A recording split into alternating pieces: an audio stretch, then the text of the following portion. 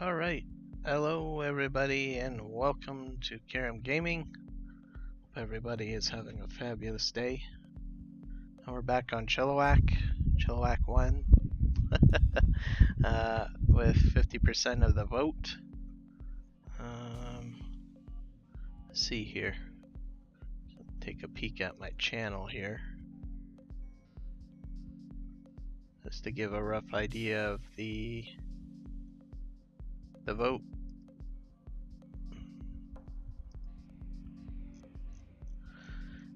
Vote looks like 50% of the vote went to Chilliwack. The Valley, the old farm, got 33%, and the Oaks got 17%. So, which isn't too shabby, which goes good. Got some changes that need to happen on the Valley. The old farm map has to be installed. Legion will be probably taking care of that at some point. So just want to kind of cut back on some of the work that is happening on that particular multiplayer server. When he updates the map, it looks like he might have to start a new game save, so that means we will lose everything. So in that kind of situation, generally we just tally up everything, create a spreadsheet, and number crunch all of the assets that we have and everything that we own, and then we have a list of what was available on the map. Then what Legion will probably do is go ahead and update the map to the latest version, create a new game save, and then use like easy dev tools or some method to cheat in all of those assets that were lost from the update, and then hopefully we'll be back to normal. So generally when I play on the map, I'll start some contracts, or I might start cutting some fields and stuff like that. It's a little bit difficult to replace that kind of work, so that's why I kind of like to cut back a bit on the multiplayer server till the update is done, just to make things a little easier.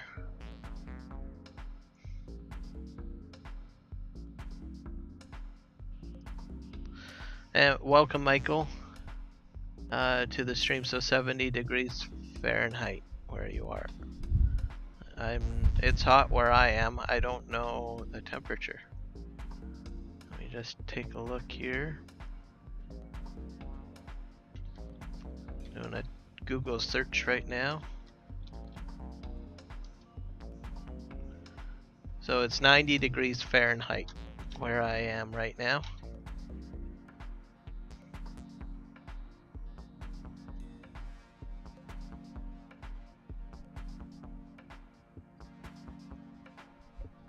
So fairly warm for me. I'm doing okay though at 90.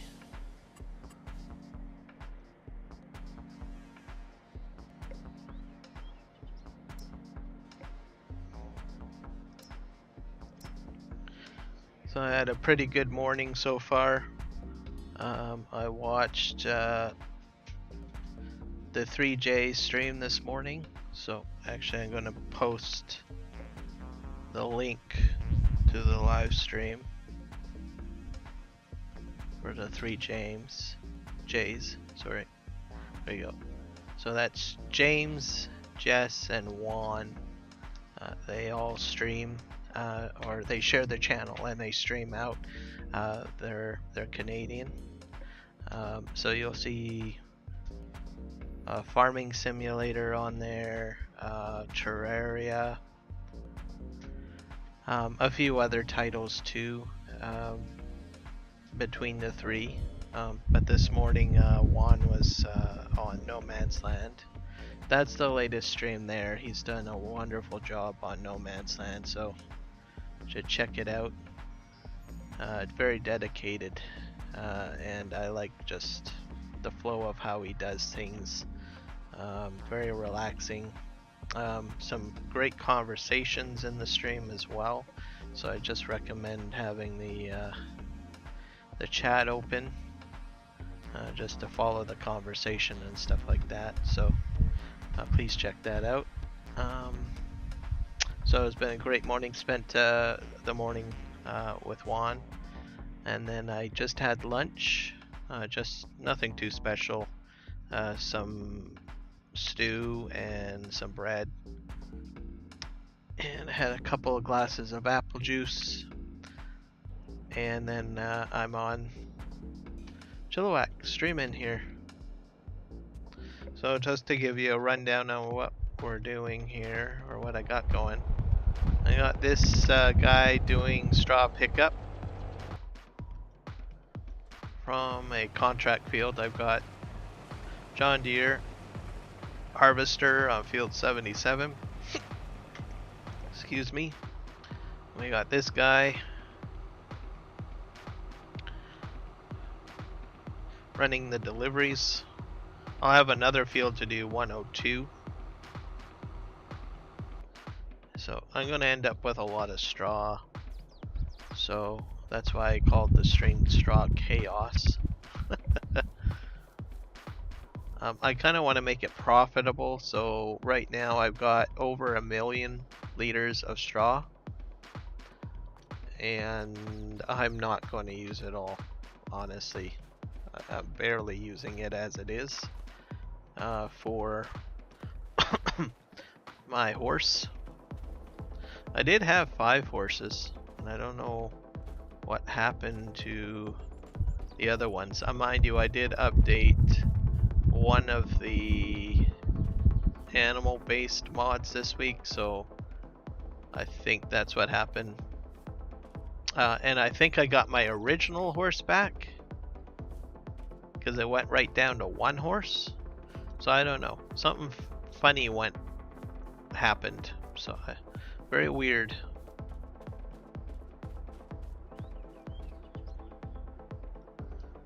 And I did a bit of mowing, so I'm gonna go ahead and try to pick those bales up.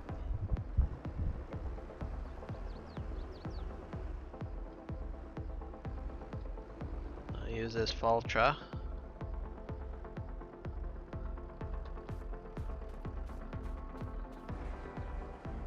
Go in here. Those are silage bales, so I'm just gonna go ahead and pick them out of the pen.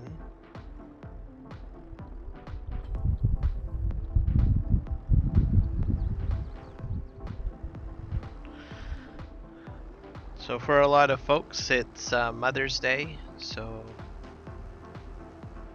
happy Mother's Day to anyone that's watching my stream that might be a mother. So hopefully it's been a good day, and happy belated Mother's Day to anyone in other parts of the world, because I know you guys are future people. Always a day ahead.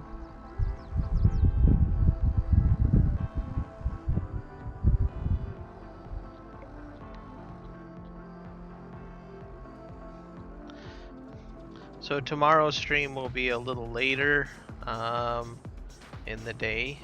It's one of the shorter stream days that I have.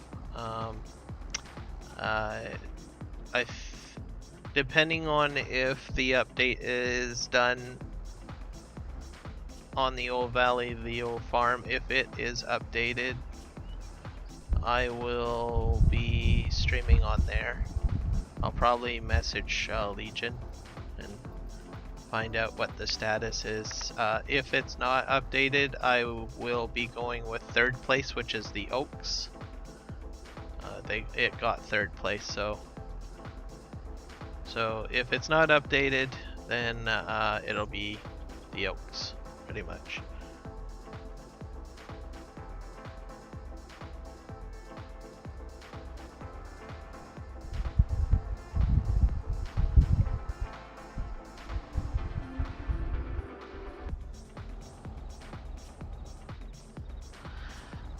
What else? Last night I test streamed the SGA mod switcher tool.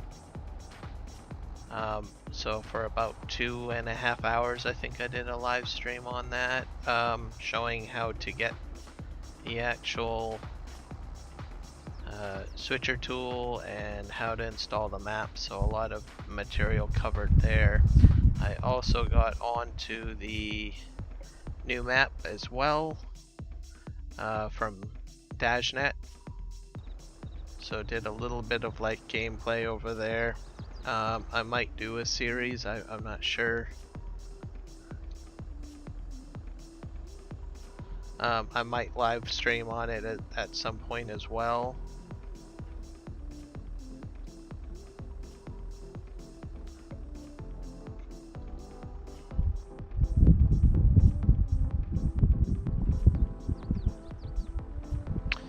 What else? I did a video tutorial on automating bale pickup. So a lot of what I do for bale pickup that you've seen on my Chilliwack streams will be present in the video, so you can check that out. I probably will have some other bale pickups videos created, or tutorial videos created, because I have a few other ideas that I want to do. So you can expect some more videos on that subject, I guess.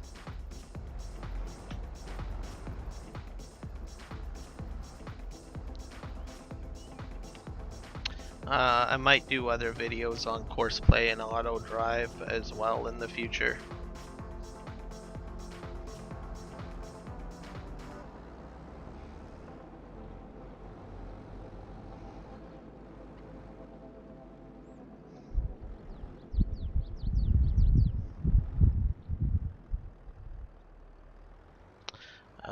What else did I do? Yesterday I was on Western Australia, the multiplayer server, during Argsy's live stream. Not sure how much farming he got done though.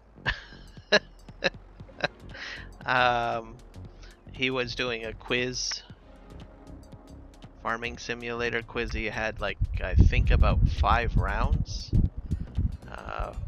So he was pretty busy running the quiz.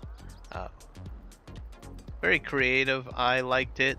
Honestly, I'm still a new kid on the block when it comes to farming simulator.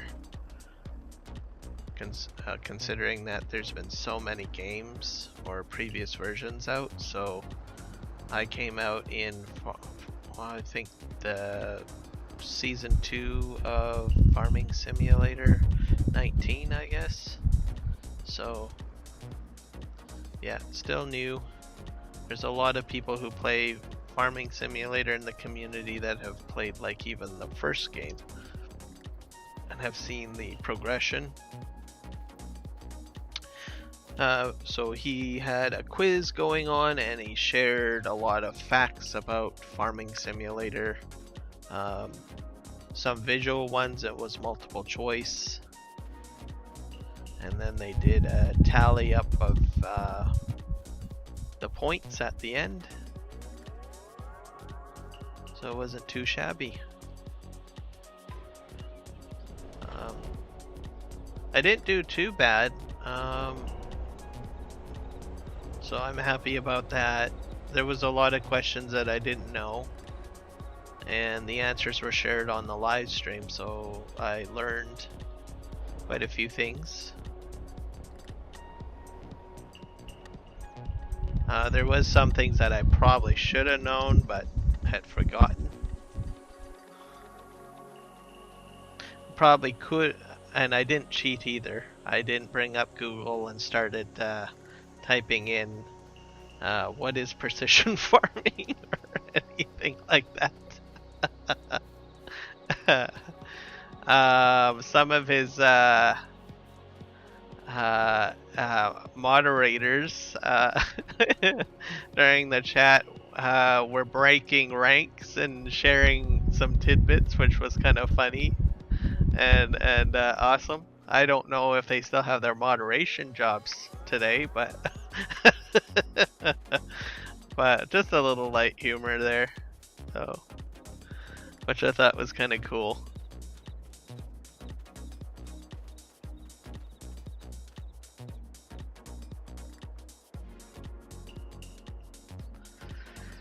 Okay, I should probably close the gate.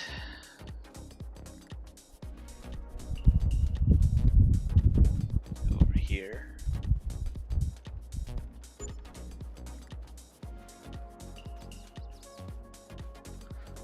My contract is finished.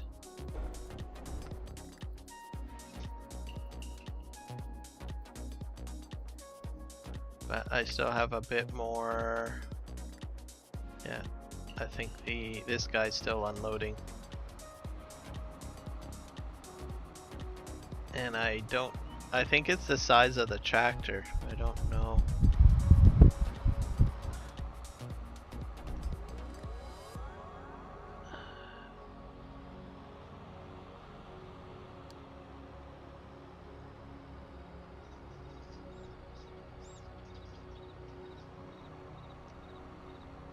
It's because there's just too many points there. That's why. I think the backup course is acting a little weird. It's the size of the vehicle too. I'm not. I don't usually use a lot of dualies. It looks great with the Crone trailer, I'll be honest. And it really could use a washing to be. He's gonna make it back. And this guy.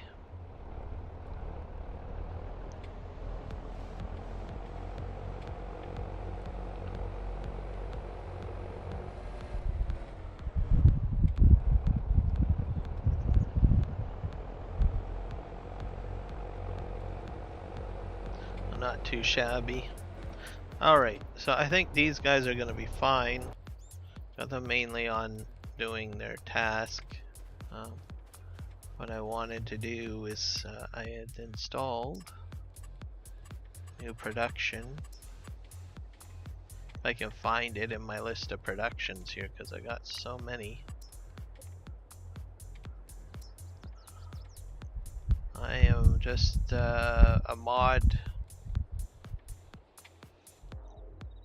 crazy mod person here. Here we go. This is what I want to put in somewhere.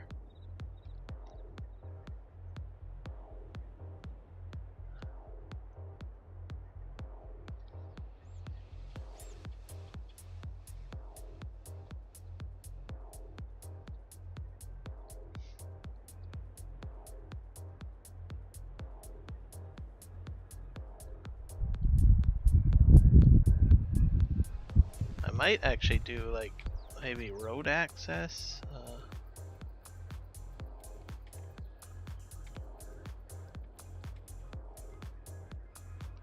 I don't know if you have to own the property to put it down, but this would be the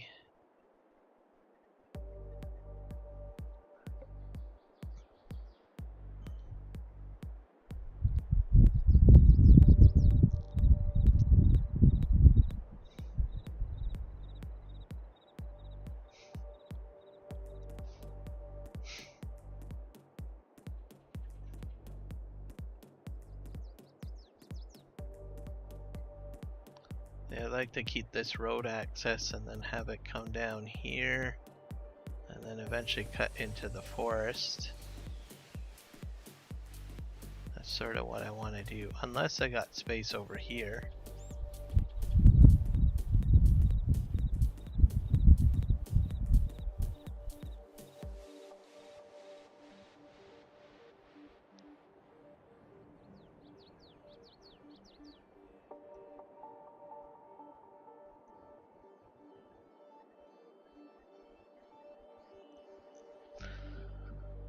Yeah, I'm not sure if you can use productions unless you own the land. Never tried anything like that.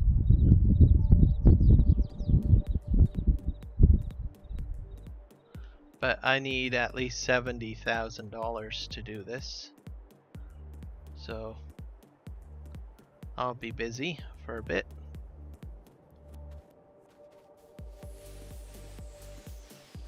Let's see if anything is for sale that's cheap.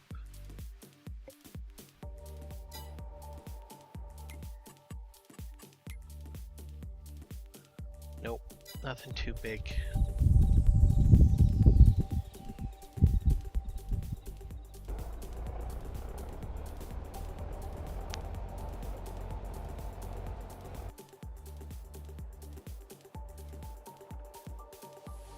And I'm still doing the unloads. I will have a lot of straw. That's all I can say. So I might as well do some productions with the straw. So I think that would be a great addition.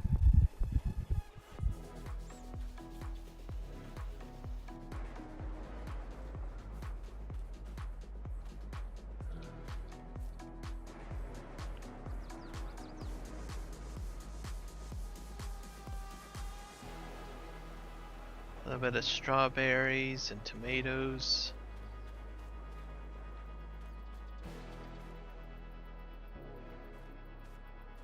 I should probably fill up the tanker truck.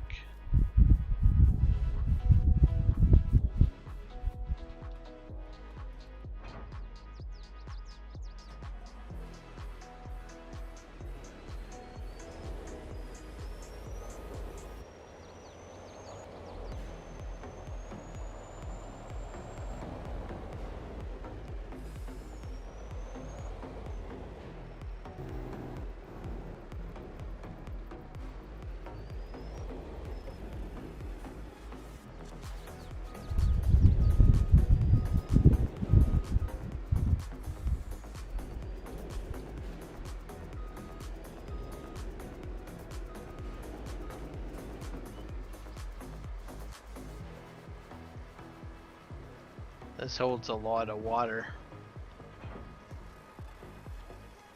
I don't think I need... Yeah, it's gonna fill regardless of if the tanker truck is there or the truck is attached.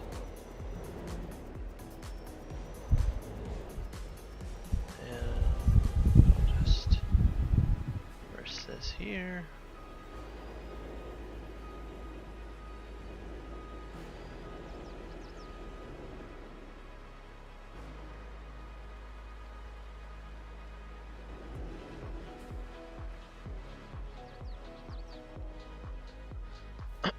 There we go.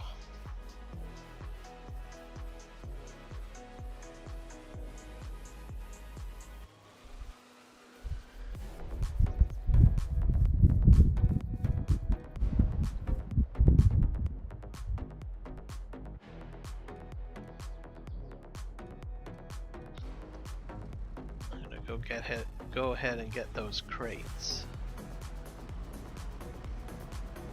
Put them into storage.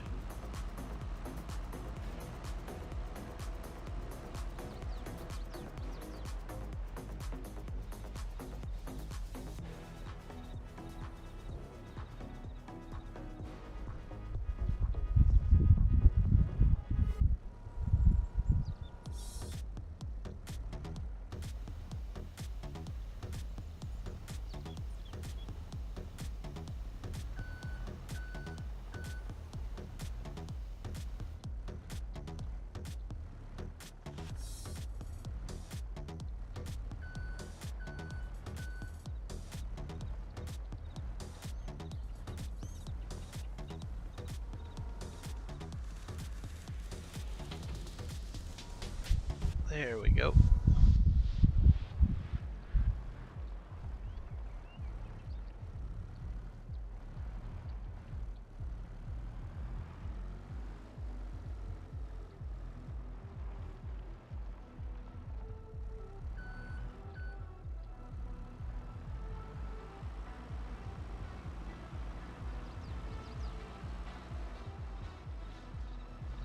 I've got at least 3 more to pick up over here.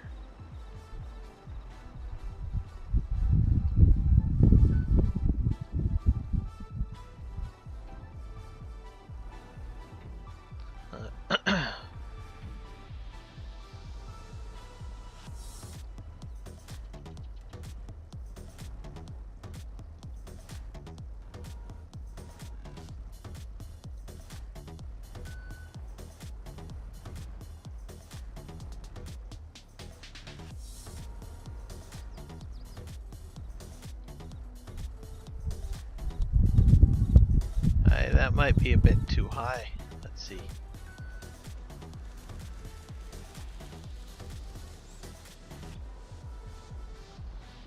And that's a dead end down there, so I gotta back up.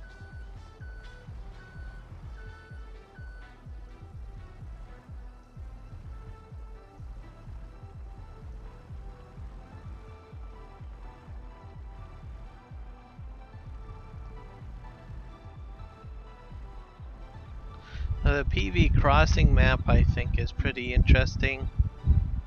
The amount of crops on there. Blueberry harvester. You can harvest blueberries on there. I don't know how that's going to work. Hemp. What else? Hops. As well. There's mining on there. There's forestry on there. It's just crazy.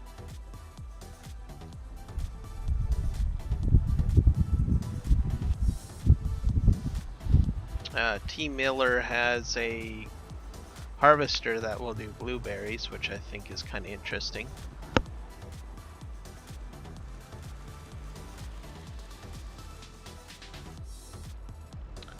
I think I got everything I need over here.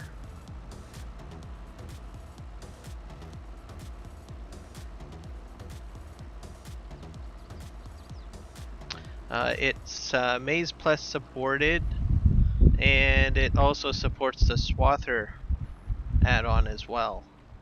I honestly don't know how all of that works together. DashNet has been in the farming simulator community for quite some time, building maps, and some very sophisticated and intricate maps. So anything that's I find very puzzling, like mechanic wise or add-on wise or scripting wise, like background wise, he seems to have some very complex setups. When you get the map, there's a lot of things that are in play. A lot of mods, a lot of scripting, a lot of functionality all put together. He has a good testing team because he gets the streamers to test out his maps. He's got a whole crew of Twitch streamers, and if you watch their Twitch streams and you ask them a question right off the bat, they will have an answer for you generally. So very interesting.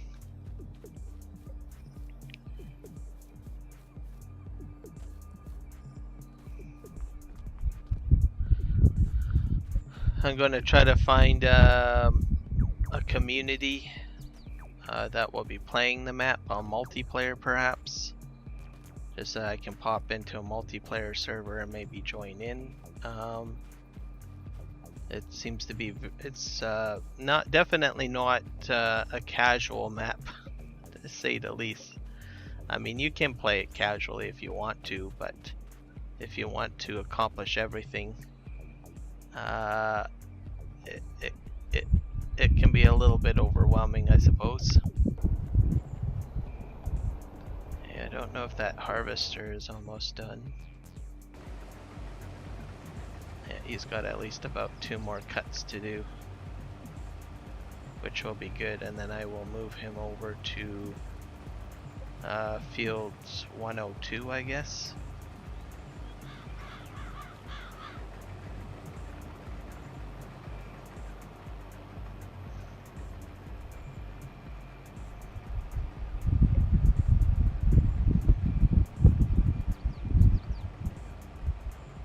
I also mentioned that I think putting in the extra USB controller has helped with quite a few things. Over the past year I've gotten or purchased so many USB components that I really didn't think about the controllers essentially. So that might be why things are running a little bit smoother now.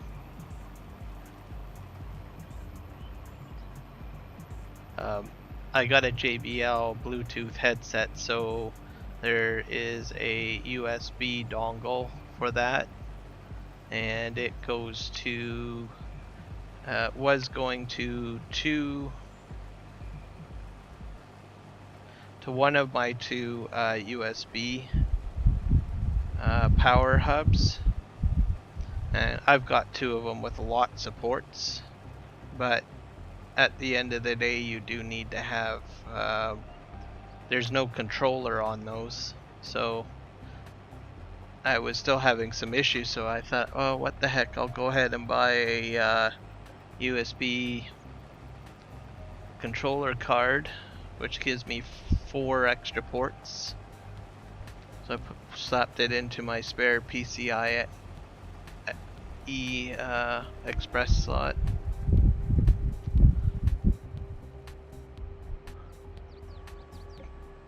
And seems to be doing well.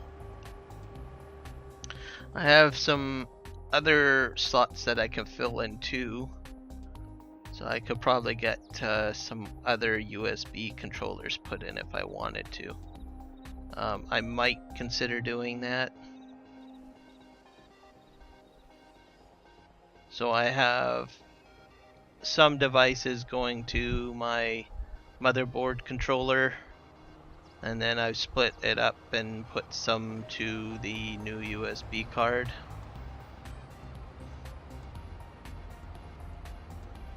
And that's why I think things are running a little bit smoother.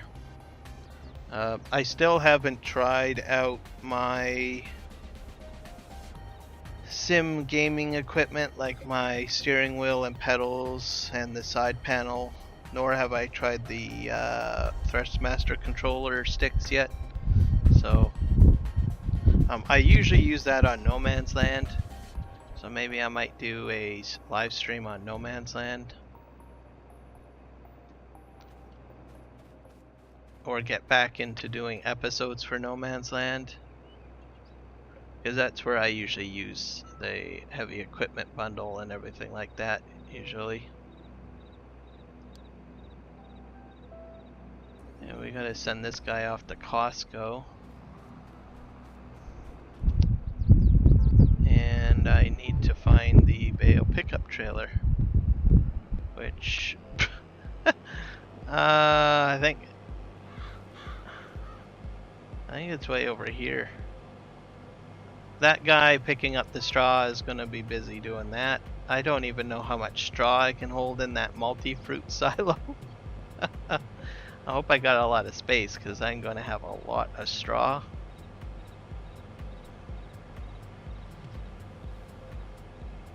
But once I get into making doing the production, I should be able to cut down on some of the straw. So that'll be good. Here's the trailer.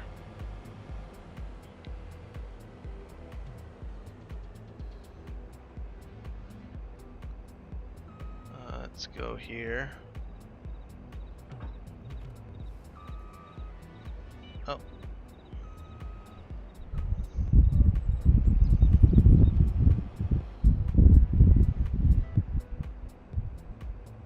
So I also installed Farming Simulator 19 to show the old valley, the old farm multiplayer server map. I've got the save files from Mark Thor, who's one of my moderators in here, and I had some issues trying to remember how to put all the pieces back together. So I got to spend some time trying to figure that out. Put it into the right directories and stuff like that.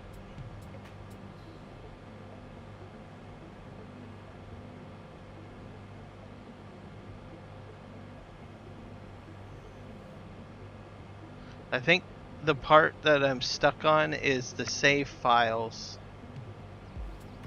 And I don't know if I have to save a map to create it. I don't know. Oh yeah, I probably have to create a I don't know, what's one of the Felbrun map. I have to do a Felbrun map and then go in and change the save. Okay, let's see here. Yeah, we'll go down this road.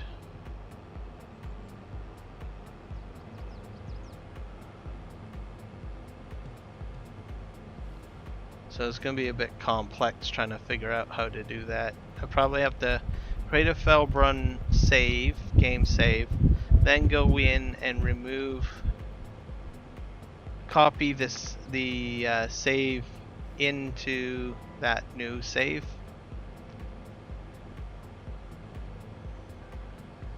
And then it should work, I think.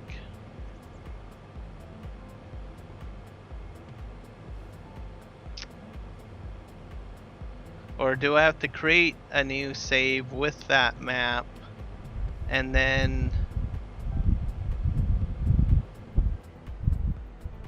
let's see, just start a new save on TWTOF, then replace the save. Okay. Okay, that makes sense. So go in the 19,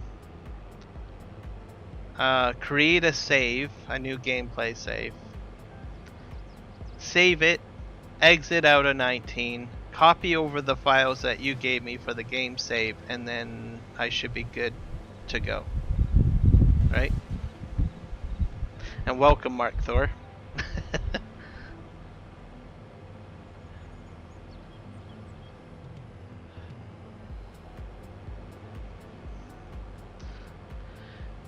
I've done it before. It's just been so long since I've ever had to like move like a fresh brand new game save. It's not something that I do on a regular basis. So thank you.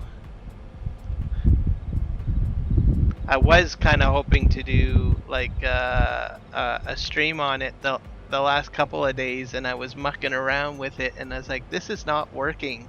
Why is it not working? So I got frustrated and I was like, oh, I'm gonna just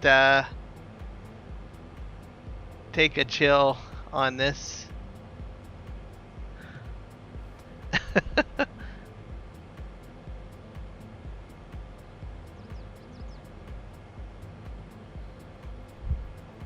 Okay, gotcha.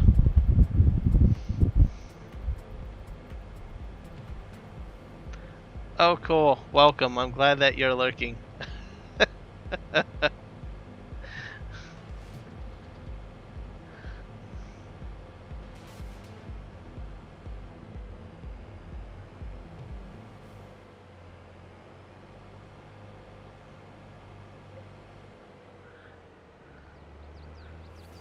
So I'll probably play around with that tonight after I'm done streaming. And then once I get it working, I do want to do a live stream on it. Do a little bit of gameplay on there and show people like how we had it all set up. It's one thing to like do screenshots and then just share screenshots in a stream or on my community posts and stuff like that, but you really don't fully have a full grasp or understanding until you actually start playing on it or sharing the experience in a live stream, so I'm looking forward to doing that.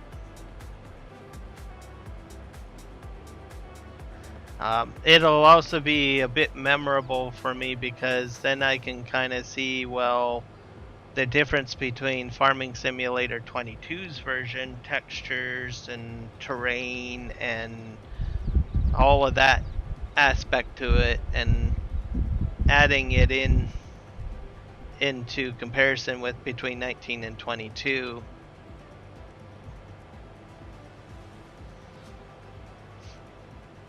The one thing I do notice is the difference in graphics. I'm pretty sure some of the fields just feel a little bit larger in 22.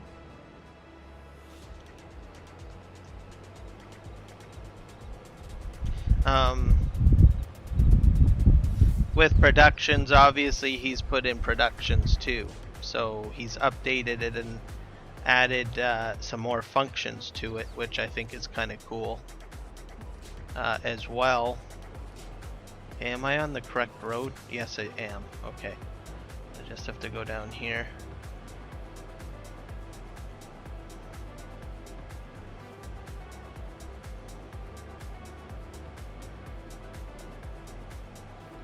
And it's I like the map. I liked it a lot on 19. I played a lot on 19 on the multiplayer server. I get the same feeling too when I'm playing on the Farming Simulator 22 version on the multiplayer server. It's just very chill and relaxing. There's a lot of green on the map. I like maps that have a lot of green to them.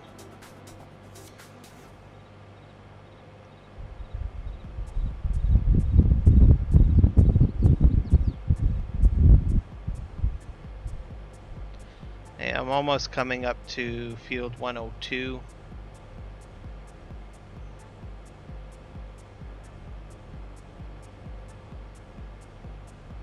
And for some reason, I have a tractor coming towards me. Hey buddy, where are you going? Don't run me over. I think he's heading back to the field. I probably should stop him, to tell you the truth. Is he empty? No, he's still got material. He's going to Costco. That's where he's going. Yeah, he's going back to Costco. So I'll let him empty out, and then I'll go grab him, because Costco's just up the road. So, and this is field 102 over here. I don't know where I want to make my driveway. Let's see here.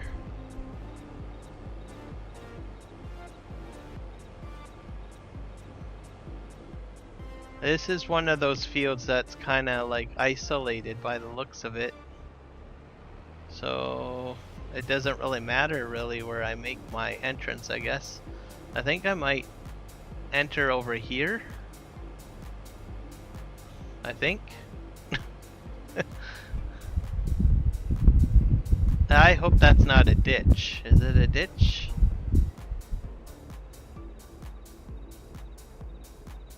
There's a bit of bumping going on there. I don't like that. Yeah, there's a ditch here. Need to put in a bridge. Maybe I should get that bridge pack and maybe put some bridges in. Oops. That fell off.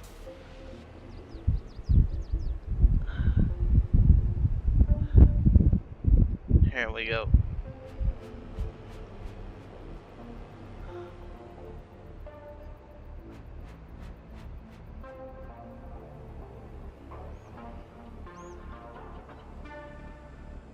Let's see if there's an entrance over here.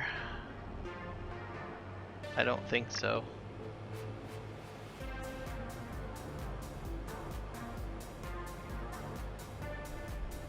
Yeah, this goes on to 104, so there's not really an entrance here. 102, and there's no side road access, so yeah, you're pretty much creating your own road.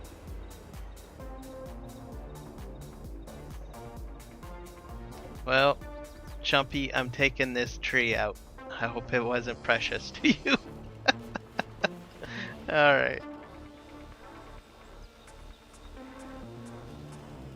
There, it's gone. I'm gonna use this as my entrance.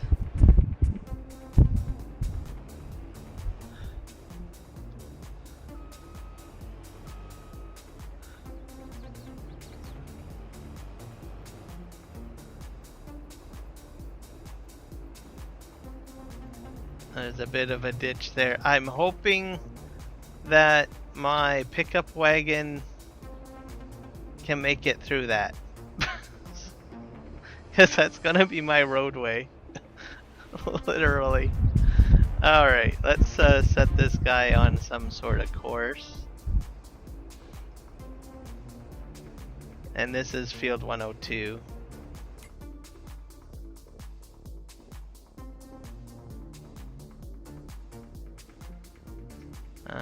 Looks like the field's selected. Let's do, I like to do 2 headlands. Yeah, 2 headlands should be fine. Because there's trees. I might have to help it with the first runabout here. Horseplay generator. Hey Legion, how's it going?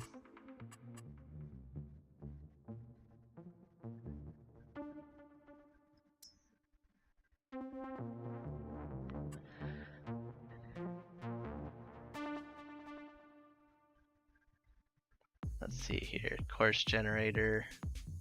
That looks good. I'm not gonna start job. Let's just, we want to do first waypoint. Okay.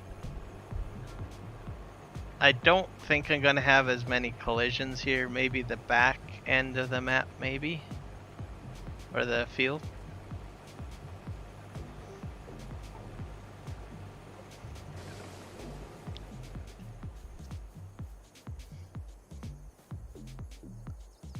And I need the pickup wagon. That guy's doing his job.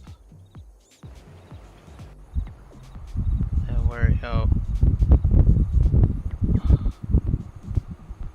Nope.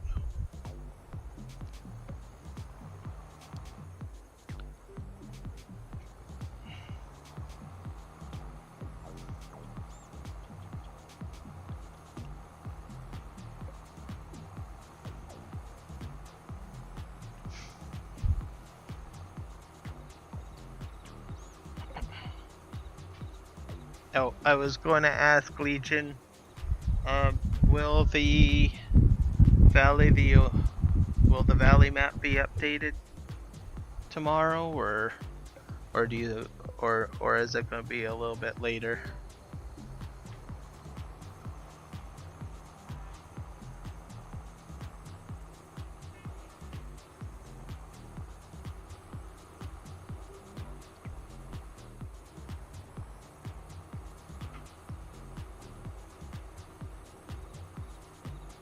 Oh dang, I went too far. Where am I anyways?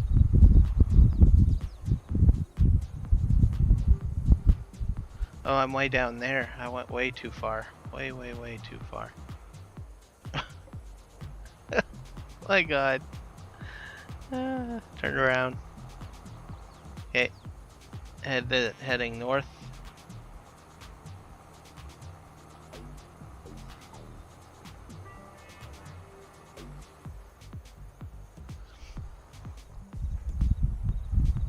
Actually, you know what I could probably do for tomorrow's stream is if I can figure out, if I get the 19 together, I could stream on the 19 version tomorrow. That's what I probably will do.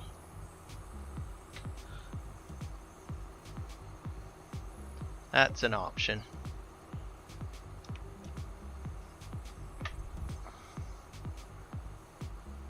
I think I'm gonna at least play a bit on it. I think maybe I'll do like 50% FS19 and then 50% 2022. There's an idea. That's actually probably a better idea, because then then people can see on the live stream the differences. So I think that would be a good idea. Now that I know how to get the save to work, so yeah, I think that's what I want to do. I like that idea. Okay, let's see how this guy does. Well, this guy I think is going to be fine. The pickup wagon I'm not too sure about.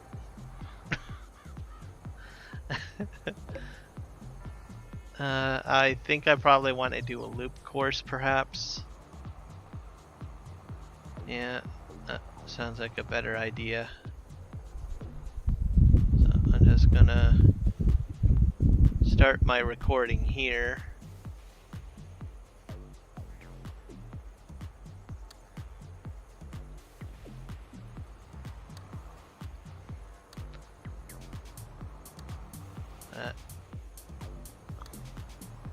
This is going to be field 102, I think. And I'm going to go right in here.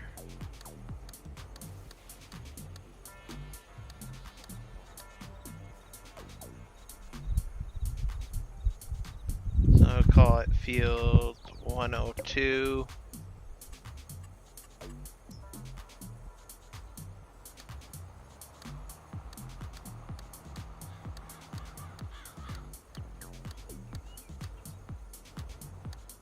I'm gonna head it straight on. If I'm on an angle, I find angles are not good.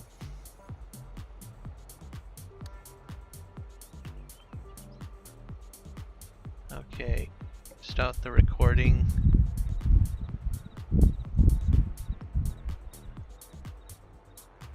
Connect this to this waypoint. Connect that to that waypoint.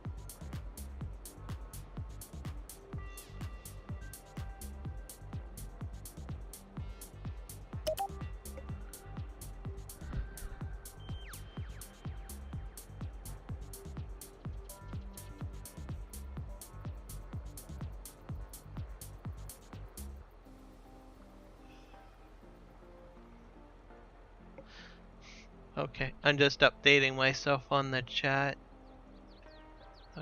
Okay, so you'll be taking care of the update tomorrow. Okay, that's cool. And then Mark Thor, you suggested showing the original on one save, then exit and start again on the new that you'll have ready.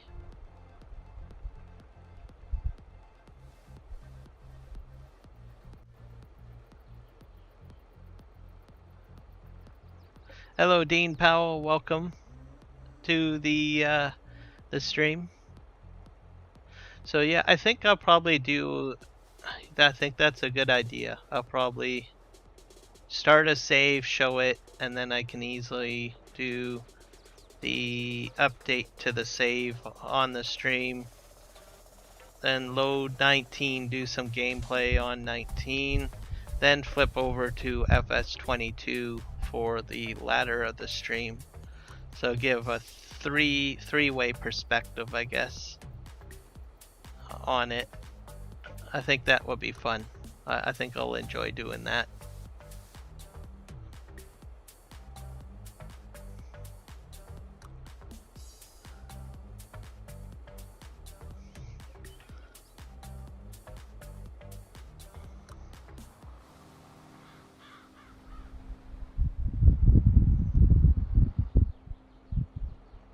I think I gotta create some more waypoints here.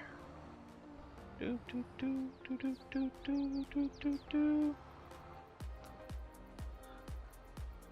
record.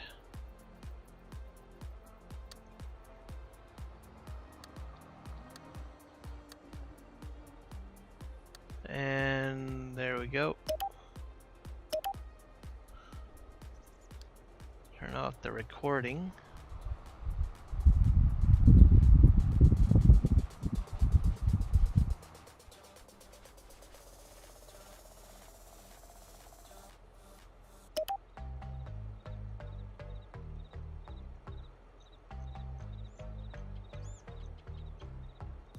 There we go, and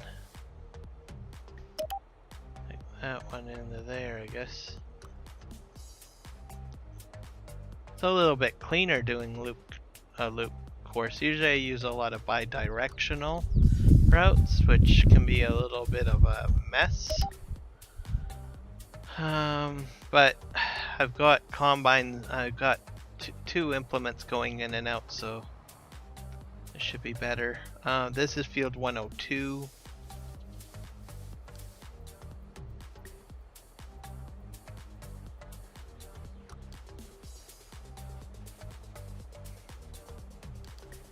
And I don't know where field 102 has to empty. Oh, I didn't even think about that. Let's see, where are you going? Product to the extended selling station? I don't really have that set up. That's on the other side of the map. Well, I'll leave him here for now. And I'll go grab a tractor to get the extended selling station set up onto the course. Which is way over there.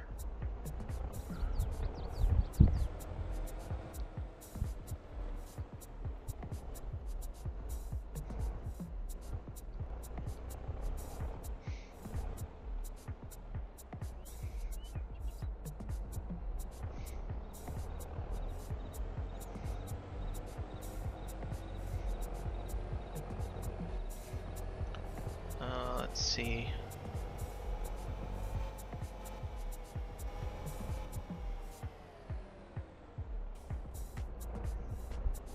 I'm gonna go way.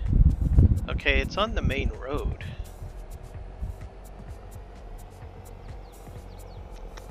So that's a bonus.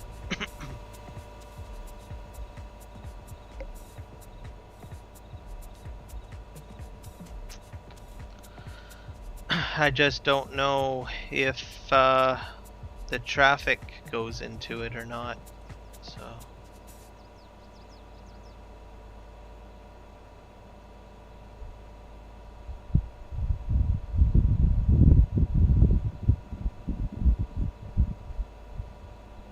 that combine needs to be emptied, but I'll get to him momentarily because I want to finish up grading this course here.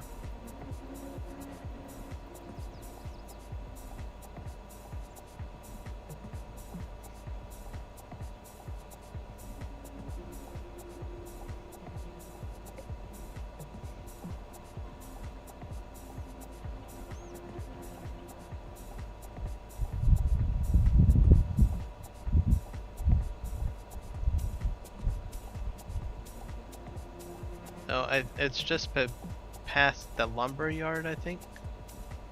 I don't think I've ever done a delivery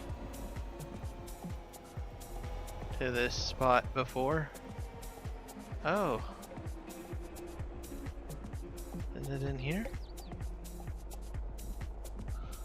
Oh wait, I went past it.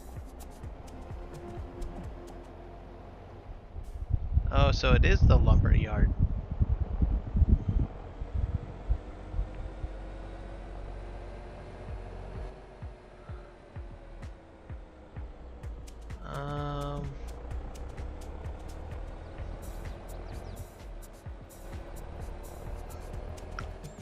Can I drive through this? Nope. I cannot go through that. I didn't think so. They got collisions, folks. Here, you know, just for kicks and I need to do this. Hold on a sec. These logs here. Let's go ahead. Oh wait, I need a running start here. Where's the sim guy? He's gonna miss this.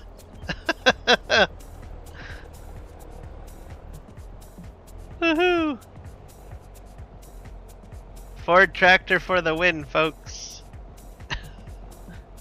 There we go. Bumpity dump. I just had to do this. I mean, who wouldn't want to do this? Perfectly laid out logs. You gotta drive over them. I'm just telling you. Almost makes me want to get that monster truck mod and go over that. Cause they got a monster truck mod. Okay, let's go back this way. Uh-oh. Oh my god. Oh. Oh dear. Hi. Oh no. Oh, come on. You can do it. There we go. I got the... Oh. Oh dear.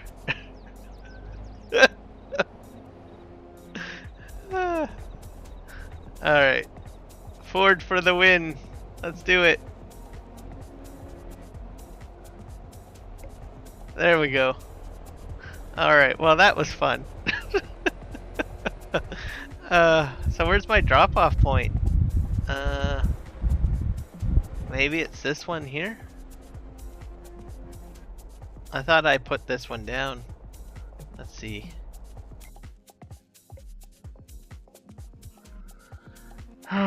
What's it called here? Extended selling. Oh, selling station. Ah. Okay. Oh, I guess I have to create. So how do I want to do this? I'll probably make that my entrance, I guess.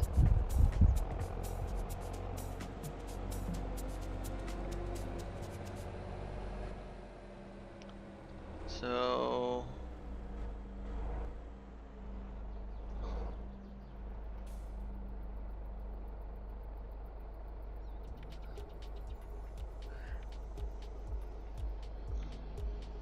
a good tractor will only make up for so much bad driving.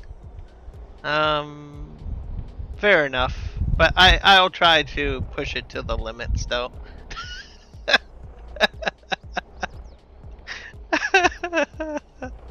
Okay. I need to do recording here.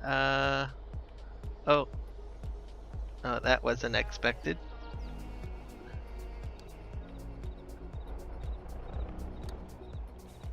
Okay.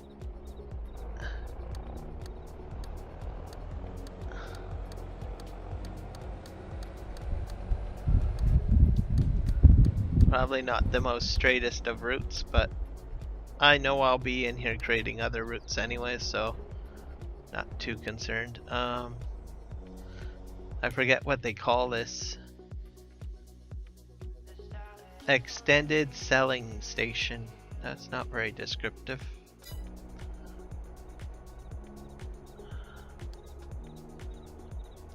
Extended selling station.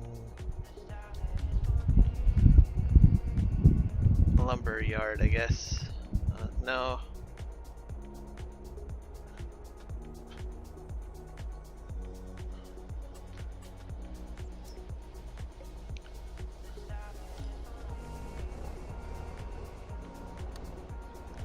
I'm not sure if that's what I put down or if it's what Chumpy put down. So I think I did eventually put one down. Okay. Turn the recording off.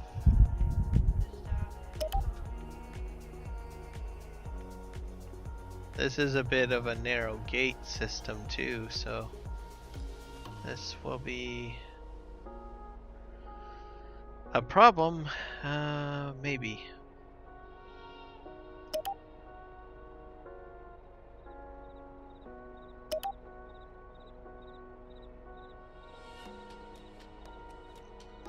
I'm just gonna bow this out a bit and hope that this helps with the turning.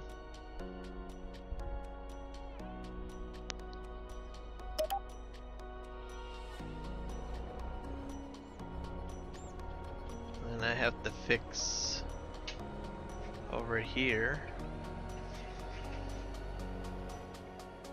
The other issue is I got that John Deere with the chompy tires. That's gonna be a problem. I have a feeling I'm gonna have collisions on the fence line.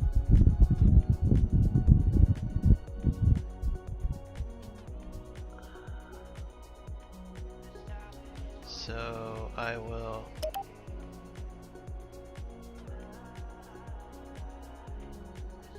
make that like that. Like this, like this.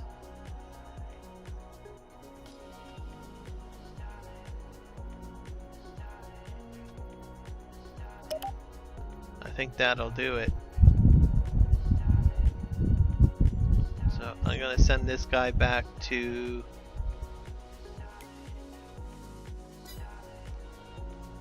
the farm.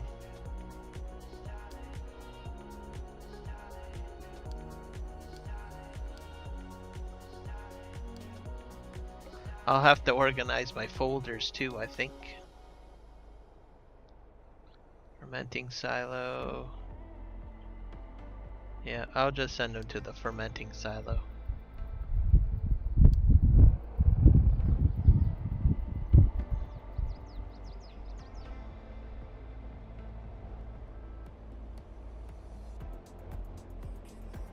Okay, that should be fine. And we'll get this guy set up. So field 102, and he's going to the extended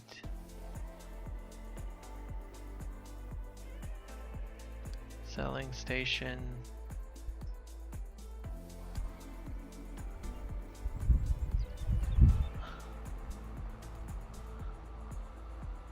Okay, well, he made it over that.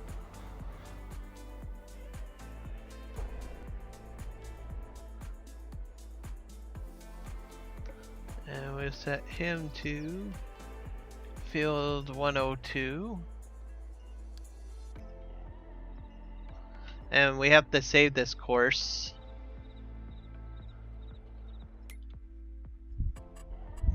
Because I do have to pick up some stuff. Save course. F102.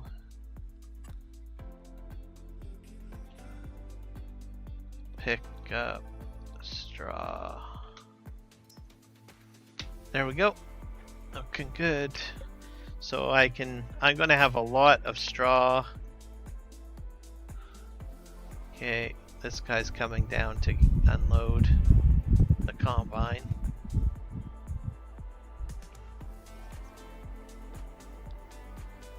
And I have to check on the straw pickup guy. He's almost done. And then he'll have to be moved over to field 102 to do the pickup.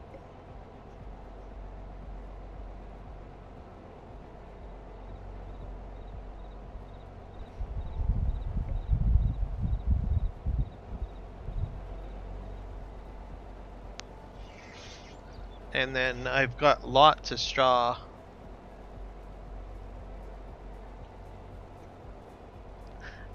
Yes, it is what I am born for.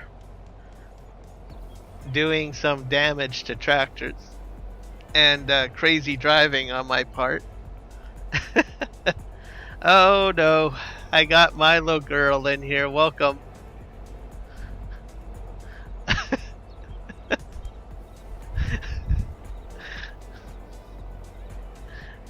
Yep, combine on the mini field. Yeah, and lots of mini straw, that's true. I have to show you something. I've got a mini shed to show you that Mark Thor made. I just gotta go to the farm. So I'll show you. See? Mini shed. A little mini shed for storing all of the mini items that you may have.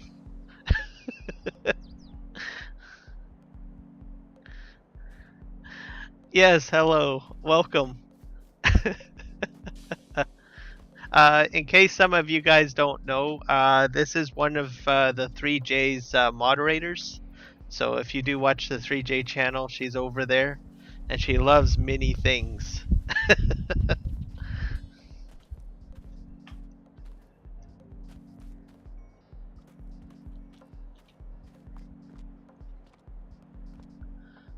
I know, right? It's just the right size. And there's different colors. I went with green, but there's different varieties. So, and it has little mini lights too. This will turn on when it gets dark. So 2 mini lights for the mini storage shed to hold all the mini things. Yeah.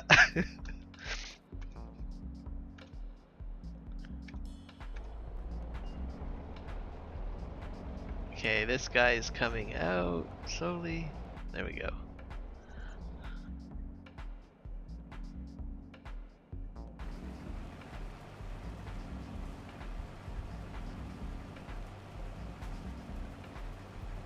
Yep, awesome mini lights, most definitely. It's getting a little cold. My throat's getting a little dry, so I'm gonna grab a Dr. Pepper here from the fridge. I put a few of them into the fridge just before the stream. So I usually go through 2 cans of Dr. Pepper.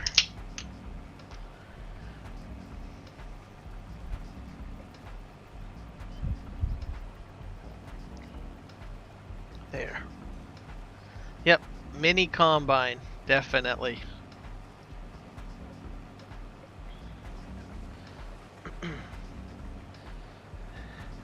My hope is that it'll get that area combined out fairly soon. That way I don't have any collisions. What else do I need to do? Let's go to contracts and see if I can take up another contract. There really isn't anything that I need to do on the farm. We got fertilizing contracts. Lots of harvesting contracts. Here's a nice large harvesting contract.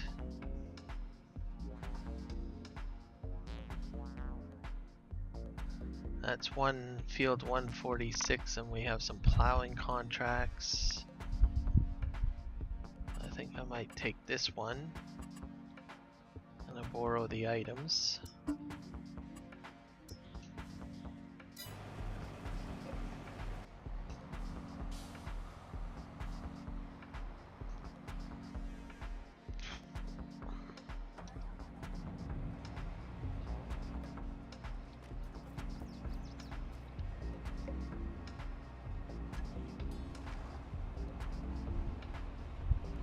And that's a 146. That's not a bad field. That's straight too. That should be good. Driver of 5. Uh-oh. That can't be good. Mini cherry vanilla Dr. Pepper is good, and also the mini cherry vanilla one. You know what? I haven't actually tried the cherry flavored ones yet, with the exception of going to Wendy's, because I think I did try a cherry flavored at the Wendy's, but cherry flavor just goes natural, I find, with Dr. Pepper, because they taste so good with cherry Twizzler products like cherry nibs or cherry licorice. It's just a good combination. Now we're gonna take this to field 146.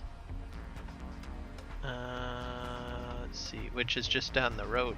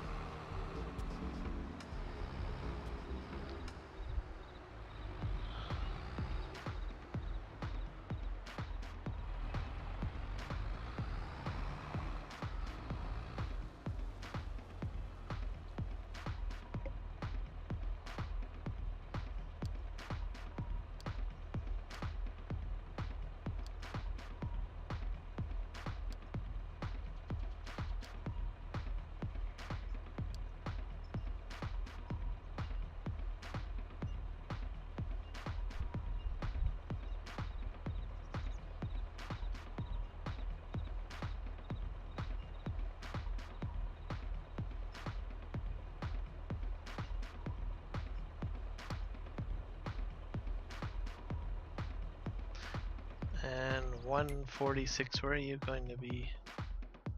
Or is it 149? Wait a sec.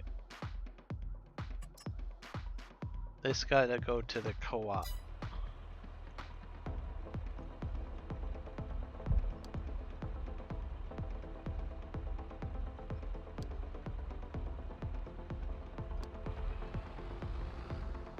There he goes, he waits. The mini floaty red dots. That's a good question. These are waypoints for auto drive. So I auto, basically I mini automate everything. So these are individual points on the course. And the tractor is supposed to follow the mini red dots along the course, and that's how it drives forward when you try to automate things. So that's what that's for. So it's like a railroad track, a mini railroad track pretty much. That's how I would best describe it. And I create these courses or these railroad routes.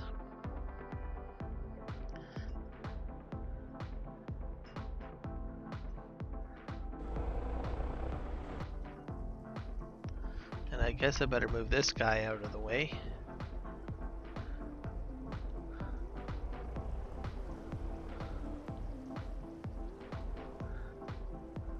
I'll park him there. Yep. Hey, you found some little red dots. Right on.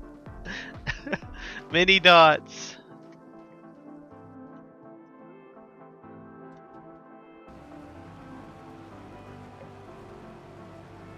Alright, so this guy is going to combine this here. Where I've got another combine kicking around here somewhere. There he is. It's a case. A mini case combine.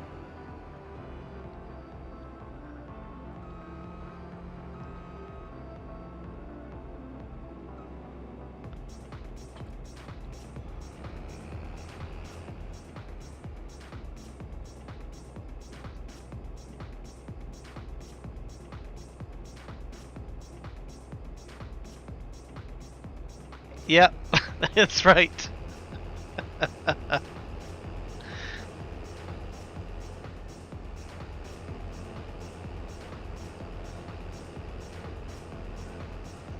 Nope, I got a whole lot of mini dots everywhere. Very useful. Yep, a mini case combine.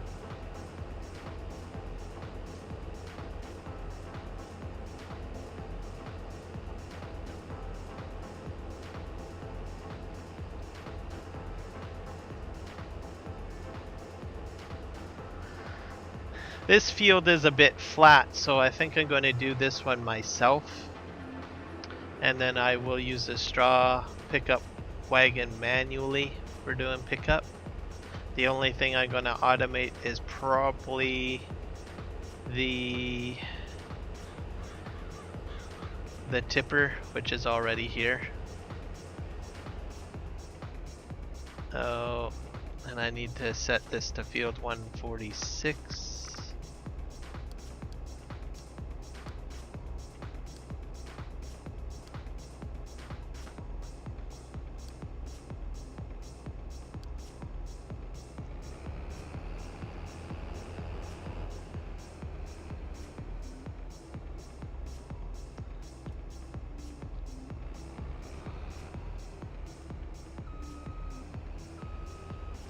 Back up here.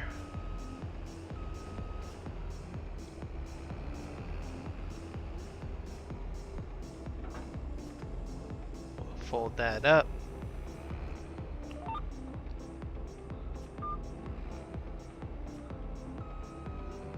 Back up here a little bit.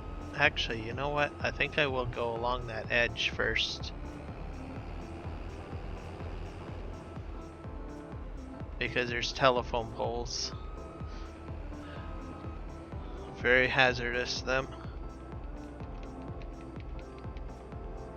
There we go. Unfold the harvester.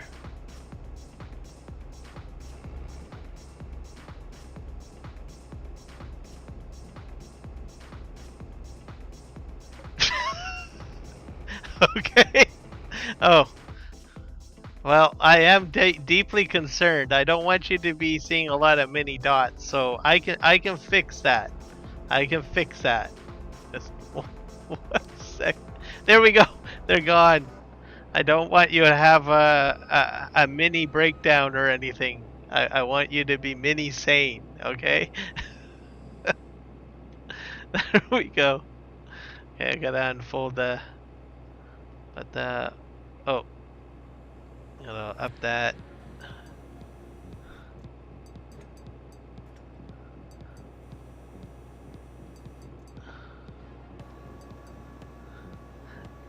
So there, no more mini dots.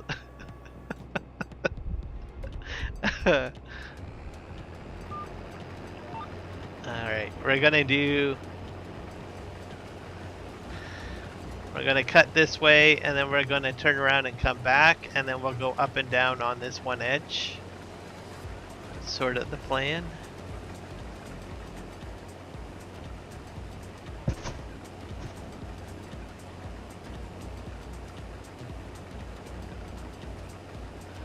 Yes, we want you to be mini sane. It's very important. We don't want you to go mini insane. We just want you to remain mini sane. Myself, I want to remain mini sane too, even though that contrary to the fact, most of the time I think I'm insane, but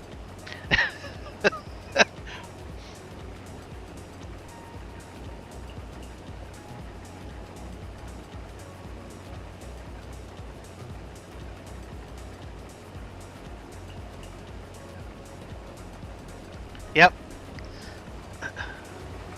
They are the mini tires on there. They're not the large chunky ones, that's for sure.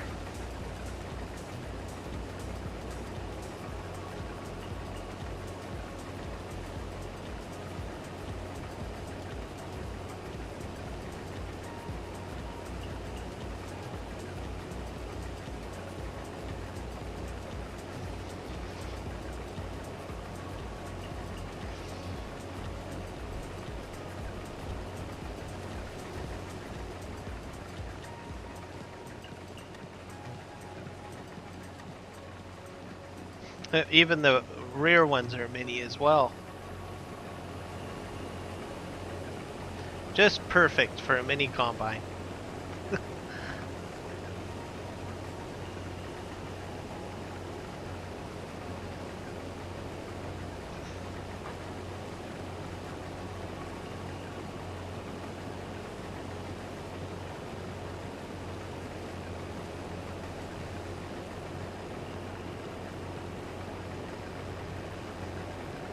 Well, there's a lot to say about mini Reese's.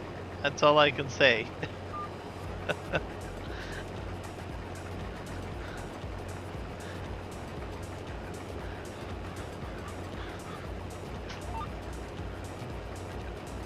I do like my Reese's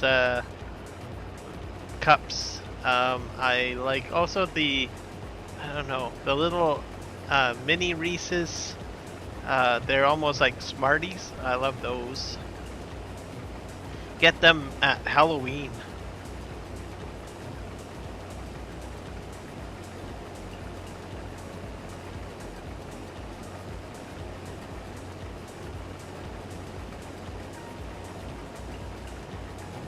I'm on the moon. It could be.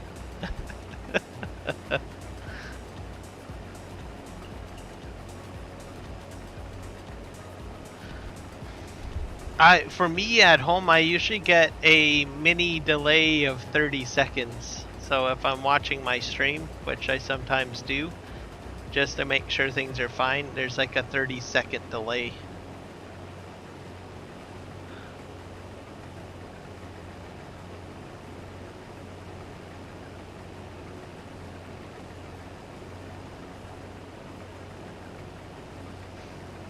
I think the farther you are away from the source of the actual stream, the longer the delay. I think.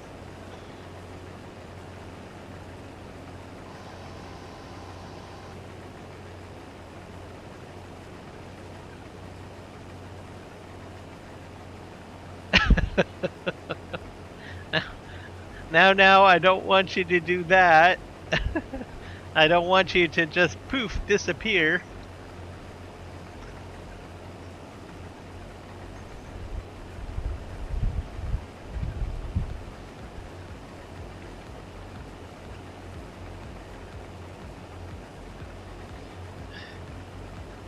Because if that happened, who would remind us about the many things in life, right?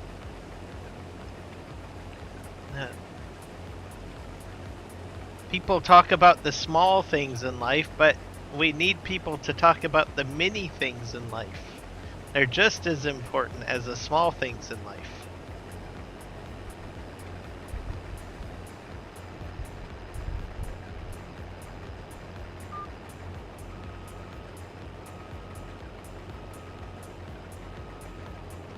Okay, I need to make a slight change to vehicle control add-on. I don't have the 90 degrees turned on. This has to be turned on for each piece of equipment.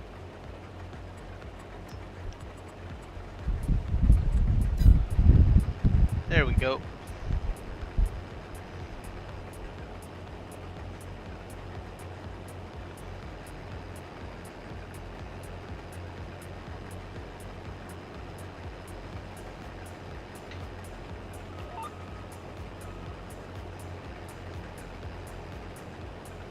Hey, off we go. Oh, and I'm not really spitting out any straw, am I?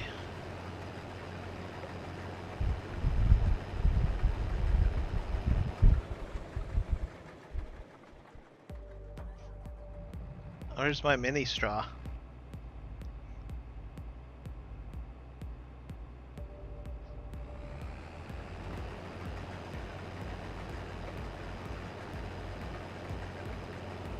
Let's just drive a bit forward and see if I get any straw coming out of the back. Nope.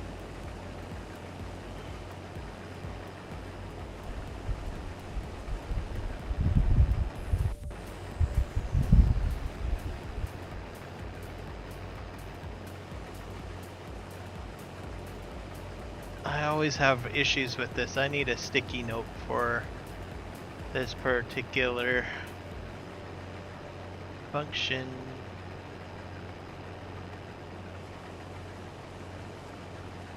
Right, oh, harvest mission toggle info? What does that do? Right, shift. Oh, okay. Pipe out. Harvest mission auto complete. Hire a worker.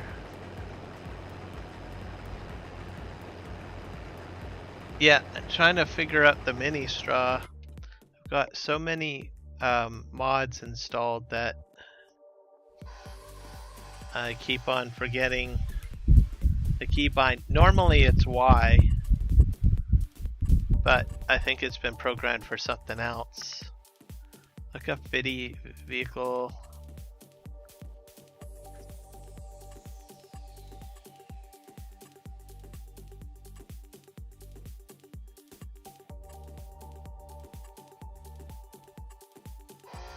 Let's see.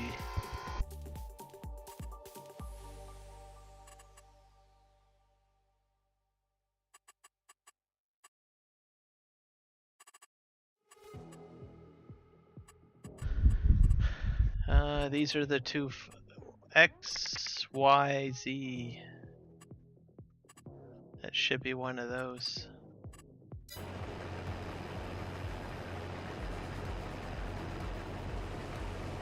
Try Z.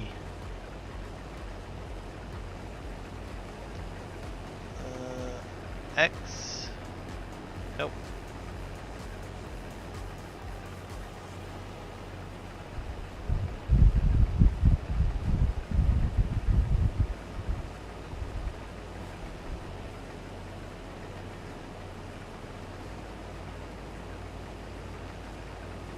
It could be Nope.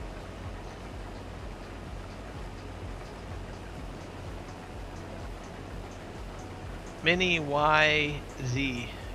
That's very true. Let's see. What other? Shift Y. Toggle swath. Ah, there it is. It's a mini comma. I can barely see it. Okay, here we go. I think I fixed it.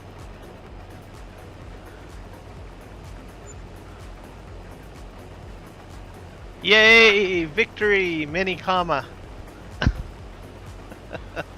For the win.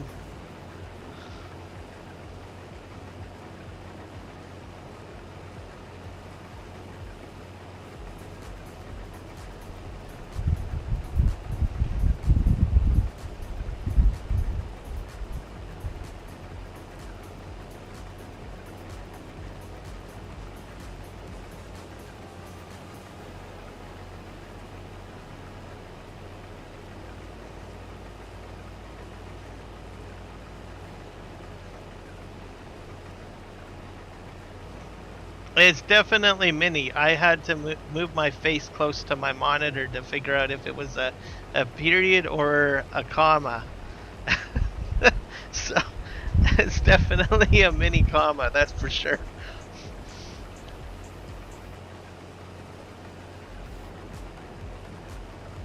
Afternoon, Chumpy. Welcome. How are you doing today, sir?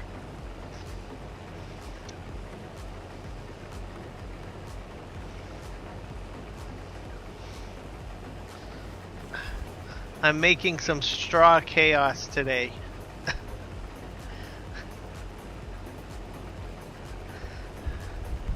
I'm up to, I think, I got a lot of straw. More than what I ever needed anyways.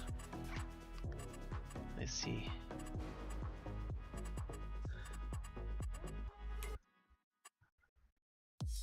Yeah, I'm almost up to 2 million liters of straw. So I'm gonna have to get a bit creative on what I want to do with that. I'm gonna put down a production for straw so I can utilize it.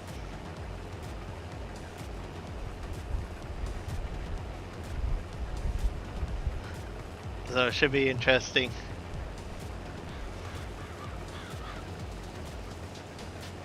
And things are going a lot smoother on the map. I'm still enjoying it a lot. Slowly progressing. Haven't had any issues.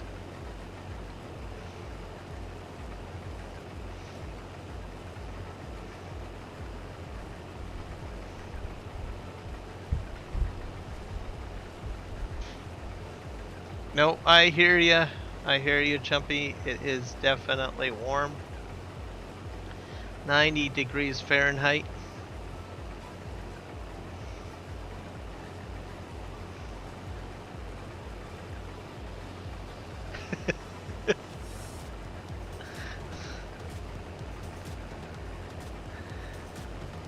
I've got my balcony door open and I've got a fan going, so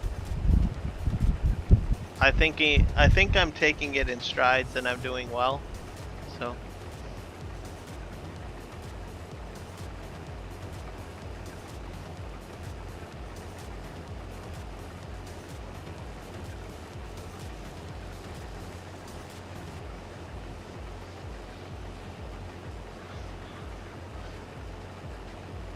yeah, I have a feeling that might be the case for me. Oops. But you're playing with Maze Plus 2, are you not?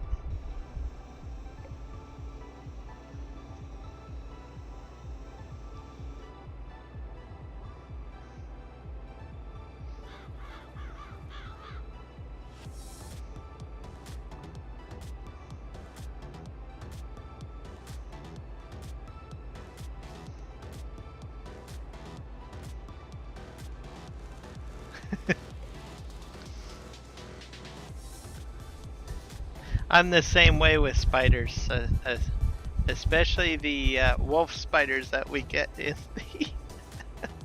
the during the fall months when they try to find a home for the winter. I go ahead and try to get them. They scurry everywhere and they try to chase people, which is funny.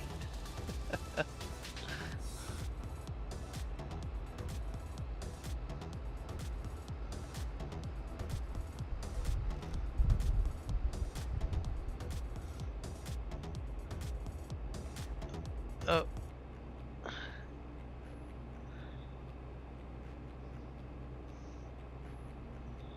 Hey, is this guy gonna turn around? Come along.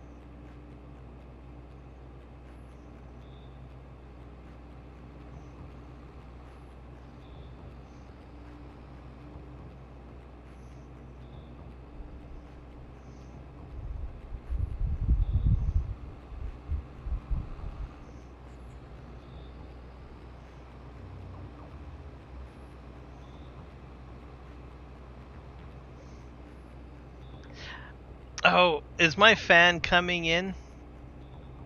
Let's see. I'm going to be quiet for a little bit till the fan comes towards my mic. And we'll see if the fan starts blowing.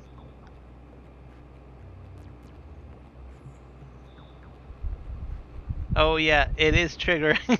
It's triggering my microphone. It's very sensitive, my microphone. Sorry about that, it's just my fan. I gotta stay cool somehow. But I've got it on oscillating, so it goes in a different direction.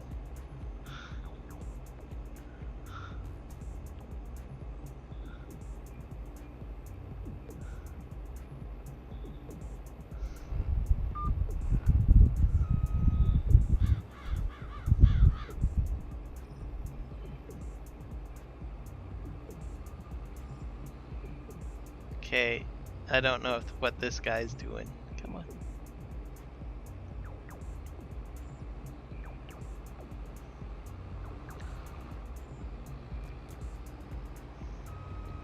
I'm gonna help him out. If he'll just stop.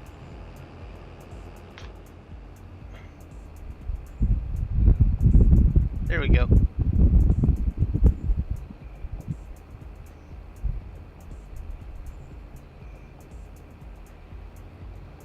And of course he's driving away again.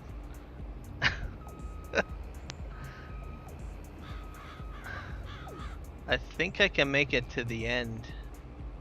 Let's see.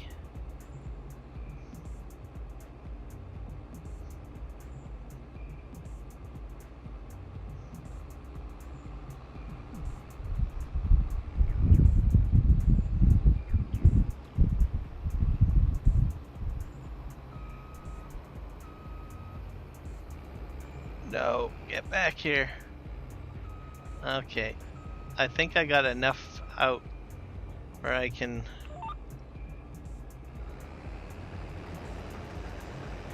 I wonder if he might follow me along the edge. Let's see. That's a possibility too.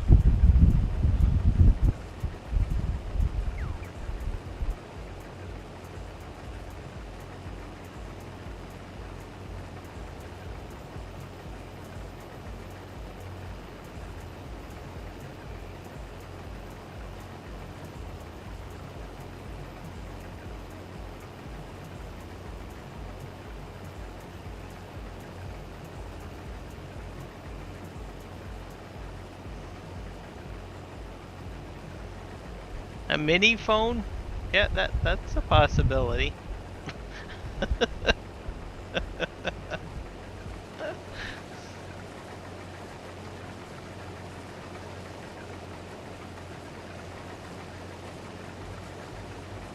Okay, let's see if this guy will stick.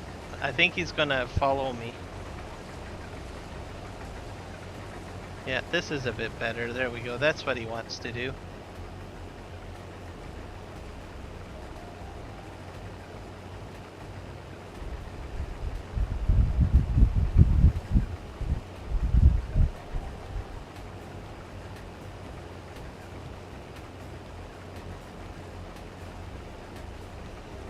There, we'll turn him off.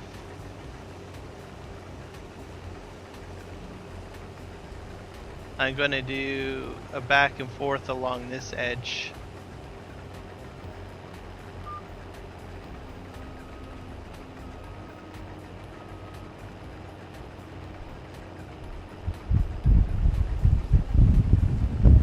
Here we go.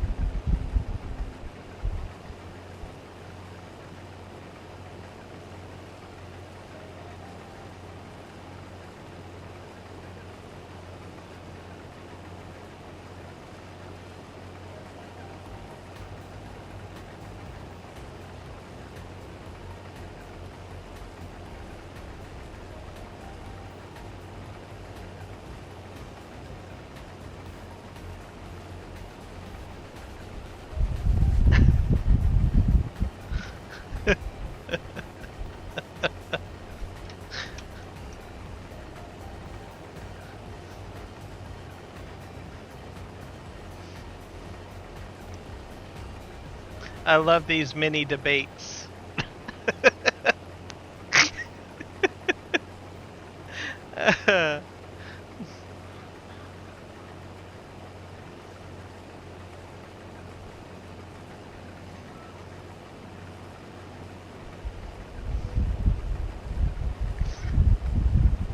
I think that's a good idea too. Just call them a mini phone. All the cell phones.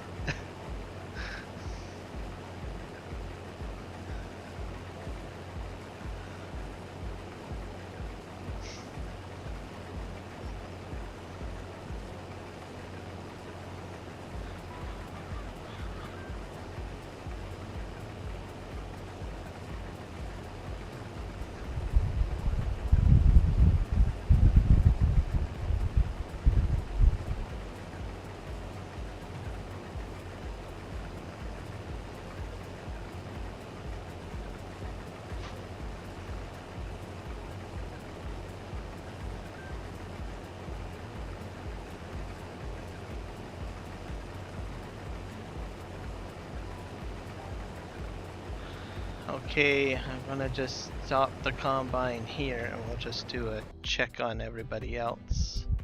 Sure, everyone is behaving themselves. This is the final line over here, so I'll have to help him out.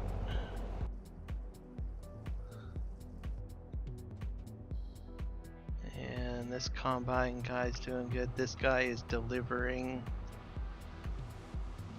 I think this is the first unload, so I'm not sure if he's gonna get hung up on the gate system or not. Where are we?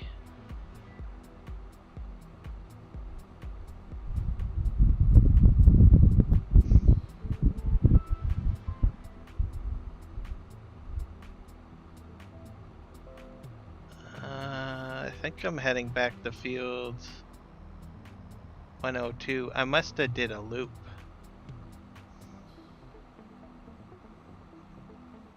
Or is he empty? Oh, he's already empty. So he cleared the gates all perfectly fine at the woodlot yard. So unless he hit some fences that I'm not aware of, this guy seems to be very good at getting around.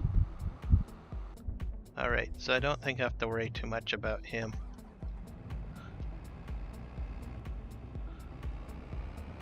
And we're gonna pull out here.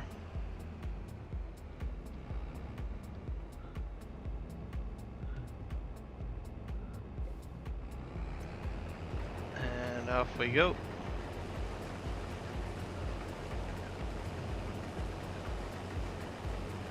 Let's see if I can do a call for the unloader.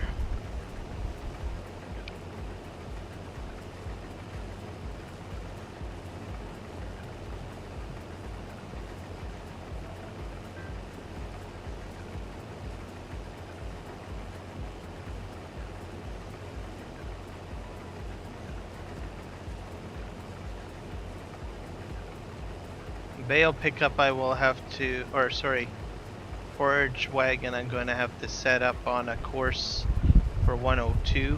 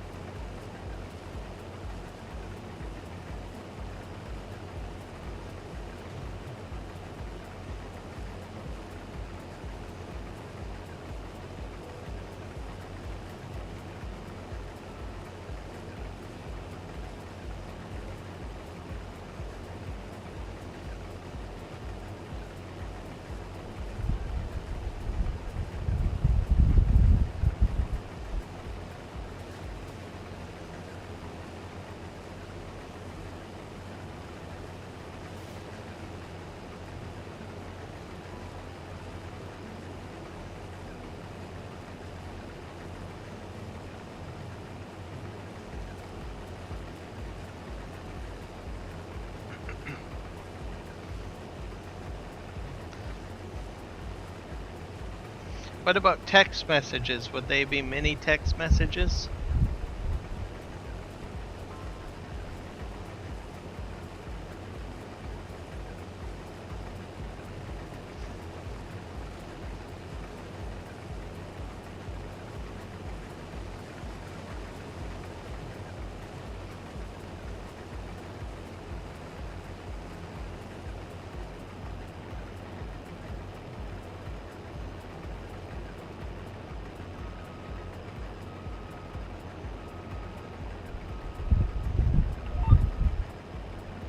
Okay, let's go down here. I don't know why that guy is not kicking in.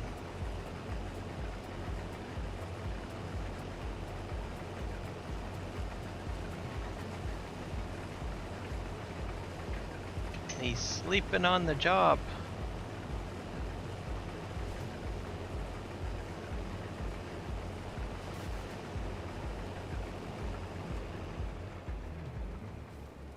Alright, we're full again.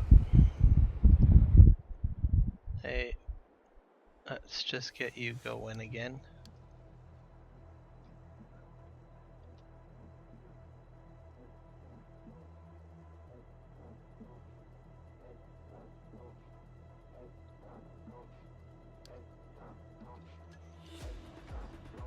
Here we go.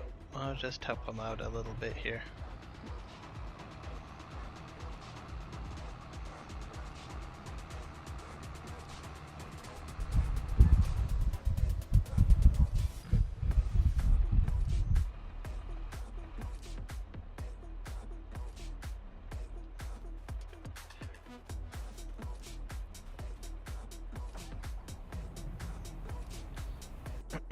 Now he's doing that.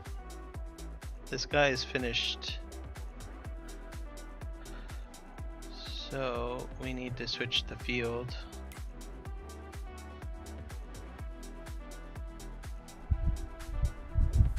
.102 is the next field that he's going to work on.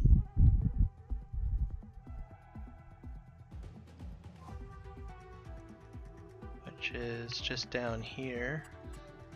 I've already saved the course, so clear current course, load course, and activate. And then I need to switch my waypoints to field 102.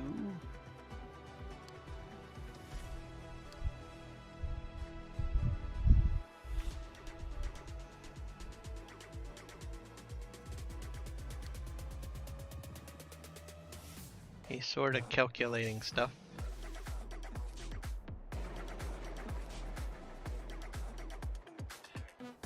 Come on.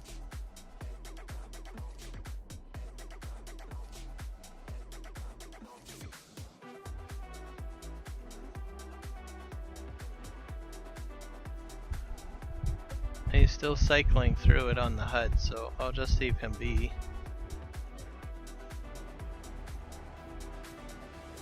And this guy is still doing his job. And I've cleared out that entranceway, so I think I won't have any collisions. So that's a bonus. Okay, and this guy is empty. We'll turn this guy back on.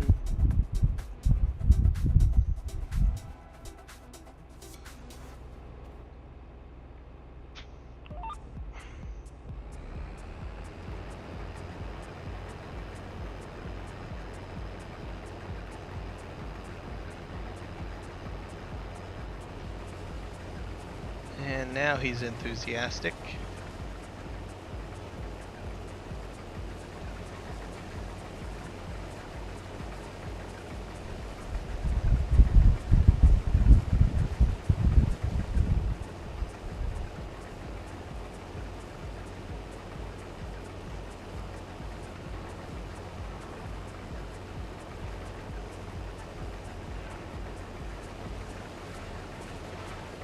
Oh, he's driving on the wrong side. Oh, 'cause probably fruit avoidance, I bet. That's okay. We can leave him there.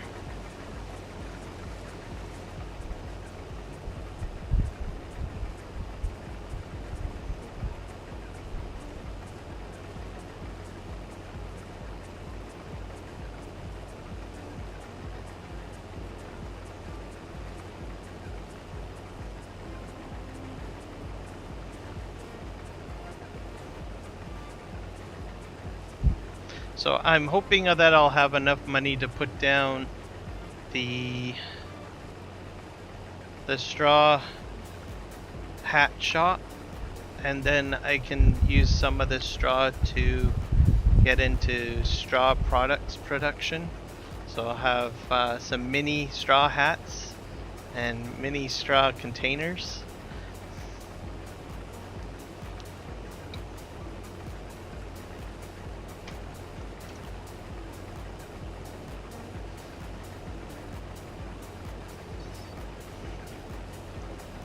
So if I'm disciplined enough to pick up all of the straw from every contract that I do, I'm going to have more straw than that I'm going to know what to do with.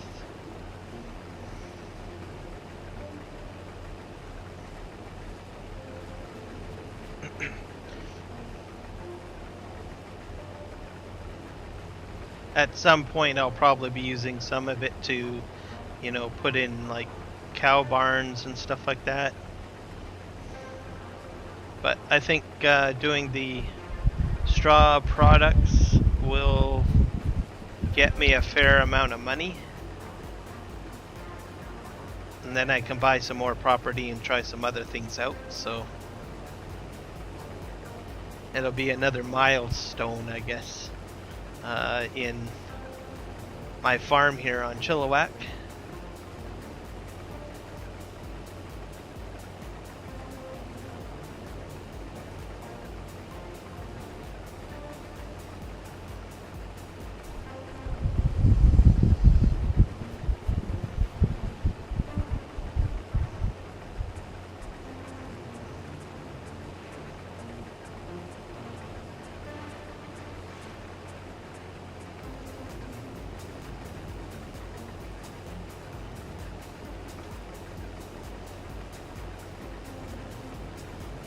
And it looks like, oh, I know what had happened.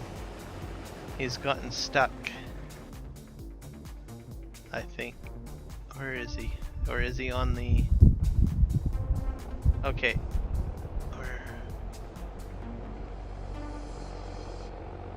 He's making his way there. Oh, he's way up there. It'll be a while before he gets to field 102.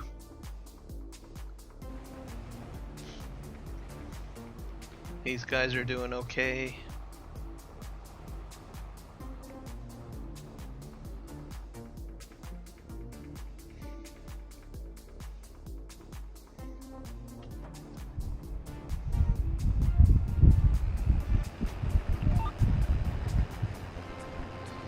Alright, let's go.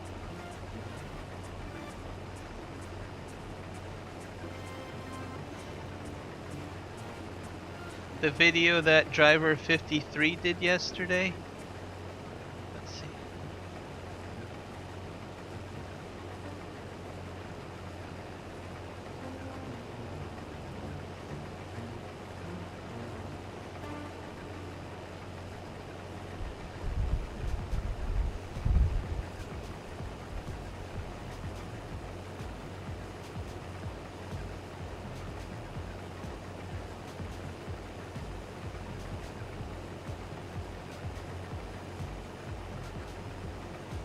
I think I'll, okay, in that case I'll try lands on the next course that I make then.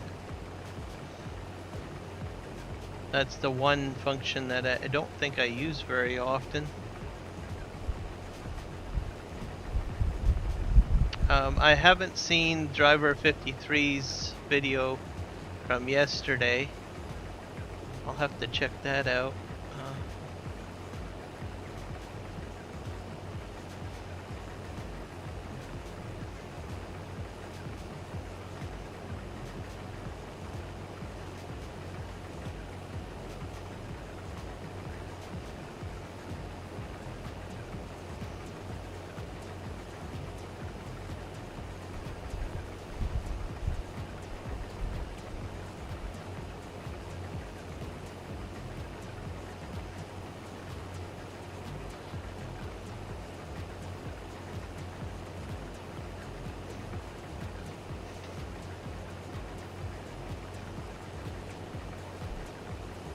I didn't see his video, but I think I heard someone mentioning it, but didn't give any specifics on it though.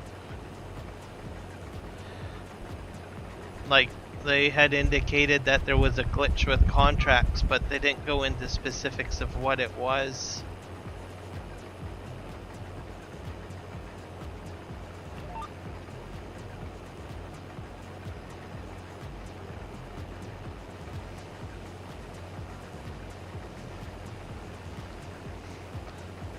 Not too sure how long it'll be available though, if a good portion of the community is aware of it, whether Giants will patch that.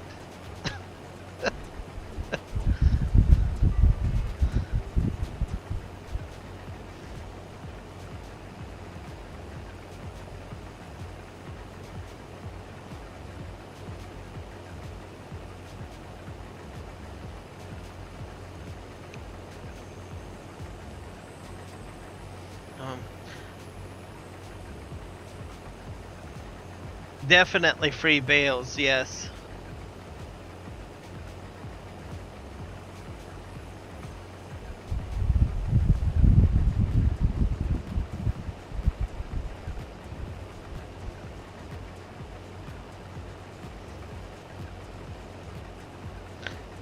I would probably be using excuse me.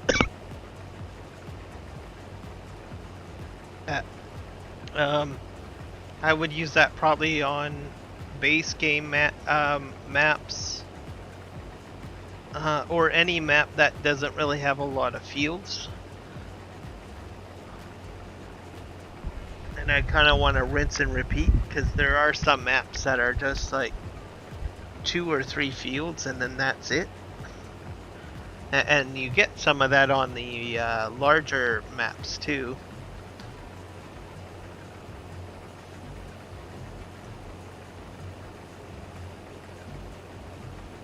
So you could use that method for situations like that. Even on Elm Creek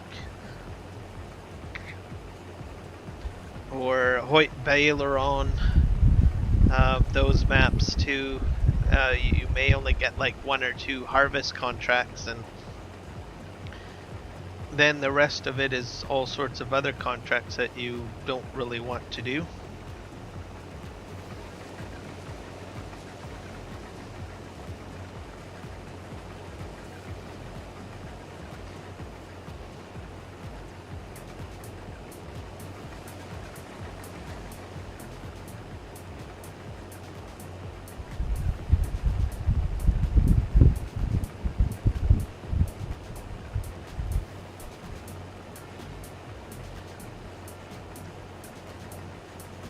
I'm gonna have to check on that straw. The forage wagon. Make sure he's making it all right to the field.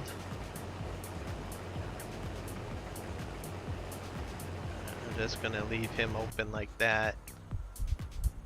Oh, you need a driver in there? I see. He's still making his way.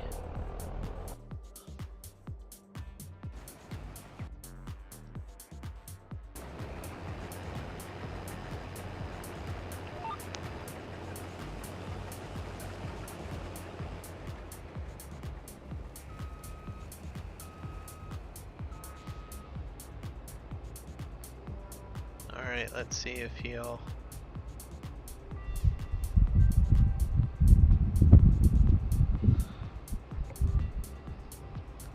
make his way in. I think he's gonna drive beside me, I think.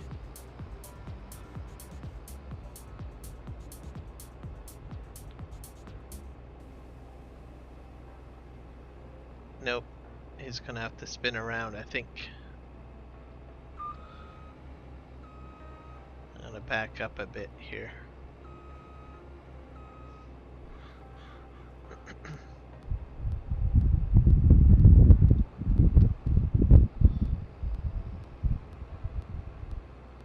Sometimes they'll stop underneath the pipe, and then other times they'll just want to drive on. Let's see.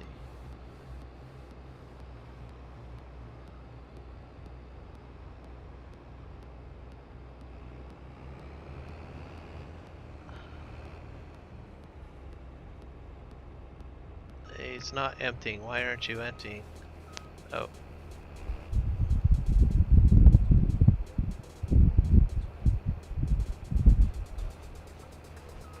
Alright, that's good.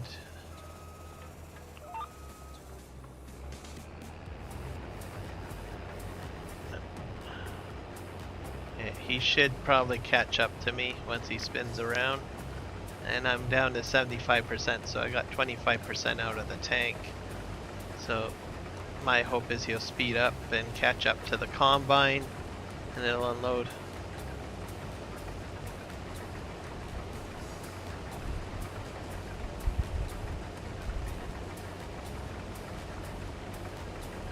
Oh, so you don't lose any money for canceling out the contract? Okay. Oh, he probably gets, let's think, did he have to deliver his wheat at all? Did he deliver any of the wheat? Or did he get to keep the wheat too? If it was a wheat contract, that I'm just saying.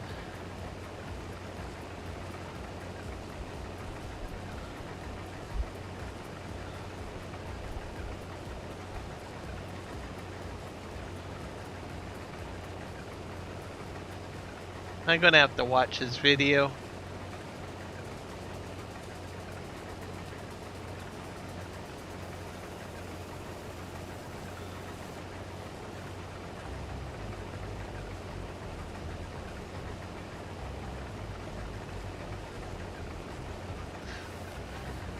I like watching his videos. He always seems to find all sorts of interesting ways of doing things. Oh, oh, okay. Just a baling contract?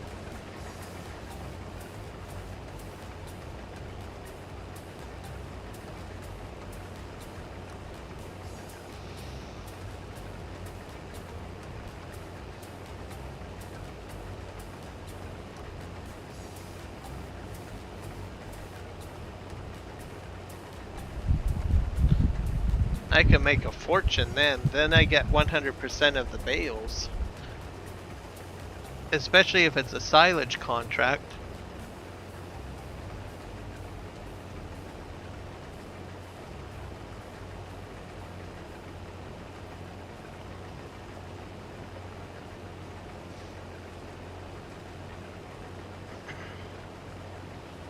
Okay, I'm going to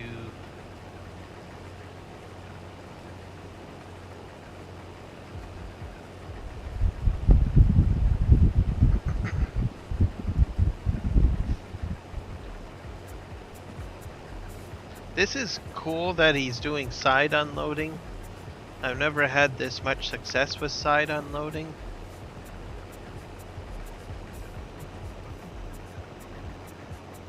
Usually they just kind of mess up. I don't know if it's, sometimes it's the tractor or the trailer combination.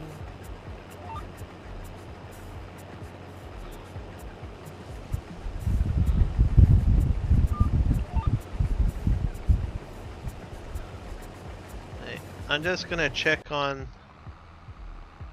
what's this guy doing? Oh, he's gonna go ahead and deliver it. And he's still trying to make it to where he needs to go.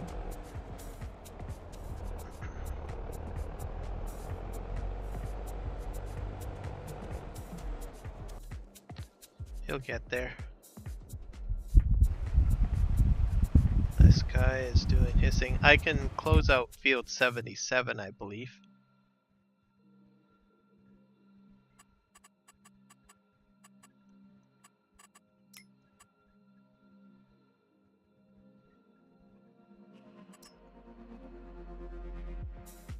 I think I can. Or is it? No, I better not, because I got that combine still. Yeah, this one's still working, so I can't close him out yet. And I got this guy. He's doing okay. I had to kill one of your trees, by the way, Chumpy. Uh-oh. Right in here. I made a hole right here. There's a nice big giant pine that went timber.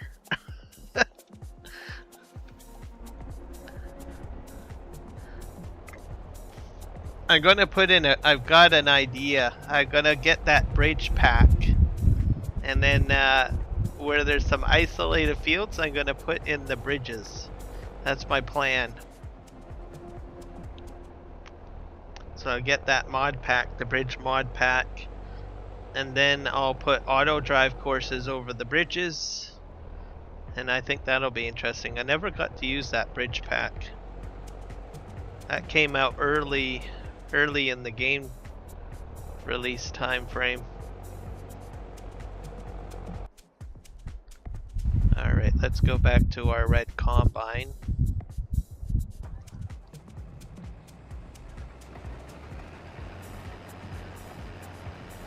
Nope, they do not.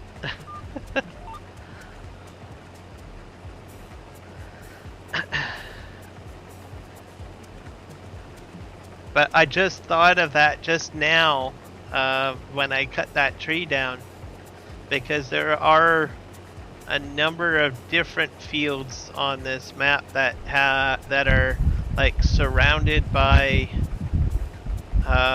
little ditchways and stuff like that. So I thought, well, how am I going to tackle that? I could drive through them, which is what I'm doing right now. But then I thought, when I was cutting the tree down, I can use that bridge pack, and I think that would give a nice natural look to the map. So I think it'll be an addition, in my opinion. So, and I've been wanting to try that bridge pack out for quite some time, but I never found a map that where I would feel that I would need to use it, so I never installed it or played with it. So I think I'm going to try it out on this map and see how it plays out. I'm also curious to see if I can do an auto drive course over a bridge, like if the elevation will go down to the ground, or if it'll match to the height of the actual bridge that you're driving over. I don't know how that's going to work, because all of my auto drive courses have all been on map terrain for the most part. Hi William Parker, welcome to the stream. I hope you're doing well.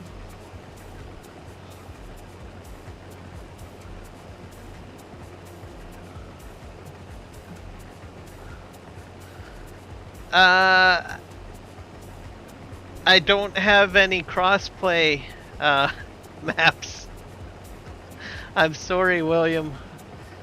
Most of my maps are all have a lot of script-based mods, and I don't think we have a crossplay server at the moment. Unless Legion or Mark Thor can correct me on that. I don't think we have a crossplay server at the moment in the Argsy Gaming community. And this map that I'm on right now is a 4X, so it's not a release for console.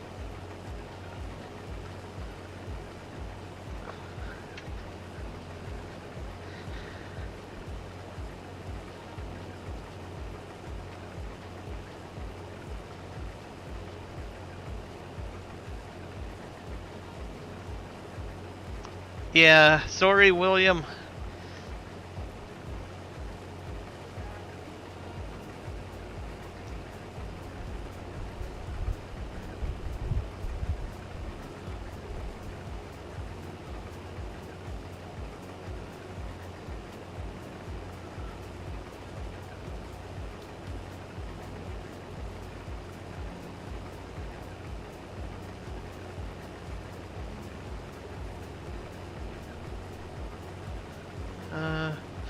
Mark Thor, does Mr. Sealy P has some... He runs some servers in his community, does he not? And I know he's 100% console player, if I'm not mistaken. I just don't know if he runs any servers though, or multiplayer servers. that might be an option for William. Just thinking where he could go. He's the first content creator that I think of when it comes to console, because he's always on console. But the thing is, I don't know if he runs any multiplayer servers. But if he does, Mark Thor, could you pop his Discord channel into the stream? That might be a solution for William.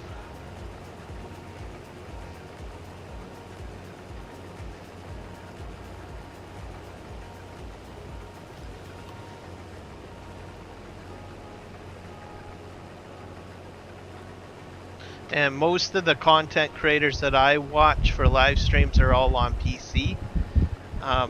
Some of them on occasion have a crossplay server running, but it's not consistent.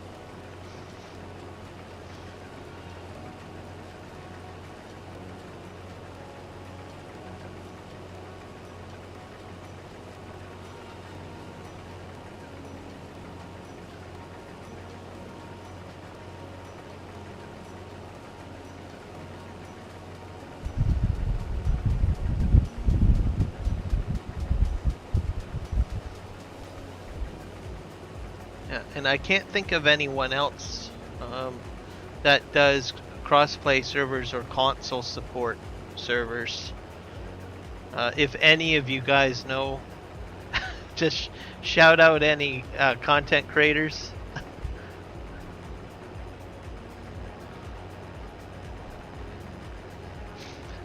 Yep, for sure, Chumpy. Try to stay cool, man. I know we're up to like, what, 90 degrees Fahrenheit, so it's a scorcher. Take care and keep cool. Have an ice cream sandwich.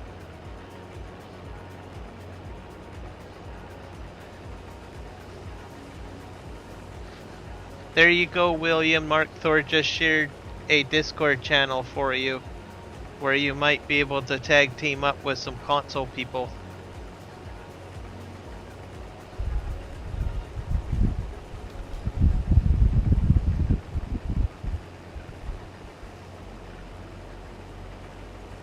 Yep, there you go. In my mind, and in my opinion, he's like the console king for farming simulator content. So, of all the content creators, I would have to say he's the man. And I would think a lot of content creators would agree with me on that.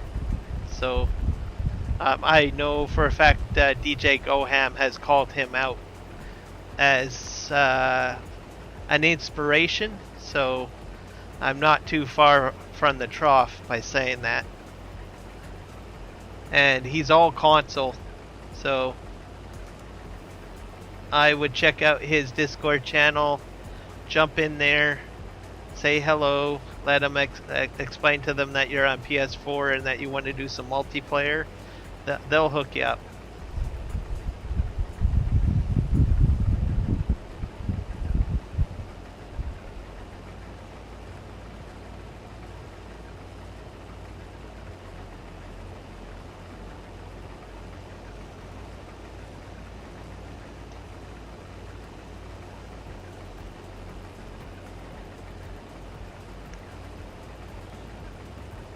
As PC players and PC content creators, we do sometimes on occasion have multiplayer sessions for crossplay, but at the end of the day we always seem to go back to just PC only.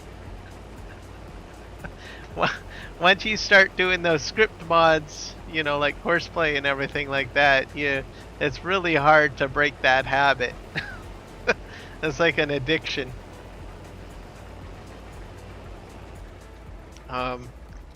And we like to play on the really large maps too, so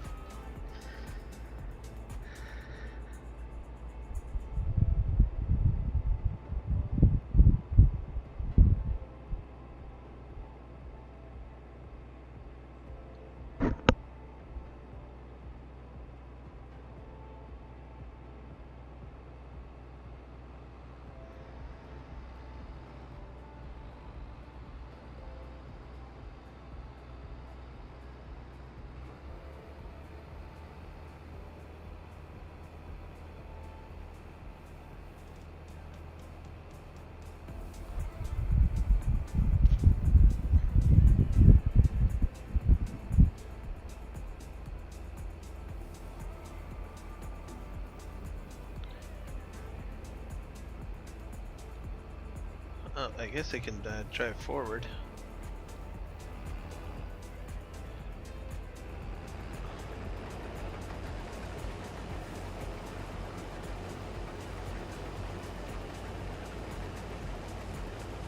Okay. Oh, there's another one. Throw his Discord in as well.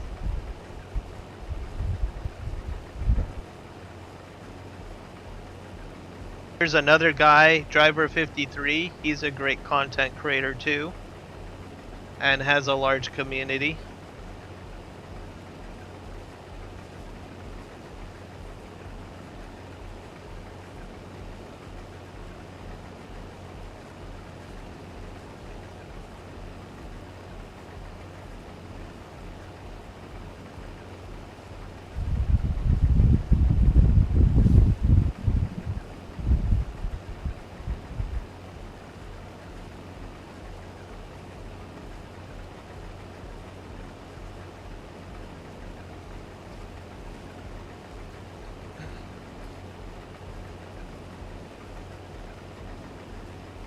I like his content because he always seems to find the most creative ways to kind of hack the game, I guess.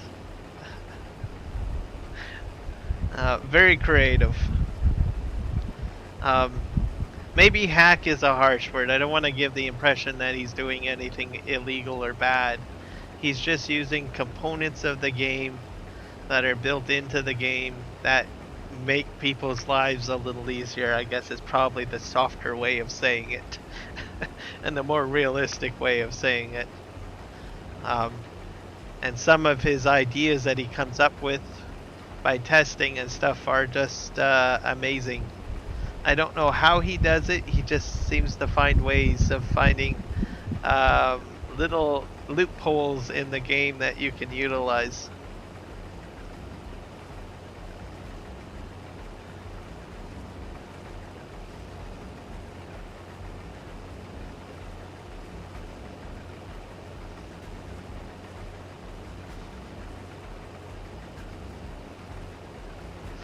And he's a very friendly guy too, a very active streamer as well.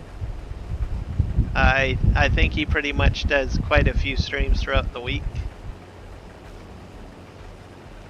So I usually catch either a few of them. I usually lurk in his streams, or I will catch a replay of one of his streams.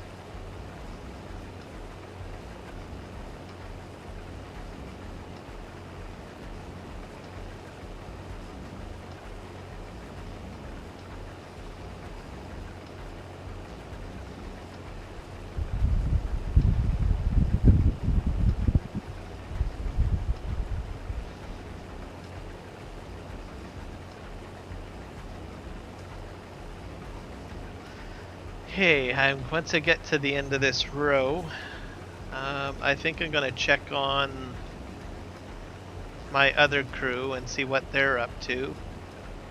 I'm really concerned about the pickup wagon because it's a bit low to the ground and I don't know if it's gonna clear the ditch line.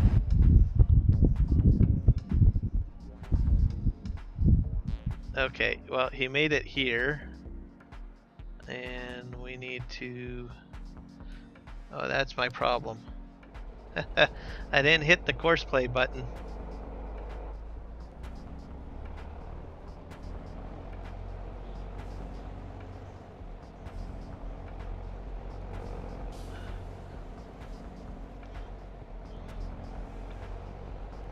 Well, he cleared the ditch system, so that's a bonus.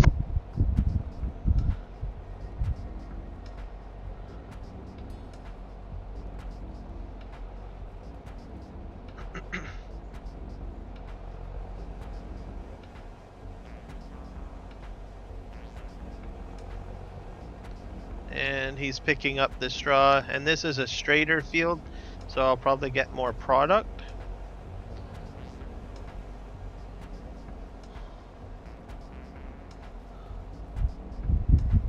Okay, he's going, and Oh, hello. Oh, he ran into the train, didn't he?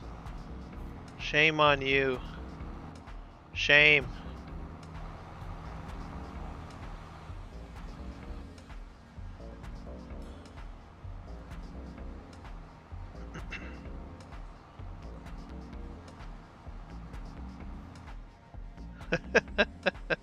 Okay.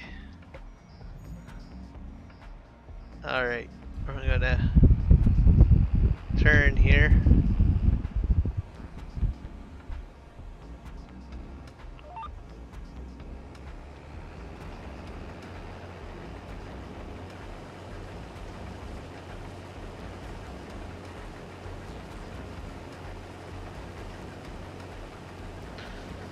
So if anyone's interested in auto drive and course play bail pickup, I did a video on that. So I'm quite proud of myself for getting the video together. I had basically earlier on when I started doing content creation and stuff like that, I had a methodology of how I was going to do it. I was doing a lot of my videos in Blender, but I started researching a bit more and finding that I probably want to up my game a little bit and try to find a program that would cover everything that I wanted to do and that was affordable.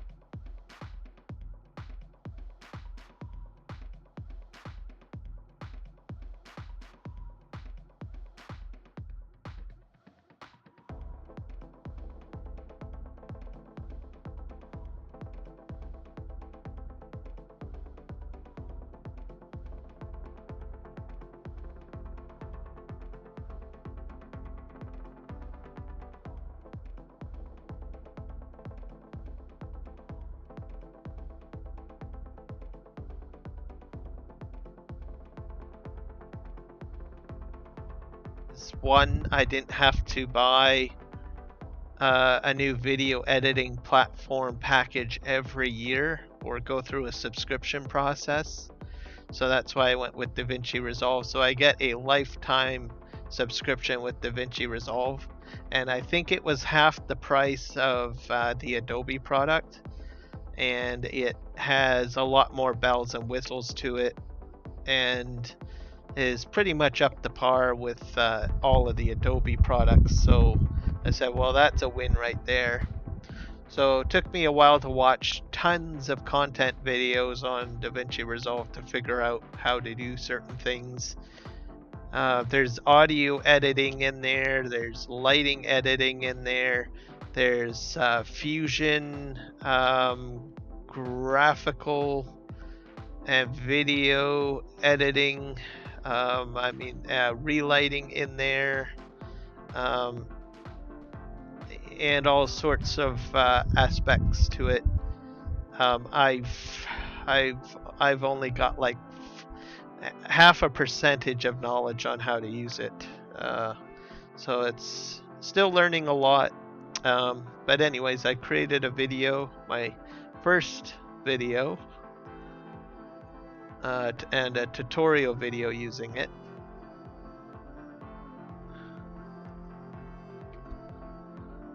So I'm just going to post the link here if anyone wants to check it out. Put it into the chat.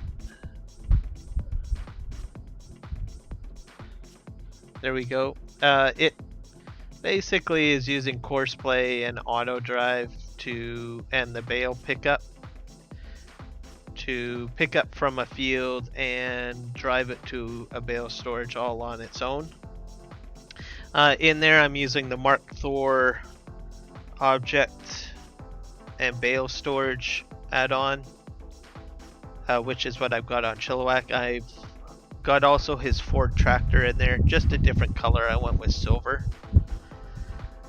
And using Courseplay and Auto Drive, and I decided to use Hoyt Baileron for testing. So not too shabby. I'll probably be doing some other tutorial videos as well. I have to do one for the SGA mod switcher tool for their 3.0 release.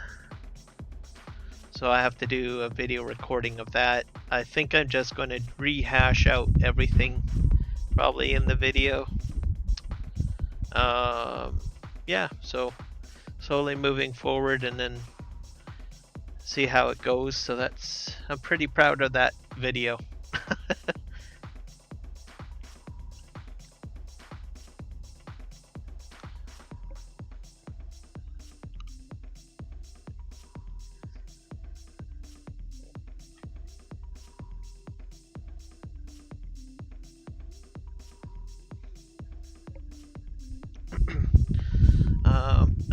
What else? I still use Pixlr as my primary go-to for graphics, like for my thumbnails.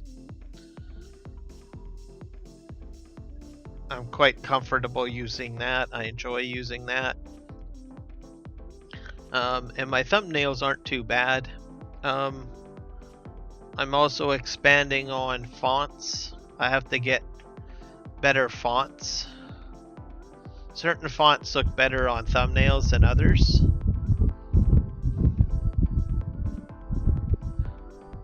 So I watch a lot of YouTube videos for other content authors that do videos on teaching you how to do content creation or logo designs and stuff like that. So I keep on adding new fonts to my computer library.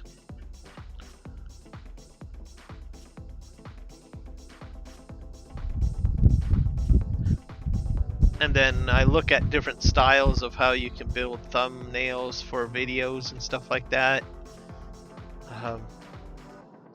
One thing that I will say for map creators, like especially Chumpy for this map, because he's already incorporated Relight. Having Relight added to the map just makes it so much easier for me to make a thumbnail. That way I don't have to do any lighting effect adjustments and stuff like that. I do very little editing of the quality of an image or a screenshot because of the Relight that's actually built into the maps.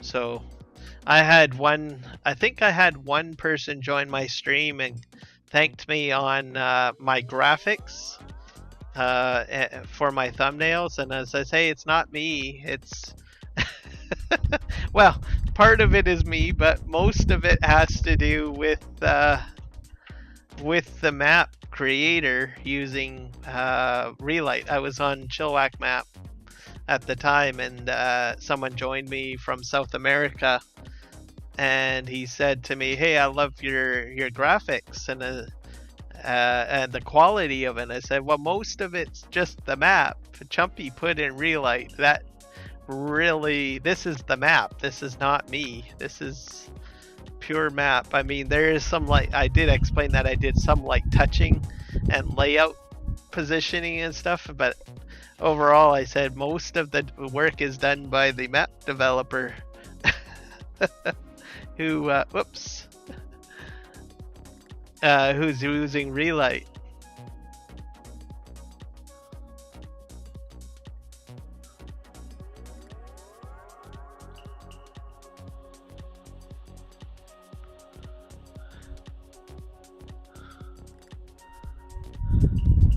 So,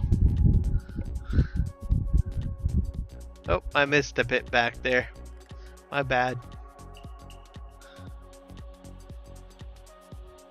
But I definitely like making thumbnails with Relight maps.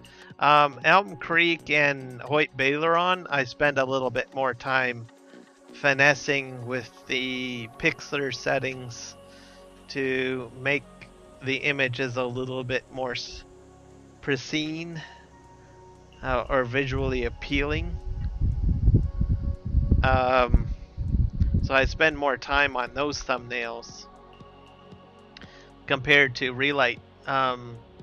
Sometimes I don't even have to do any visual touch-ups because there's already relight on the Chilliwack map. Just the natural colors that are there are fine, so I just go with what I got going on, and then I pop it in. But maps like Elm Creek, Hoyt Baileron, and Erlengrad that don't have relight incorporated in them, I think even if you did put relight in them, I don't think they would pop out as much. It's hard to say, but I have to do more work on those types of maps. The PV County map, I have to do more touch-ups. So when I was playing on PV County, No Man's Land, I don't really have to do a lot unless the shadows are too dark. Then I do, or the night scenes, the night ones, because there was a few of my videos that were done at night. Then I do have to do a little bit of light touching, but even No Man's Land has a lot of great color to it.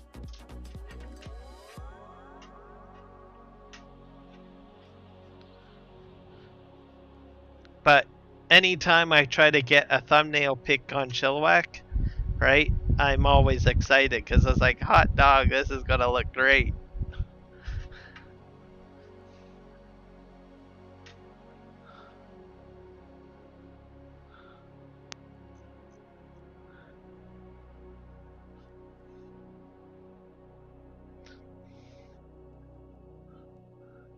Actually, that's actually a pretty good picture right there. Let's see, add visibility. I don't get very many pictures like this here. Where's my snipping tool?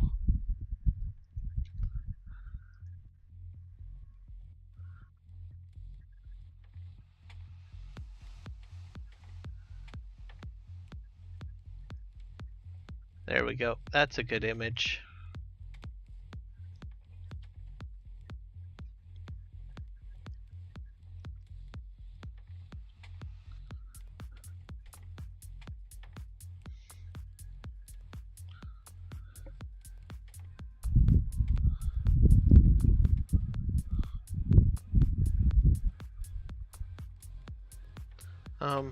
But I was talking to someone, what was it?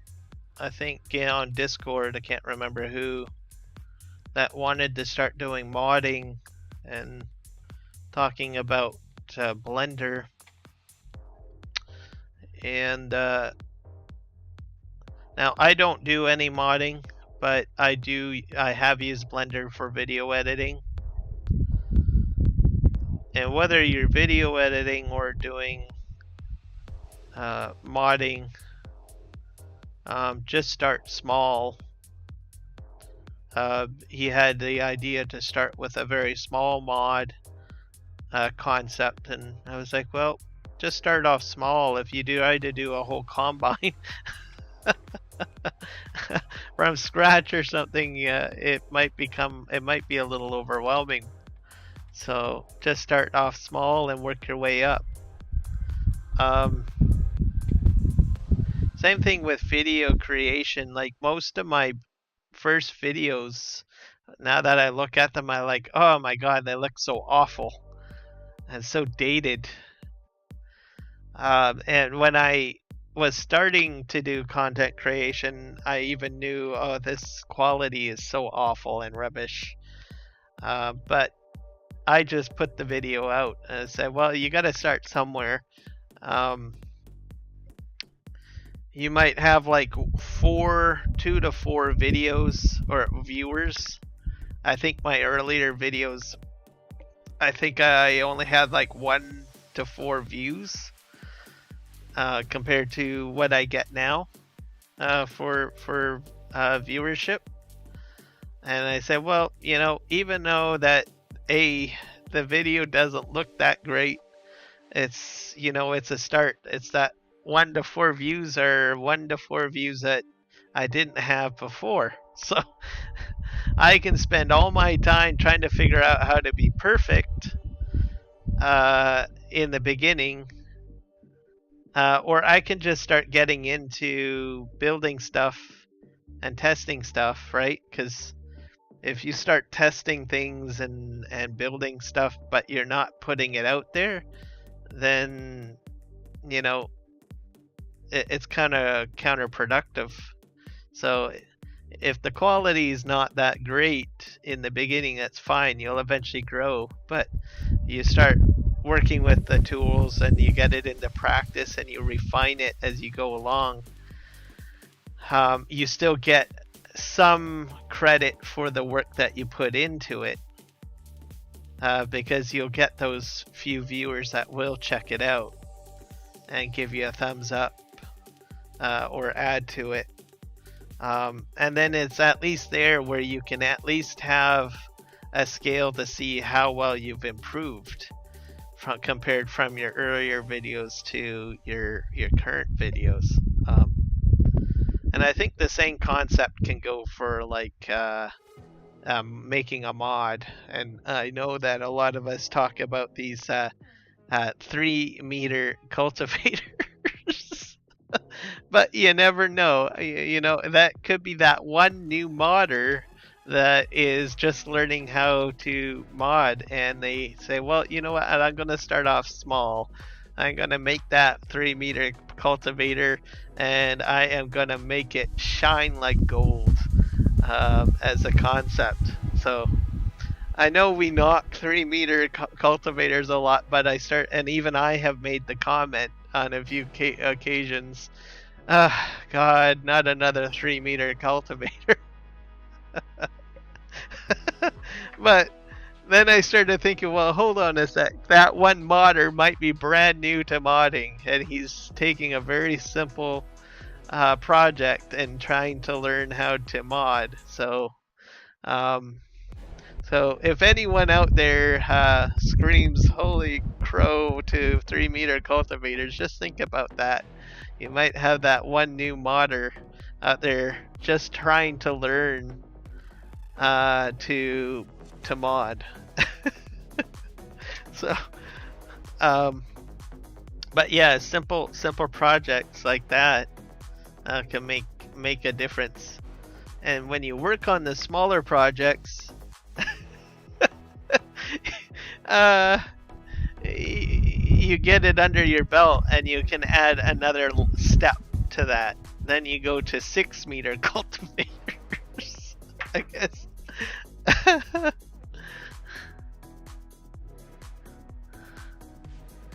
Oh, are you serious?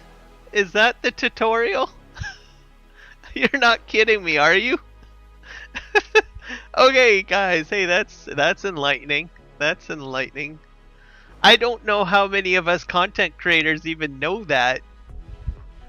I know that there's a few other content creators that have cringed at seeing a 3-meter cultivator, but not one of them has ever mentioned that it is the tutorial for giants. This is the first time I've ever heard of it. Well, I'm enlightened now. I unless the other content creators know, but don't mention it. Might be fair to say or mention that on streams, though, I think, if that's the case, because even I imagine the people that use the mods probably roll their eyes and say, oh my god, not another 3-meter cultivator. But I think if there was a logical understanding to why there's so many, maybe people might be a little bit more forgiving.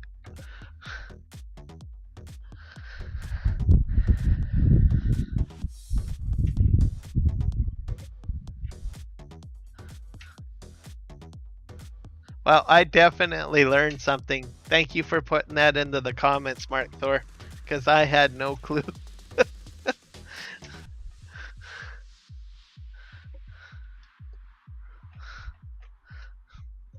In that case, everybody just make as many 3-meter cultivators as you want. I 100% support it now. Just go wild. If you want a pink 3-meter cultivator, make it. If you want a polka dot one, make it. I don't know if you can do a polka dot one. Not sure on that.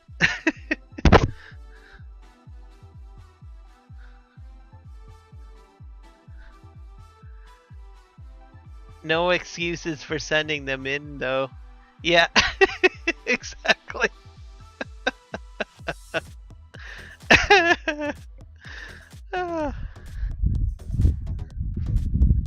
So, does Giants have other tutorials? Like, is that the only mod that they have for the beginner, or do they have other items that they can make too that you're aware of? They should spice it up a little. If it's only the 3-meter cultivator, Giant should put something else in there, like maybe how do you make a fence, or what else is there? Can't think of anything else at the moment.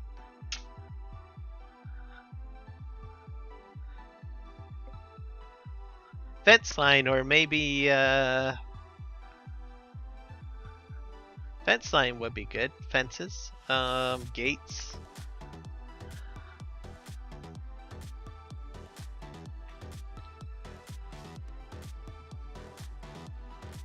Actually, to come to think of it, I can't think of anything better than a 3-meter cultivator for a tutorial right now. Because I don't really want it to be too complicated. I can't say, hey, let's put in a combine into that tutorial video.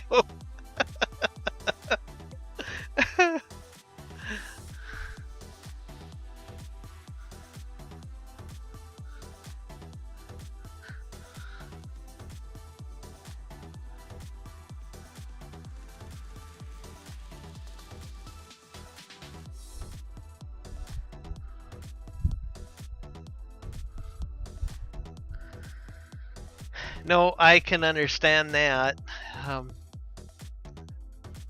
I mean, if you have no intentions of, making a mod, there's really no point in boring yourself. I honestly have to be invested in watching that content. I watch a few streamers.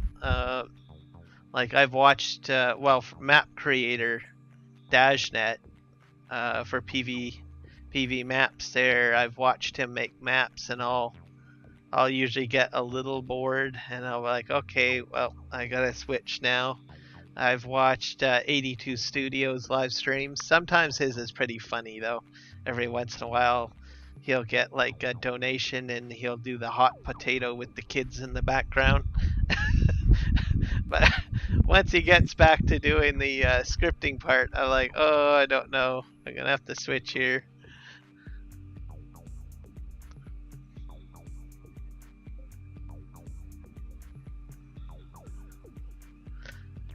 Okay, I think my tipper guy is going for a ride. Yep. So let's just... Oh dear.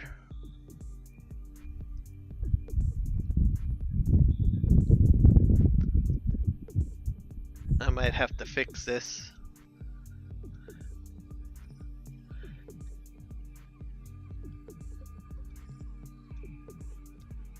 Okay, I think these guys are done. I'm not sure if this guy has any... Oh, he does have stuff in his hopper. Alright, let's see if he'll get out of here.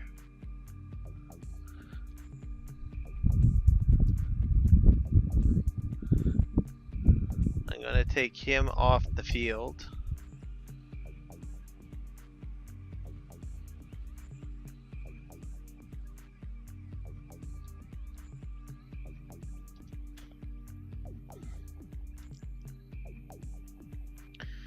Once this guy's done his delivery, I can cash in on the contracts.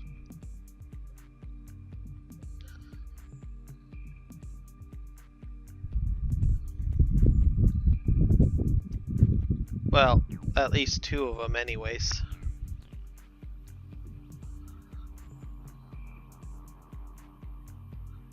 Well, one of them. I can cash in on field 77, I believe. I can't do 102 because I think I won't be able to pick up the straw. About the straw.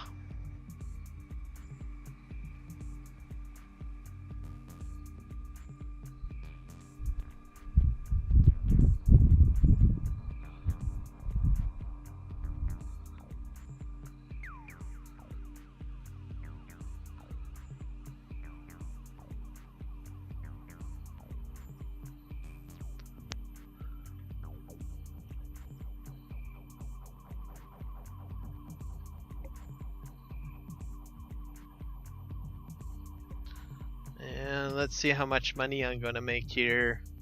So I think I'm going to be about 90k, I guess, ish.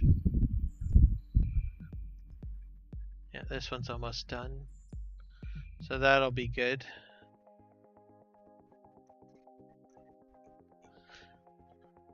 And then I'll have to figure out how I'm going to put down the straw factory.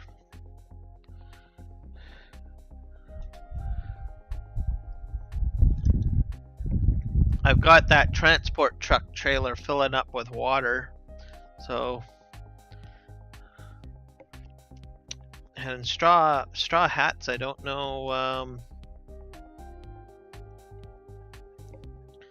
I think summer months is when I have to sell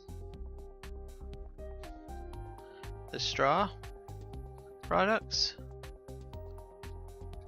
Here, well, I'll get him going on his down row and we'll just see what straw products look like for prices. I don't think, let's see, this is only going to show me what I own currently, so this isn't great.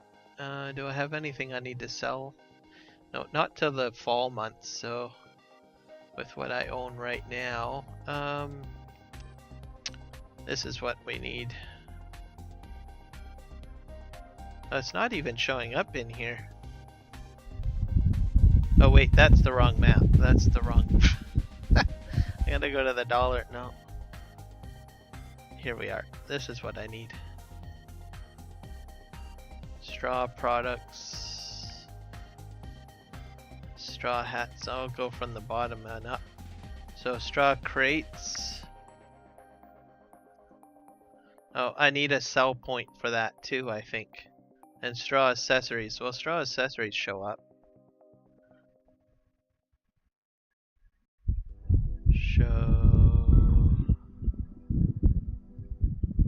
Yeah, I think I have to put a sell point down. That'll be interesting.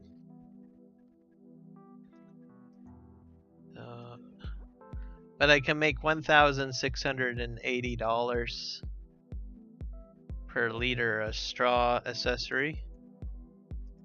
So that should help, whereas opposed to regular straw sale. I think it even beats manure, to tell you the truth. Separated manure. Yeah, you're only getting $33 a liter.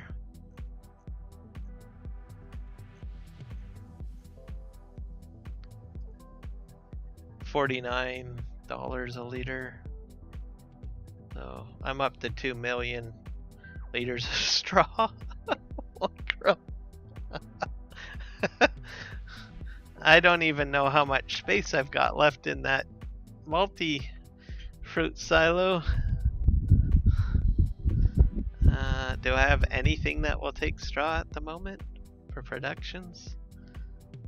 Fermenting silo doesn't even touch straw. Oh well, except for total mix ration. I guess I could probably put some in there too. What's the capacity though for straw? Building storage. Oh. 10 million.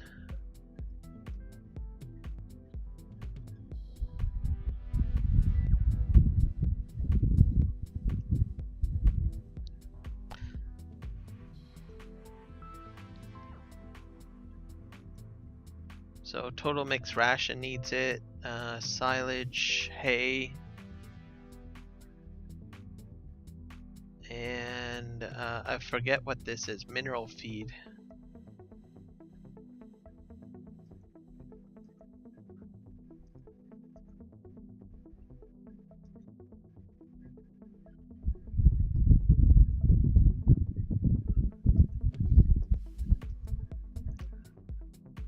That's another thing. I don't know if there's a mineral feed, like a production that will make mineral feed.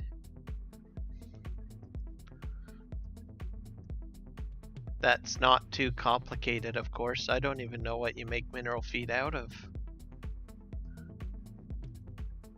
That might be a little bit more out of my range at this moment, because I would probably need supporting productions to do that. Mineral feed. Oh, this guy took off.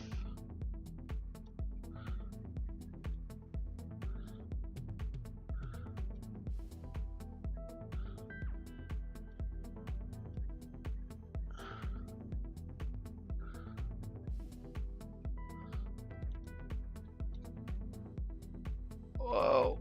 Oh, sorry, buddy.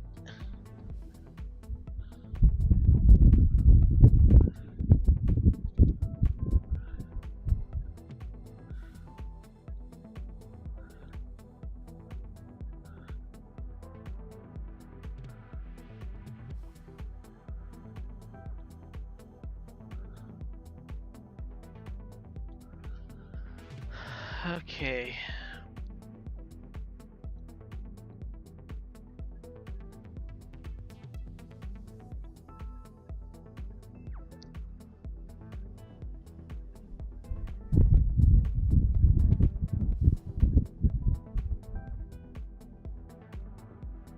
Mineral feed, I don't know if it's that expensive.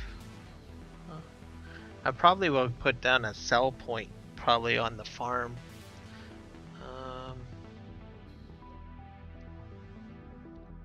Yeah, I'll empty to 25% and then I'll start moving forward. Actually, he's kind of behaving himself, isn't he? Here we go. Let's just... There we go, buddy.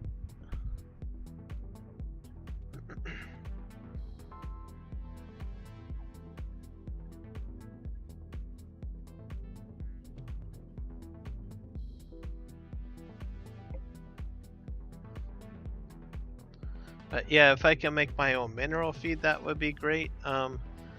Unless it could be almost like silage additive where you don't need a lot, or maybe like the seed treatment where you don't need a lot.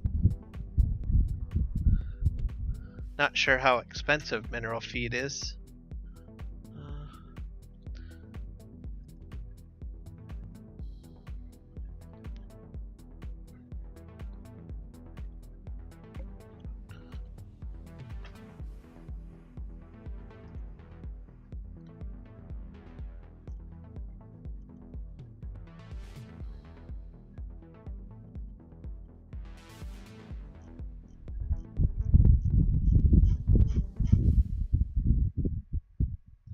Cucumbers.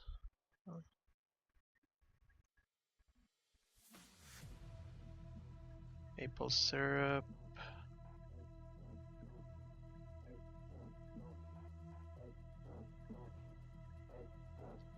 Luprosol.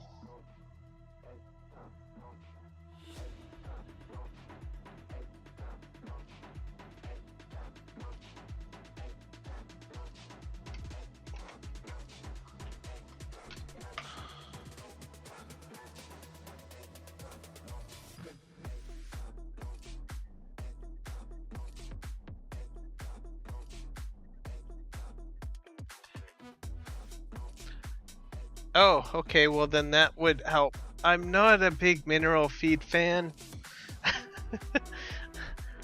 Like on my other gameplays, like even Elm Creek, I have cows on Elm Creek, so I skip the mineral feed part of it and I just make basic old school TMR with what is it? I think hay, silage, and straw, and then I don't bother putting the mineral feed in.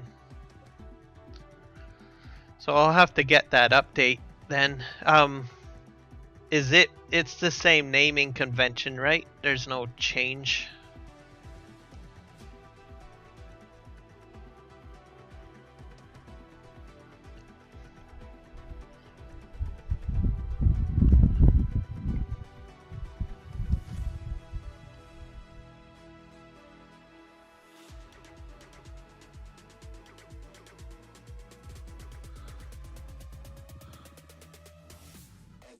I'm just gonna go to the end.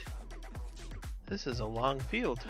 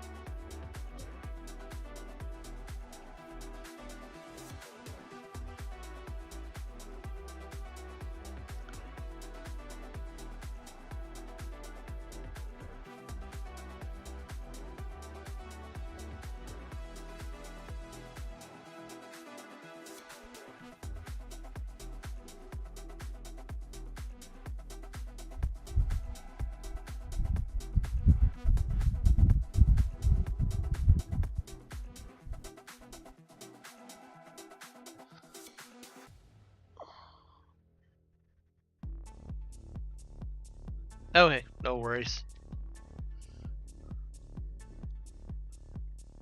I'm not in any big rush because I don't have any cows on here yet.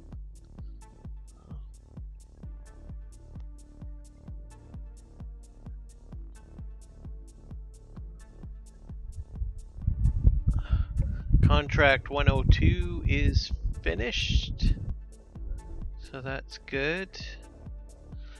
That means I can cash in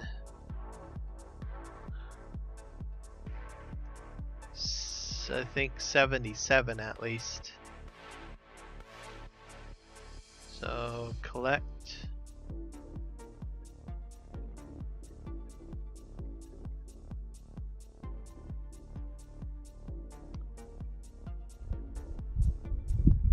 And then field 102 I have to keep active because I still have to pick up the straw off of it.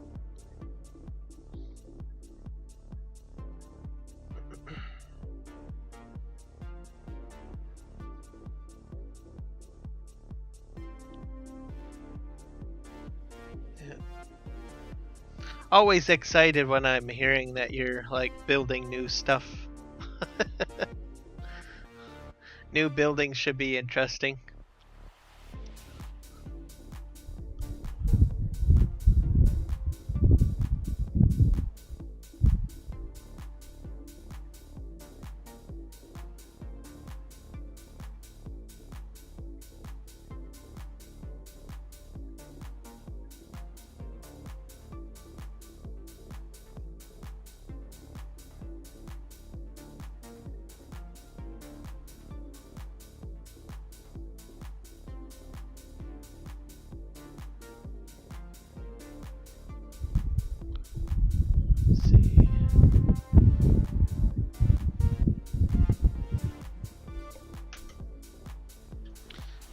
Alright, I'm just going to go get me another Dr. Pepper.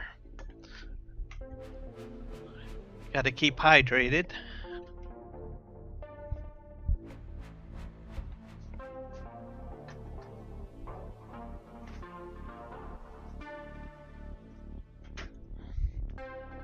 This is my second can. I better put 2 more in the fridge.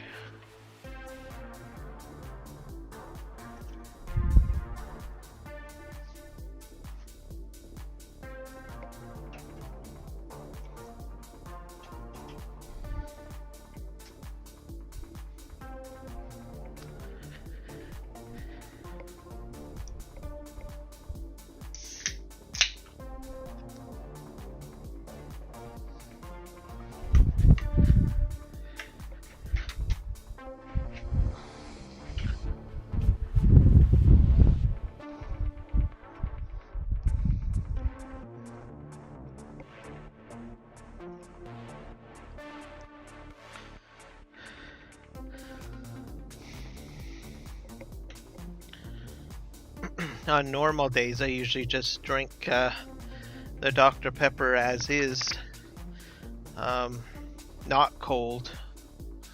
But on hotter days, I usually put a couple into the fridge just to chill them down. A lot of my pops I usually drink at room temperature usually. Unless I'm getting it from like a restaurant or something, as it's always refrigerated at that point.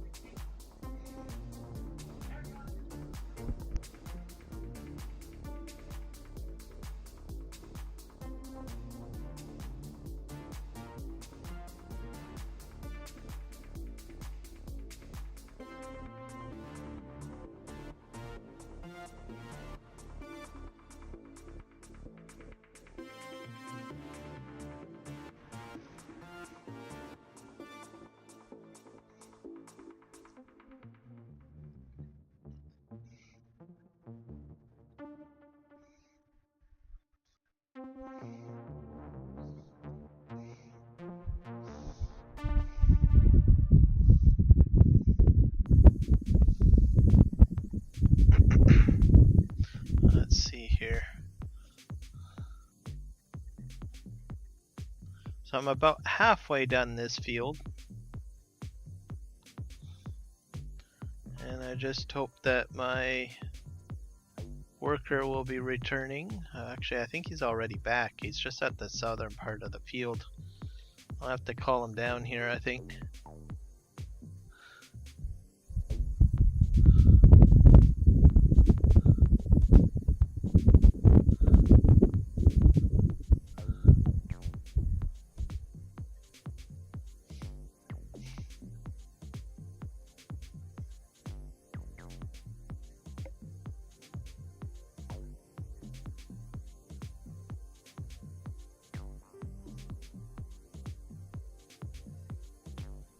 One thing I probably could have done was a windrower, but I do not have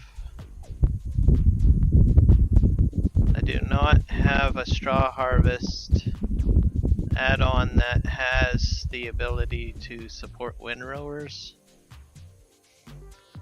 Someone was mentioning that. I think it was that they have it. Let me see.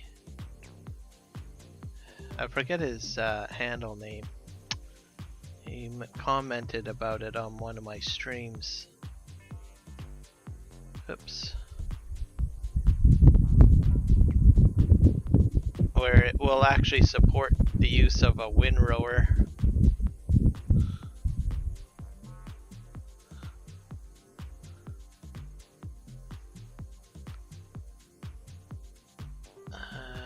Let me go to Discord because I will remember.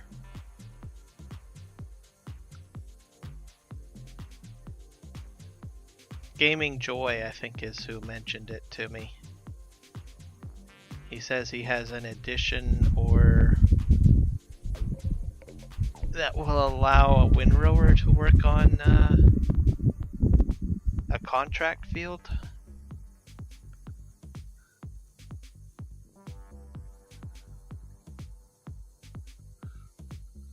Oh, he did? What was the joke?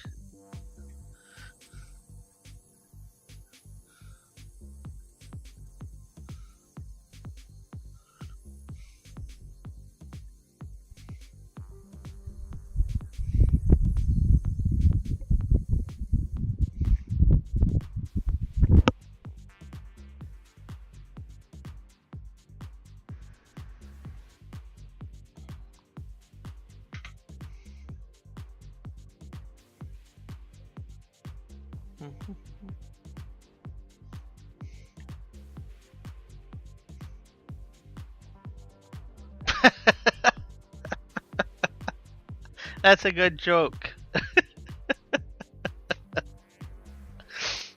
It makes a lot of sense.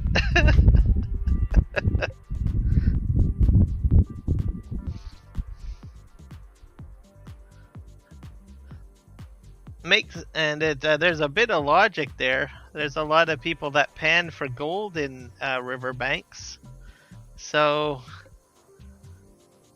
on to something there, I think.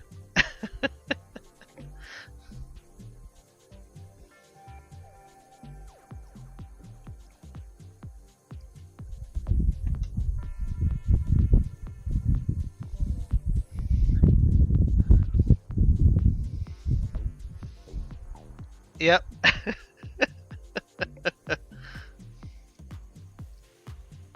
Those are the best jokes because and they always get me.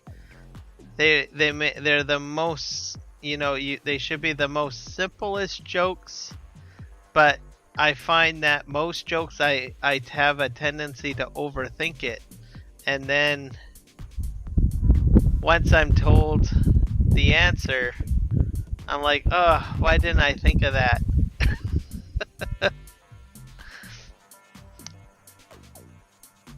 Well, that's a very good joke. So he gets 2 thumbs up from me.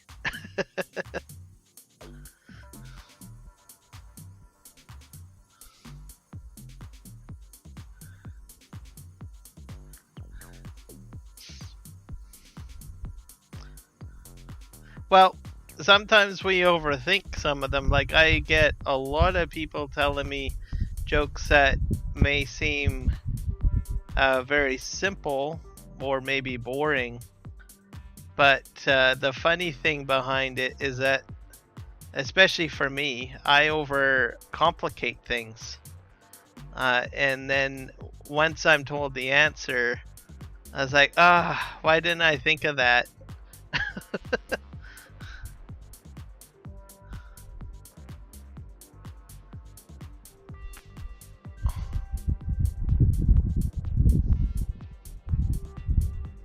Yeah, exactly. And you never expect what the punchline is going to be until it's delivered.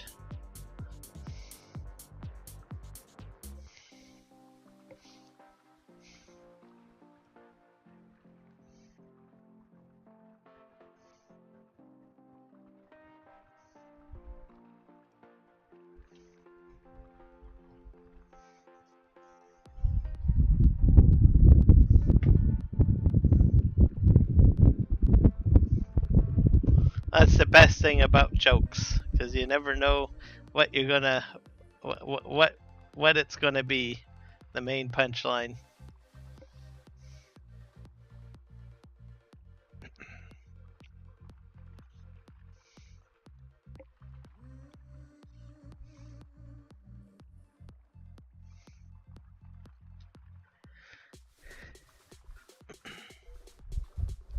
Okay, once I get to the end here, I think I better check on the other guy. Make sure he's doing okay.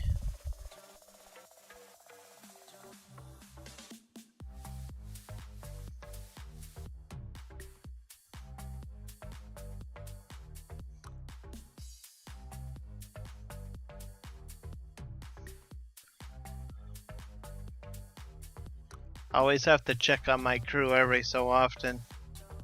Make sure that they're not hitting a telephone pole or getting off course.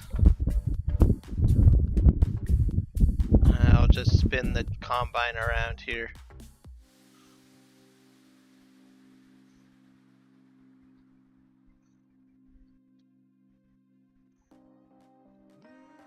Okay, let's just double check. Make sure. It's situations like this.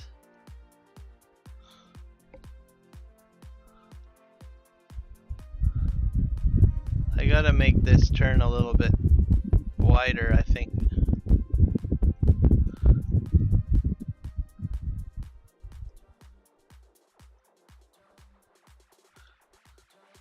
Turn off edit.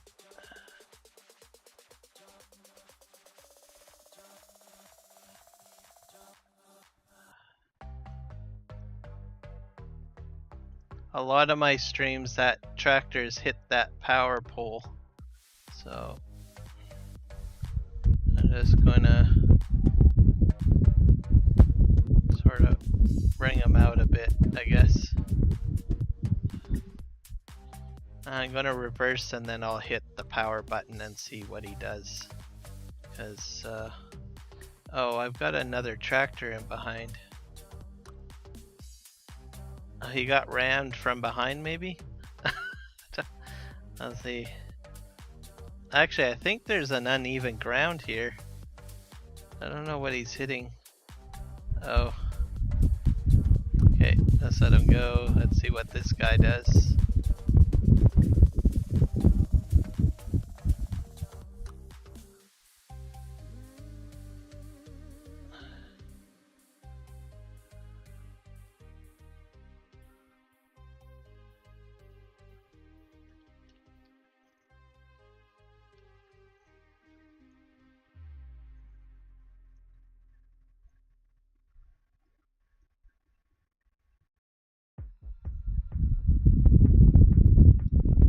It's nighttime, so, and I don't like working in the dark very much. I'll just absorb the lights here. Very nice lighting. Oh, and I've never really noticed the lighting on here. So this is a nice feature. It's very well lit in this area now that these two buildings are here.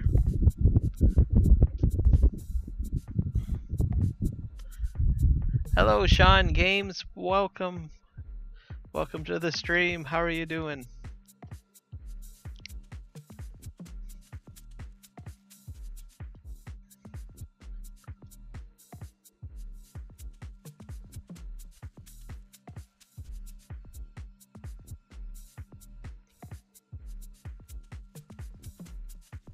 Alright, I think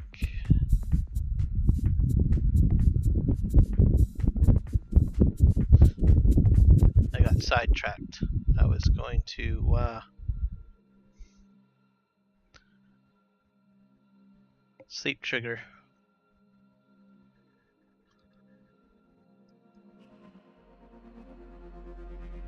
I'll make it daylight.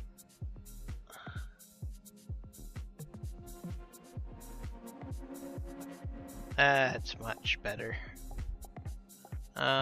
Because it's the next day, I better double check on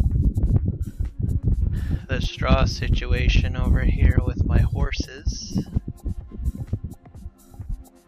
Or horse. I think I'll probably put a bit of straw in. Take the Valtra. How much manure in here?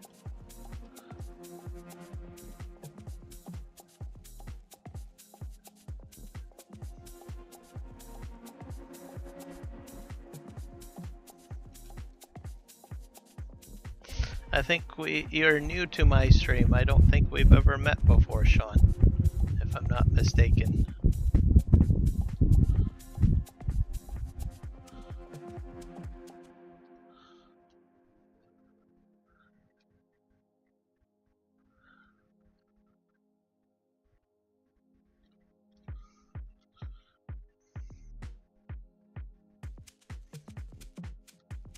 Do you play Farming Simulator?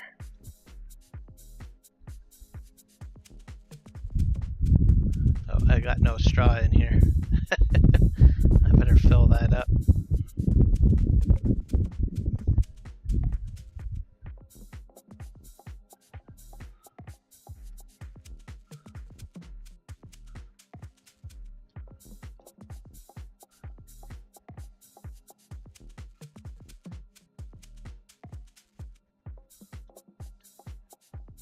That's wheat.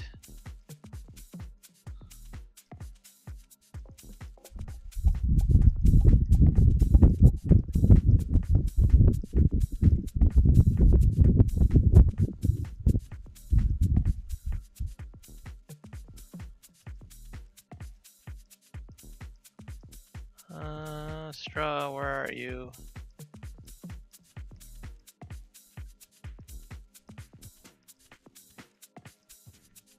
Grass, silage, grain, stone. Oh, I have stone in here? Oh yeah.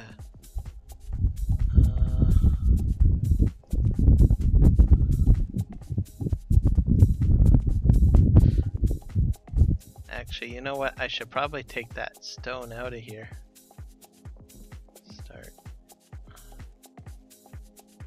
Because I think, if I'm not mistaken, it's the other one that does the lime creation. Now let's just spin around here.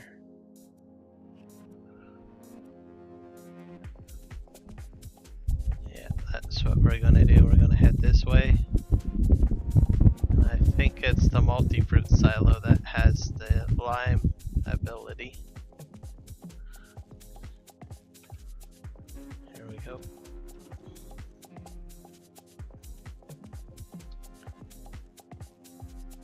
Lime. Yep, this is the one, so let's see if I can get this production going. I gotta hit activate.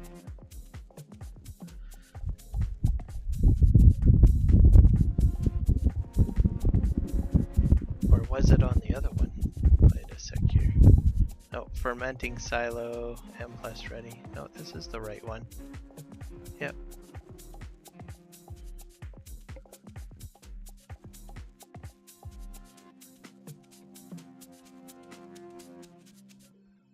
Alright. Now we're gonna get the straw, ladies and gentlemen.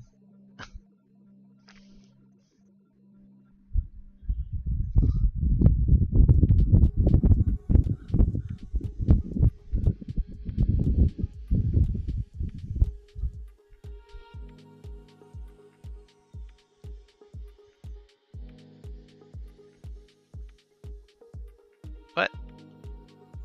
I got more stone in here? That doesn't make any sense. Or are they tied together?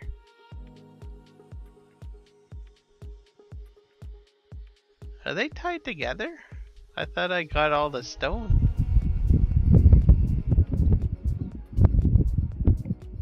I think... I think they're tied together. Somehow. I don't know how that's possible.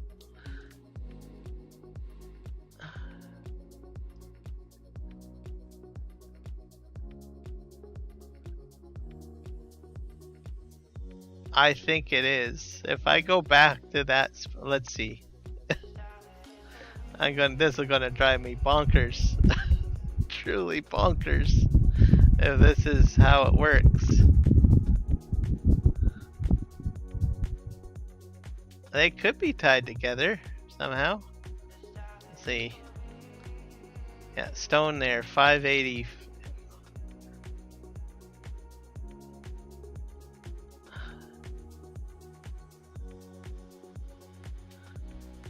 Is there some crazy witchcraft going on with these silos?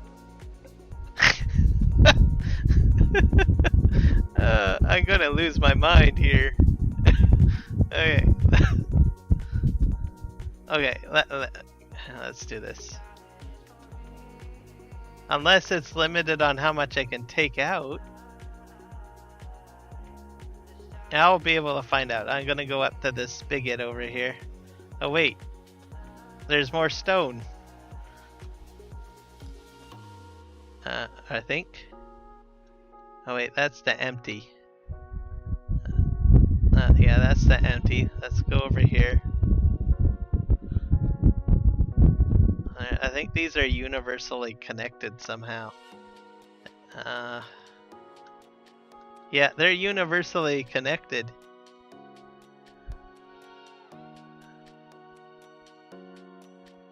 You can have expansion enabled in the XML. Okay, well, that might be it. I've got revamp installed too, so that has a whole other component. Actually, that is super handy, to tell you the truth. So technically, I could probably get rid of that other silo if I wanted to. Huh. Alright, well. Interesting. I do need to get my straw though. So you could probably put up like a silo on different waypoints on the map, and then they'll all be interconnected.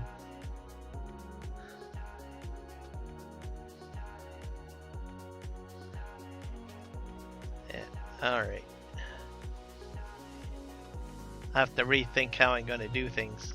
Grab that. Oh, hey, Killer Clowny. T-Plays, welcome, sir.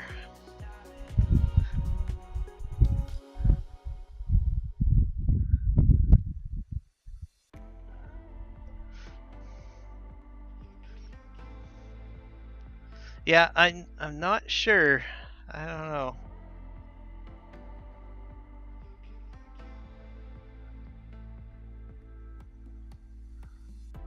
New subscriber? Well, welcome, sir. I appreciate your support and your subscription. How's your day been so far?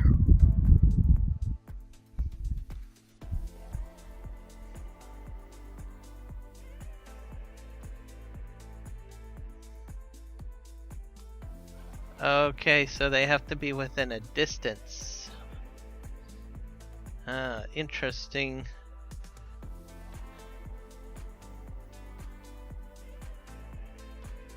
That might be...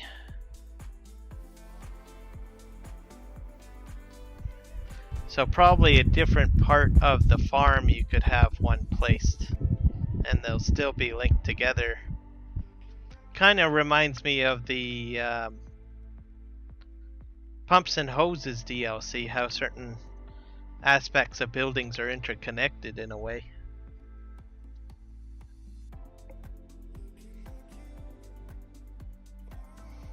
Oh, 12 a.m. Oh wow, there's... if it's 12 a.m. I don't know what would be 12 a.m. at this time, I think.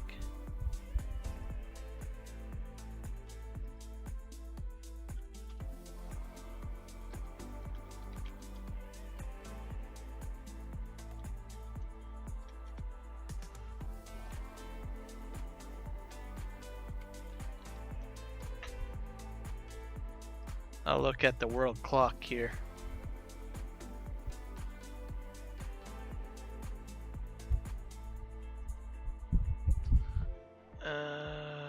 Let's see.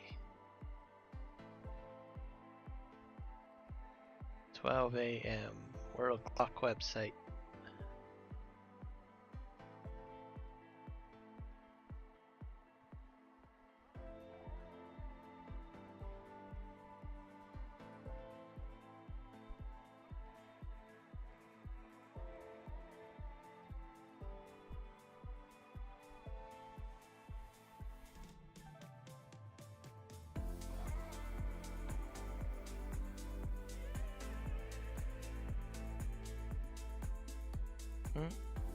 There's a Sudan, Congo area.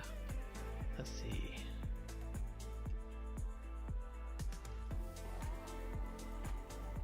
Somewhere over Africa. And, well, not Africa per se, but that could be like Central Europe as well.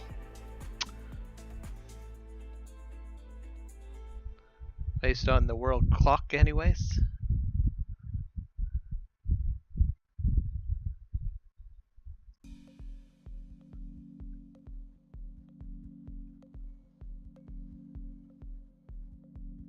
And more of the eastern, I would have to say eastern Mediterranean area. And then, and heading north, that probably maybe Norway, Finland, all of those areas, a good chunk of Africa as well. So probably Central Europe.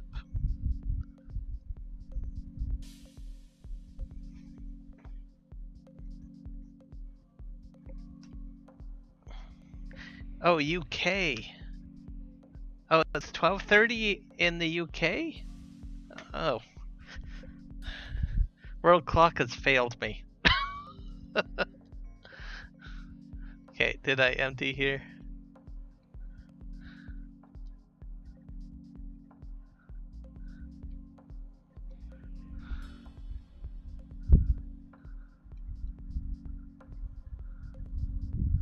think I already emptied. Yep, I did.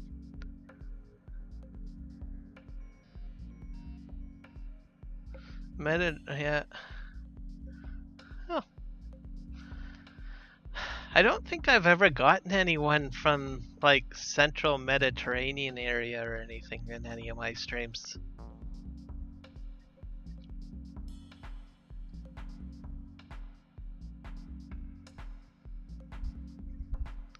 Be interesting if I got someone in from like Greece or Italy.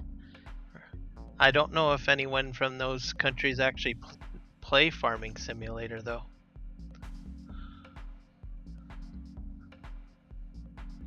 I lost my thought process here. Going around in circles. I need to take this back over here and park the trailer.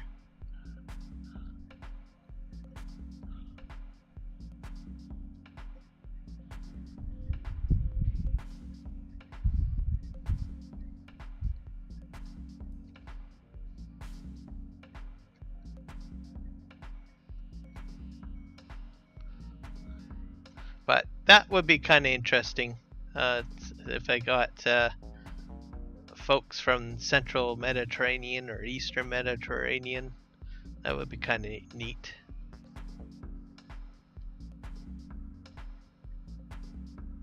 I have had some people from South Africa because I know some of our communities have people from South Africa. UK, of course, is definitely widely represented, obviously. United States, India, and South America. I do get the Canadian crowd, some Canadians, yes.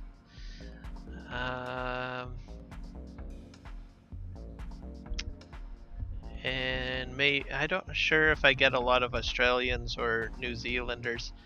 Well, I do get Argsy in here, so he's an Australian. He pops in every so often.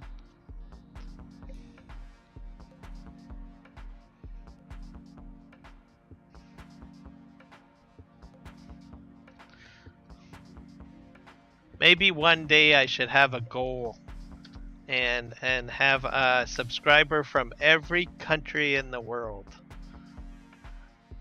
I don't know if that would be possible. That would be very tricky because there are some countries that have restricted access. So it'd have to be someone with a VPN from every country.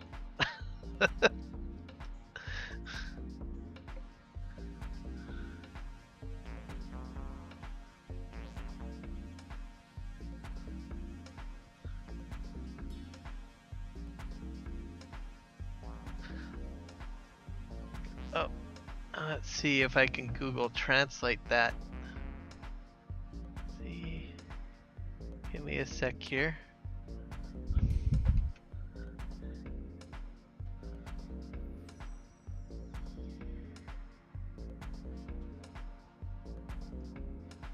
I'm really curious here. I noticed that your name is using a different alphabet system, so I'm gonna just use Google Translate to see what you said here. Give me a sec.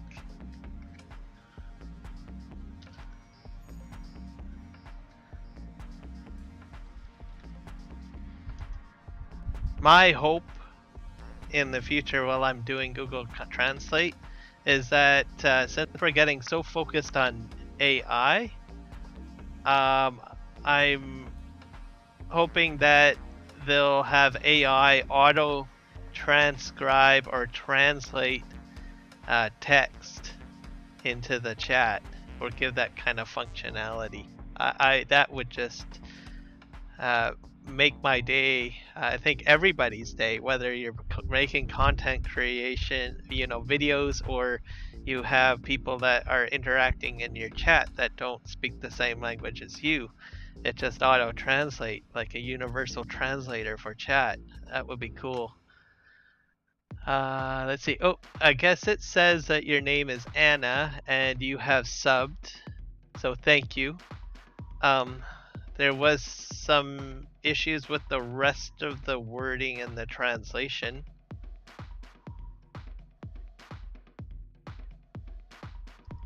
it's saying German. So are you from Germany maybe? That's what Google Translate picks up. It says that the wording is German. And Germany, I believe, is in Central Europe. So welcome.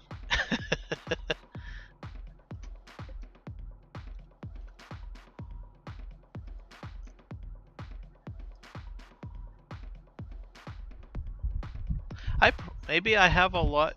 There's a lot of people that just watch streams too. They don't really talk in chats. I do that myself. There's a lot of streams that I watch. Some in different languages too. And I'll just turn on the caption and just read the words.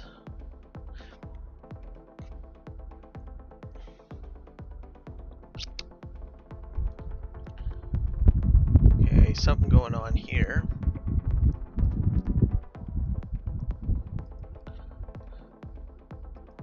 But I really do enjoy having a diversity.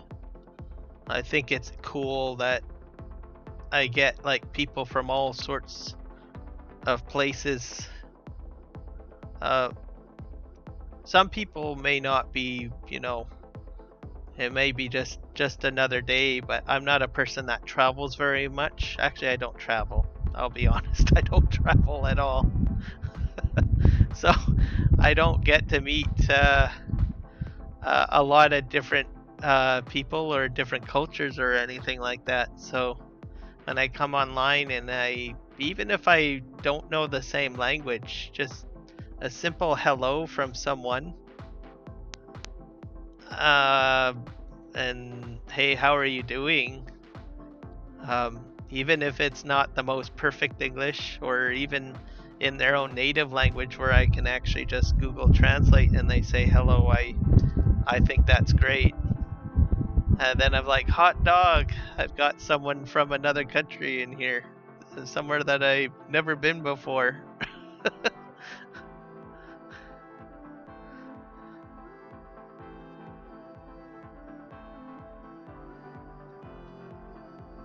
So I have someone that is subbed from, I'm pretty sure, Germany. So cool. There we go. I've got at least that's Central Europe. I got that part checked. So I've got the UK, I've got Canada, I got the US, South America. I do have a couple of people that I think are subbed from South Africa, so that covers the African continent. And then the Asian continent, I know I've spoken to some people from India. So I've got all the continents, and then New Zealand's covered, and I probably have maybe a couple of Australians. I'm not sure. I haven't really had anyone from Australia say, hey, I'm from Australia.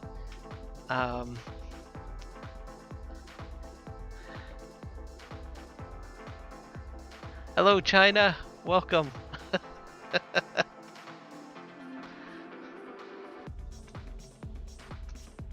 Are you from China?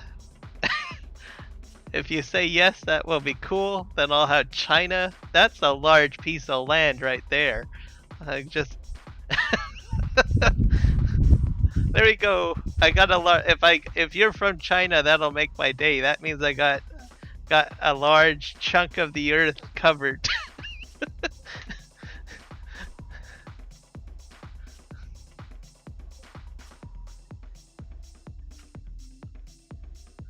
Like, there we go. Put the pin in.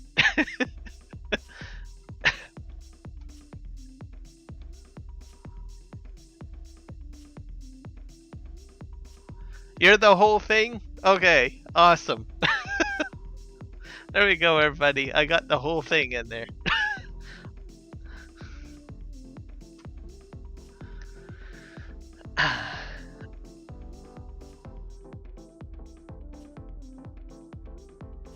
Now all I need is someone from Russia. That's another large piece. So gotta get that.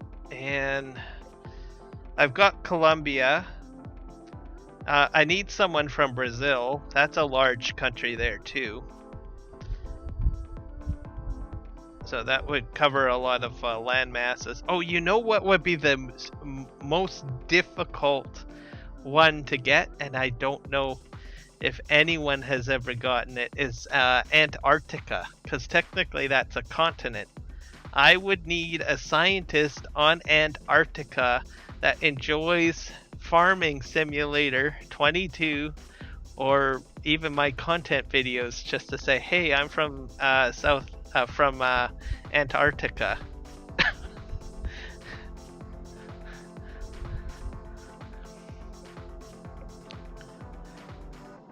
That would be bragging rights right there, to say, haha, I got a Farming Simulator subscriber from Antarctica.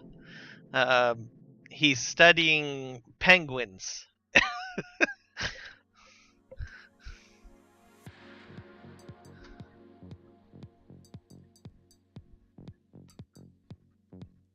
Alright, these guys are all doing their thing. Alright.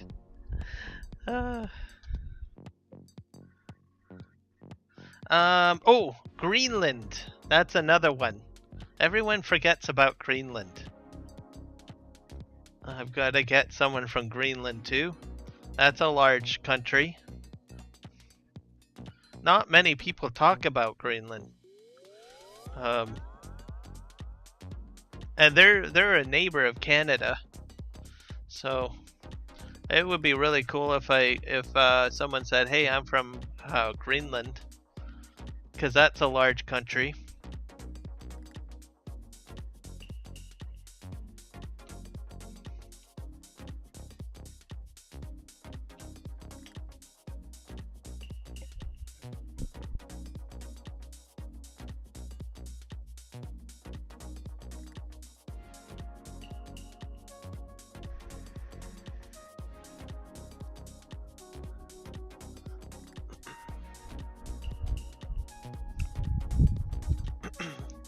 I don't even know how many countries there are in the world. Let me just do a Google search.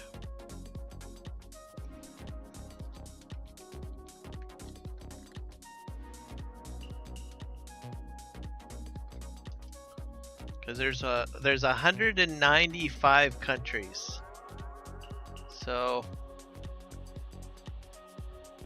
yeah, I think, well, that's countries.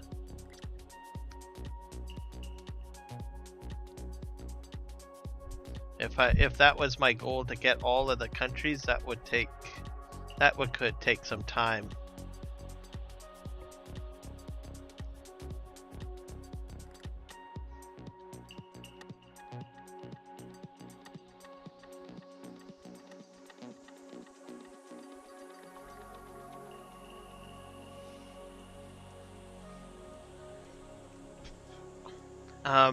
And there's also some like different types of they don't really have country status. They're kind of like states, I guess. So usually little island based regions. They classify them differently, but I could still consider them like a country, but they always seem to use a different subcategory name. Because they're more of an island-based kind of state. Like, I think Kirks and Caicos, I think, is an example. There's a few others too, like around the Indonesian area and around Australia. They have these little island-based countries.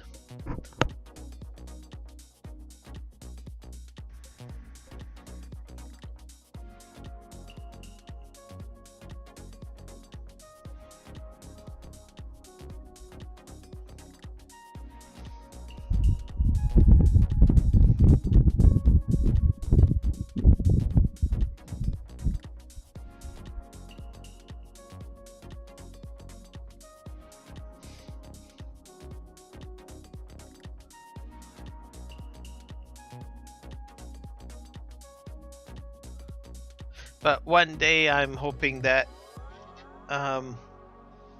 it would be cool if they put into YouTube some sort of auto translate. So the person that might be viewing the content can see it as like a universal chat system. People could just type in their native language, and then the person that's viewing the comment, they just set their language setting, and then it auto translates on their end. I honestly think we're really close to getting something like that. The Australian redneck. Okay, I've got Australia in here. Alright, so that covers Australia. Welcome. I'm glad you're enjoying the stream.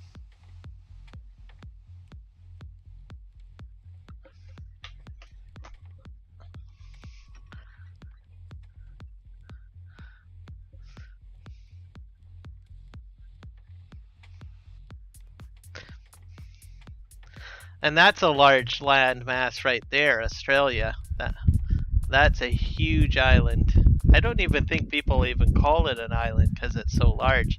To me, anyways, I look at Australia as a continent on its own because it's so large.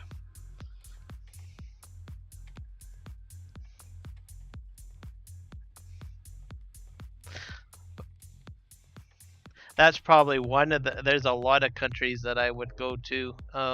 Australia would probably be one of them. I would definitely want to go to every continent, for sure. If I was to do massive traveling, because then you can experience different climates and everything like that, and nature.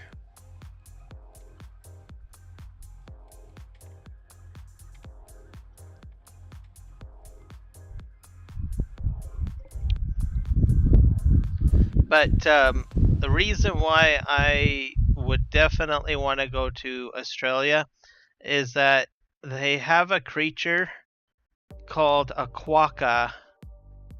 Maybe I'm not pronouncing it right, but it's like an oversized mouse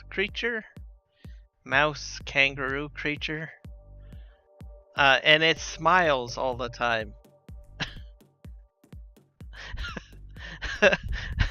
And I've Google searched the images for this animal, and it's always smiling. So, it's hilarious. I was kind of looking in at whether or not if they would be considered a pet, but I think that there is a significant fine if you try to make it a pet, and I think it's a protected animal in Australia, if I'm not mistaken.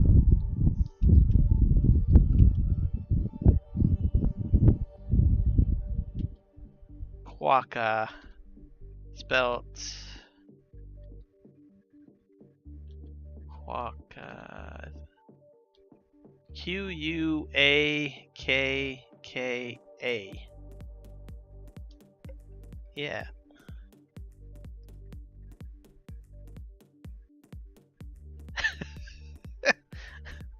Yeah, they're always happy. It's kind of like a little mouse, but an oversized mouse. But I think they jump. And I think they're vegetarian. Every one of them seems to be eating leaves.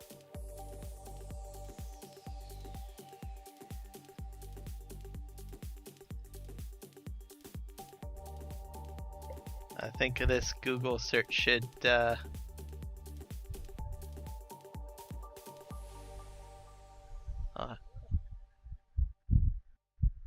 got a kick out of this quokka. Oh my god. Hello, Jacksway PLC, welcome. How are you doing, sir? Or ma'am.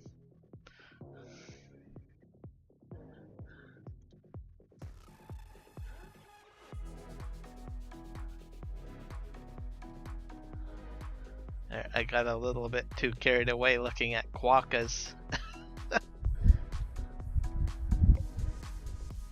I wonder if I can kind of share the images somehow. I probably have to create a browser.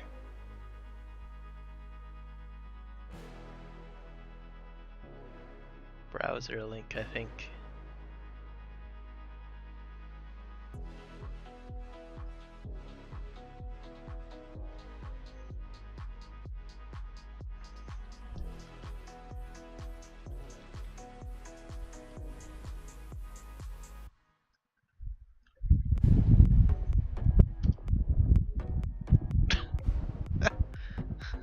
There you go. See, they're always happy, I'm just telling you.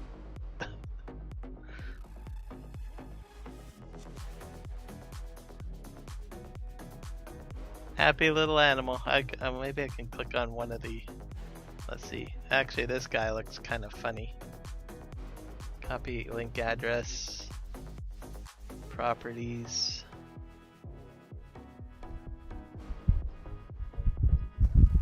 Kick this out of here.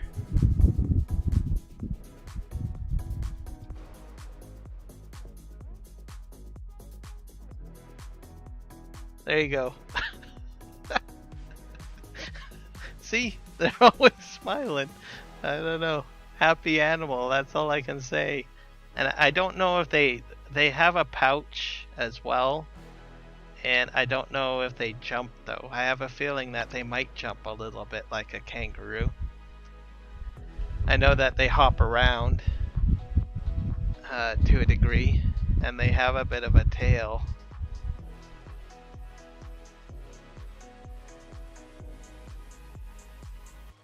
Let's see. Alright, I will hide the quokka, as I don't think everyone wants to look at a quokka the whole time.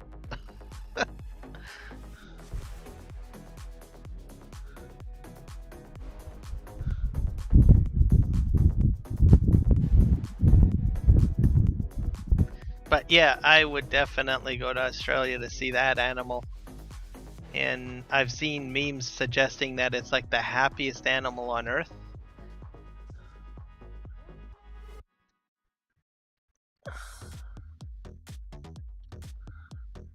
Let's just empty this out a wee bit. And at one point I tried to figure out if you could actually have one as a pet, but they're protected species and they live on, I think, one island. I think it's Rottnest Island, I think. I could be wrong, but I know that they're on an island and that's all that they live. And they're, I guess, the most friendliest of creatures. And there's no, I don't think there's any natural predators on this island in Australia, and for that reason that's probably why they're so protected. I guess it makes sense because it's almost kind of like the dodo bird, so we gotta put in extra effort to protect these creatures, I guess, that are, I don't know, cute and friendly and don't really have any sense of fear.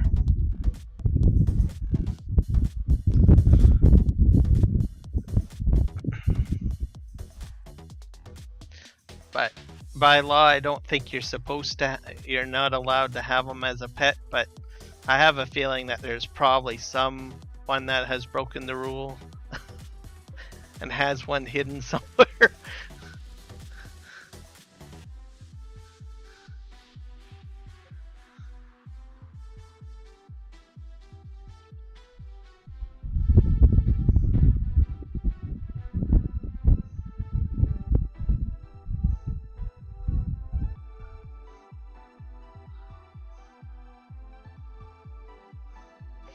And Jack's Way PLC. Sorry, I got onto a Quokka tangent here. But thank you for the subscription. I definitely appreciate it. You're always welcome to check out my streams. I also do other videos and everything like that. So feel free to check out my channel. I do have a community page, guys, so I usually put up a vote for which maps that I will stream on. Sunday stream, which is today's stream, like the stream that I'm doing right now, is probably the longer stream that I do during the week. So I usually put this one up for a vote. So if you want to have a little bit of a say on what I actually stream on, please feel free to put in a vote from the community page on my YouTube channel. I like that because it gets a little bit community inclusion, and at the same time gives you guys the chance to make the decision of what I stream on. What else? I generally will whatever gets second place, I'll usually stream at some point, so maybe the next day. So like tomorrow is my Monday and I have Mondays off, so I will usually stream second place on that particular day. So that's sort of how I do it. And then I have a bunch of random streams throughout the week. Or I'll do a content video or something of that nature.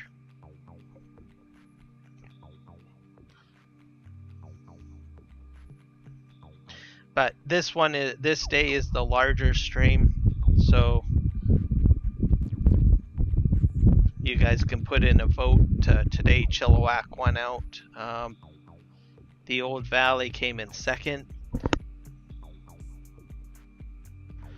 In the voting lineup, I had the Oaks, which came in third. And then the other placements that I put in there was No Man's Land and Western Australia.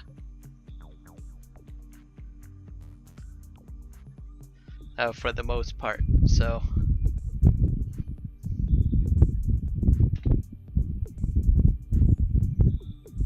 I think my cart guy went for a drive. He's probably I think he's coming back onto this. Yeah, he's just emptied out, so he's returning now. This will probably be a good time for me to go ahead and check out this guy. He's not doing very well. I need to fix this.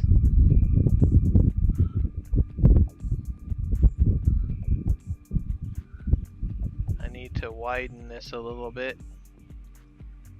So if you guys aren't familiar with auto drive, you can move these little points or waypoints, and how you do that is you just right click, hold the right mouse button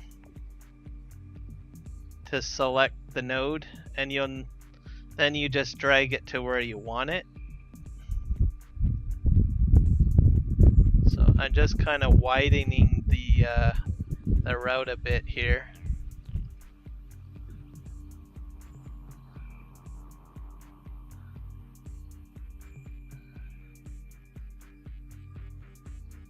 We'll just back this up a bit, and we're going to hit play, or actually the power button, and we'll see what happens here. I think I might make it around.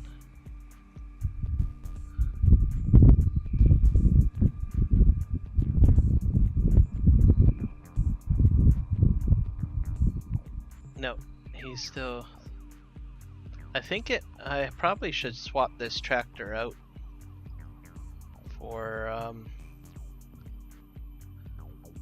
you have two types. There's I think the super, and then one of them does the extra turning, which the one that is non-turning is probably the one that I should probably get for doing this type of operation.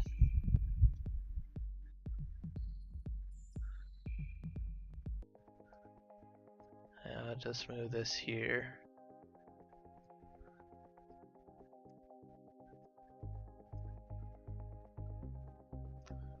I could move these nodes out really far, but I really don't want to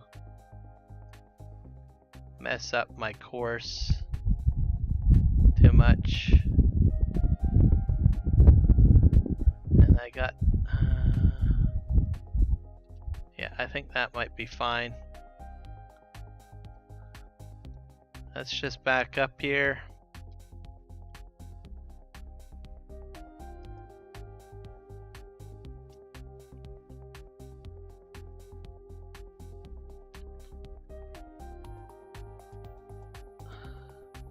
I think he's going to take a different route altogether.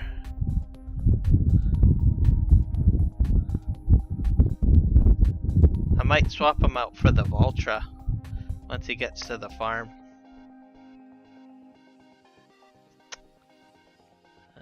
This guy's done.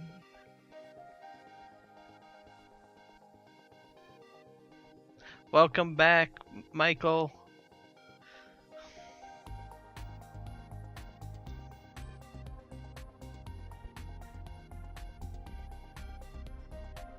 How is Texas? It's been raining. It's been a rainy day today. Is that a good thing? I don't know if that's a good thing or not for you.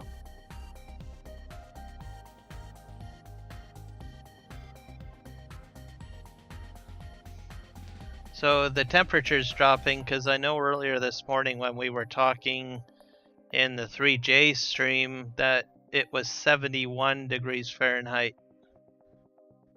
So it's cooling off.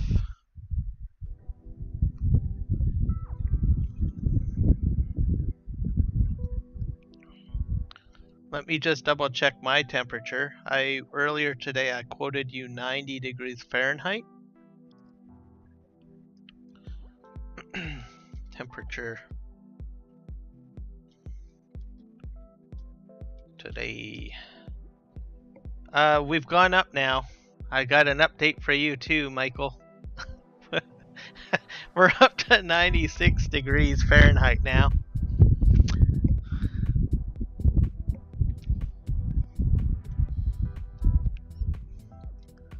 So, I'm taking all your heat.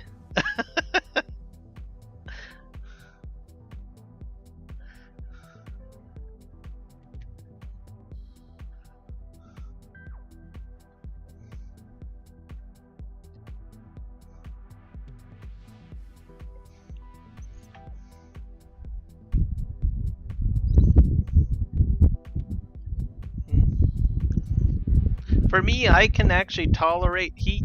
Like, I'm not really sweating. So I have a bit of a tolerance. I do need a fan at least slightly blowing on me.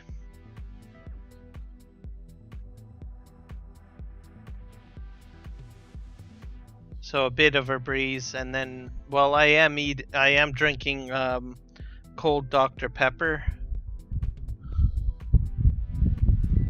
96 degrees Fahrenheit's not bad. Okay. Yeah. Some of my neighbors find it a bit warm or uncomfortable, but I'm okay with it. I think if it got like into like 100 degrees Fahrenheit, then I might be a little bit concerned.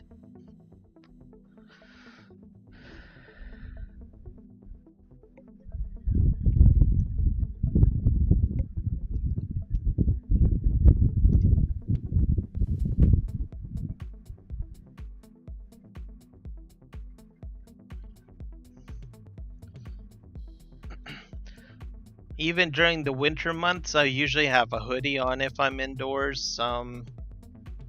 At work, sometimes I even have a jacket on when I'm indoors. Not a heavy jacket, but it's an extra layer more than what most of my coworkers would be wearing, because most of my coworkers would be having like maybe a t-shirt on. while being inside the office.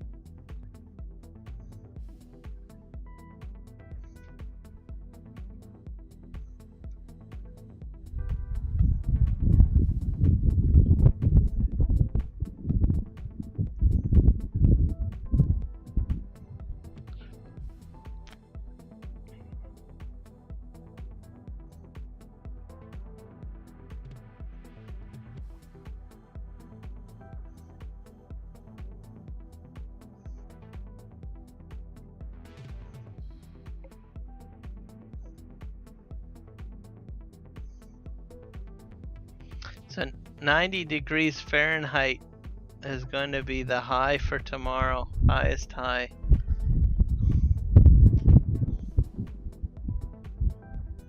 So that's the same temperature as what I'm above that now.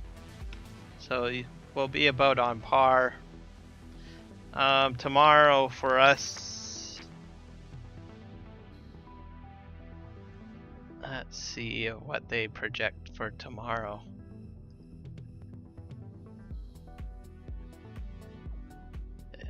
Actually, I think it's gonna cool down tomorrow. Yeah, well, it's 96 now, but it's gonna go down to 92. And then Tuesday will be 84. Then it's gonna start climbing again.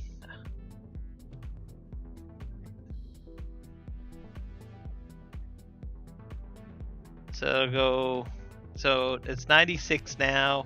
Then it's 92 tomorrow, 84, 86, then 87, 84, 82, and 75. So it's going to start dropping throughout the week for us.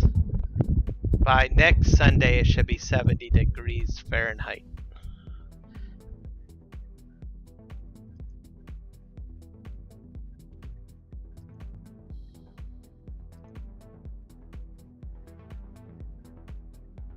That's because there's going to be some cloud cover, basically. It's not saying rain, but cloud cover.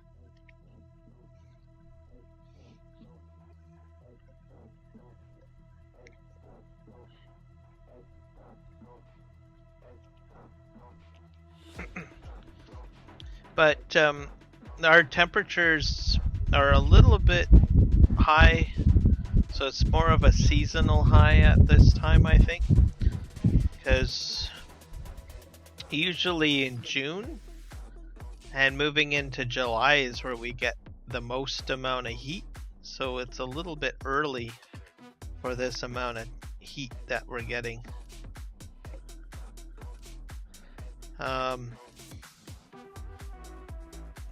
So I'm not sure. I have a feeling we might have, if it continues to trend this way, where the heat gets hotter and hotter throughout the summer, I have a feeling we're probably going to see some more forest fires.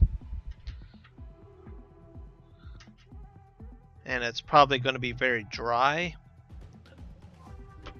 Our neighboring province, which is another part of Canada, which is Alberta, they have a lot of forest fires at this time.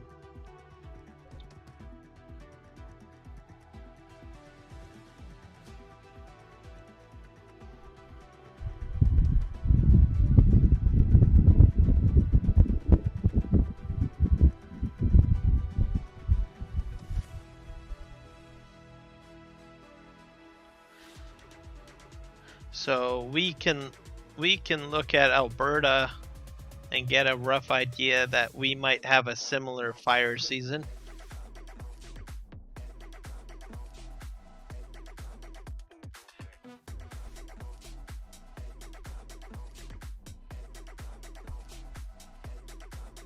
Oh, soda, yes. And I am drinking soda right now. But I do have some apple juice as well. That probably would have been a healthier beverage to have. But there's a lot of caffeine. Well, depends on the type of soda that you have. So I think most sodas in the States have caffeine in them. But we actually have some sodas in Canada that restrict caffeine. So that would be like ginger ale, 7-Up. Interesting enough, we have no caffeinated root beer that I'm aware of. Dr. Pepper, I'm pretty sure, is caffeinated. Let's see.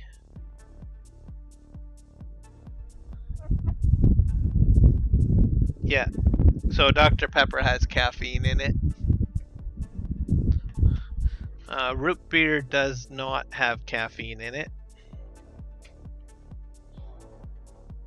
Cream soda doesn't have caffeine in it. Root beer and cream soda, I think the US versions have caffeine in them, if I'm not mistaken.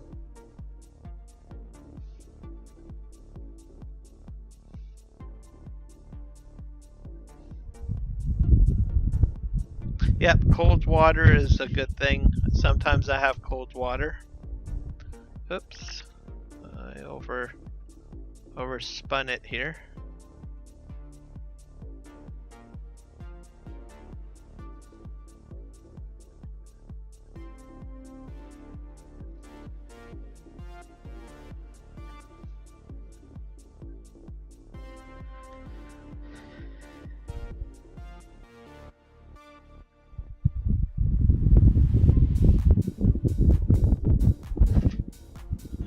What else? I do like iced tea, but that's caffeinated. I probably should drink more water though. I do drink teas. There's a lot of water in tea, so tea's not too bad. Sometimes I just drink tea just cold. What I'll do is I will brew it, and then I'll just let it sit and let it cool down, or I'll throw an ice cube in it.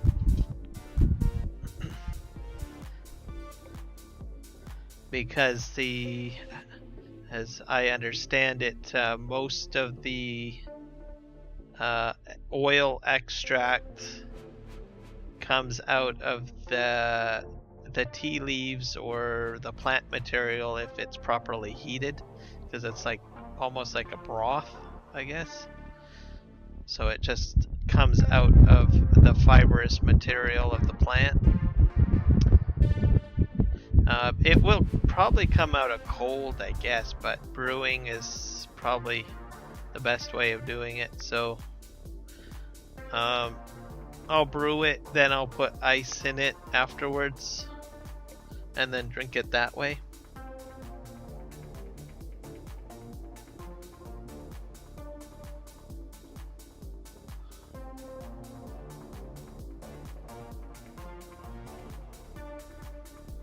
Okay, so none of those beverages have it.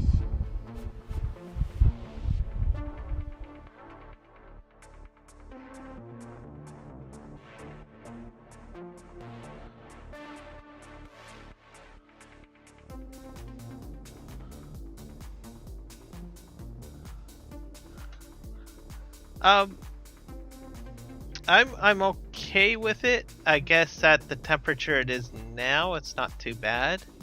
But if it gets any hotter, probably it's not going to be as fun.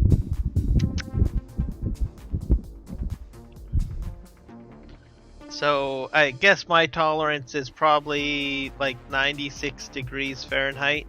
But as we get to 100, then I'm probably not going to be a happy camper. It's going to be too hot.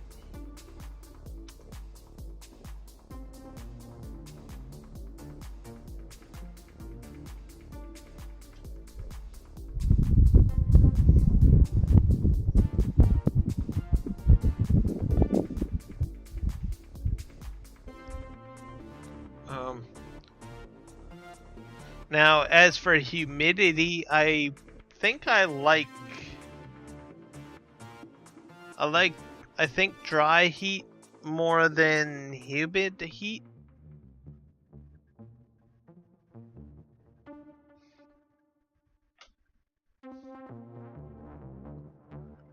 Dry heat is better for me. I know that sometimes if temperature gets really warm, it's either going to be, you know, dry or it's going to be very sticky and humid. I don't like the sticky and humid.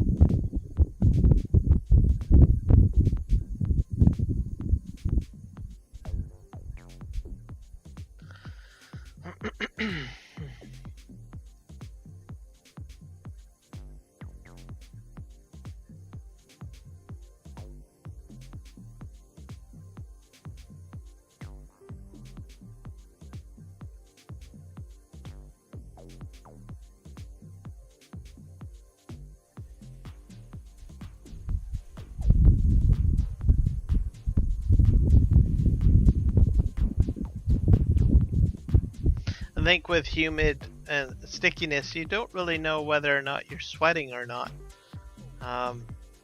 Because there's just so much humidity, it just kind of sticks to you, which is not really that fun, I don't think.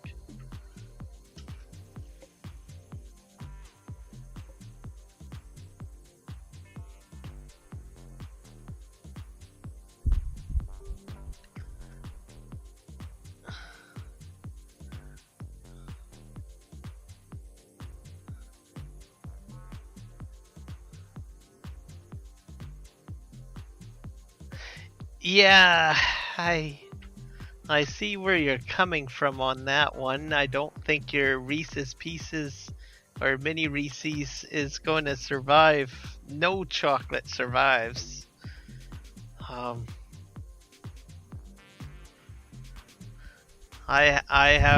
very partial to chocolate, and I have some around, and it doesn't go very well if it's been sitting in the sun or exposed to humidity. Yep, I am still going here.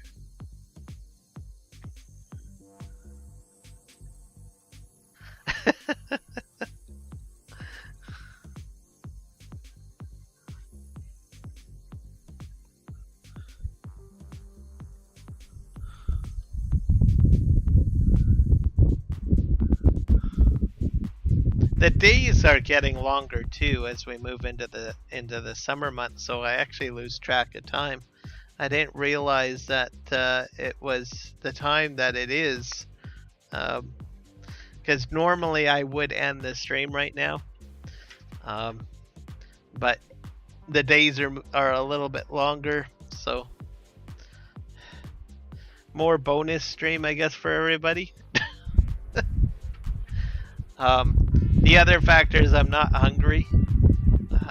I did have a lunch before I started streaming. Usually I have like a brunch, which is like in between the time that I wake up and between when I start streaming, which is just usually after lunch, but today I decided to have lunch. So I actually ate 30 minutes before I started streaming today, which is a little bit later than I normally eat for lunch. Normally for my streaming days, what I do is I wake up and then I sort of do some light morning stuff, and then when I have my coffee, I usually watch the 3 J's. So Juan, James, and Jesse. It's usually Juan that's on. when I'm having my coffee. So I have my coffee and watch Juan on his stream, and then, well, Michael is in that stream and Milo Girl as well, so I get to hear what they have to say during their stream. Then usually when he finishes his stream on Sunday, I have my lunch, or if I have my lunch just before he ends his stream, then I just jump into streaming myself. So today I had my lunch a little late. I didn't eat during his stream, so I had it 30 minutes before I started my stream.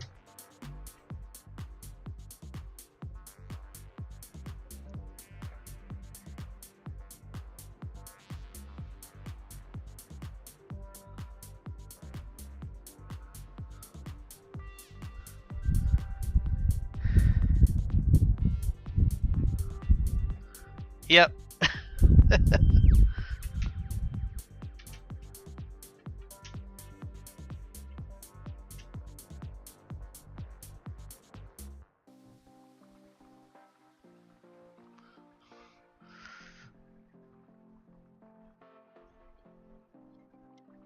And then I think yesterday, well, I actually usually work on Saturdays normally, but yesterday was a bit different. I caught one stream, and then once, or 3Js I should say.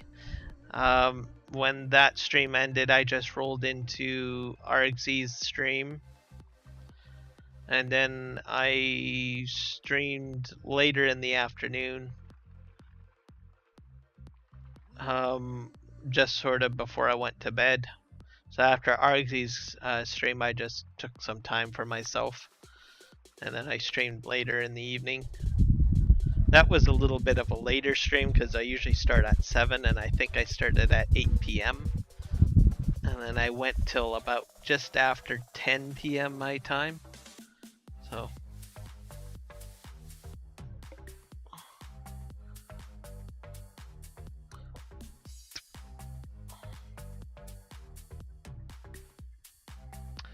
well, I would recommend a mini fan, and Michael suggested water, so maybe a mini water.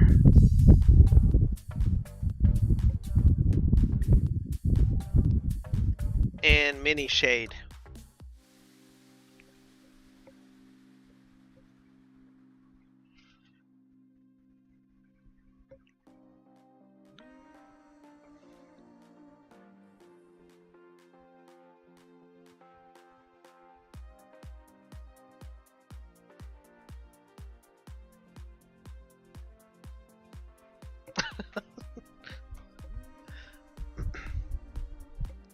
That's a very good question, Michael. Do you have an answer for Milo Girl?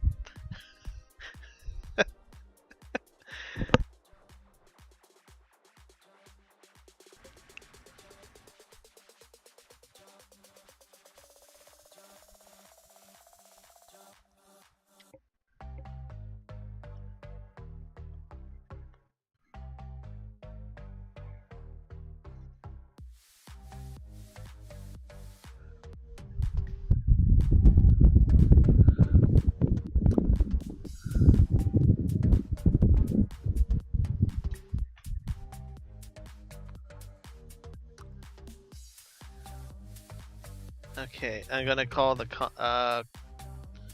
tipper down here.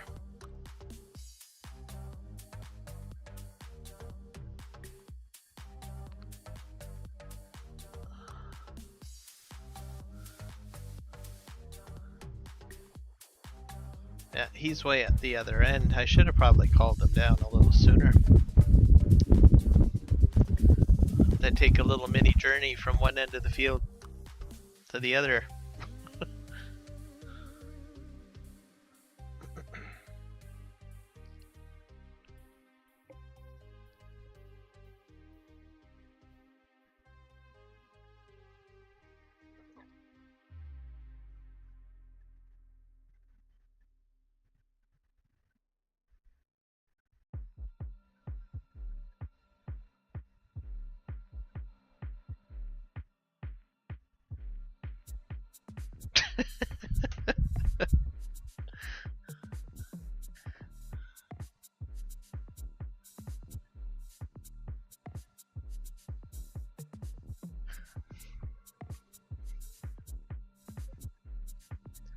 Oh, he just drove away. Where are you going? What's going on a mini cruise?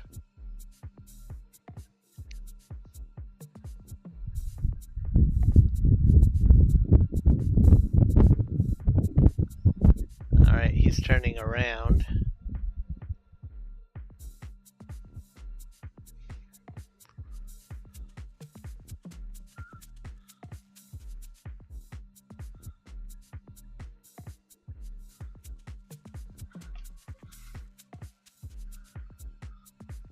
I'm at about 91% full. I think I'm gonna have to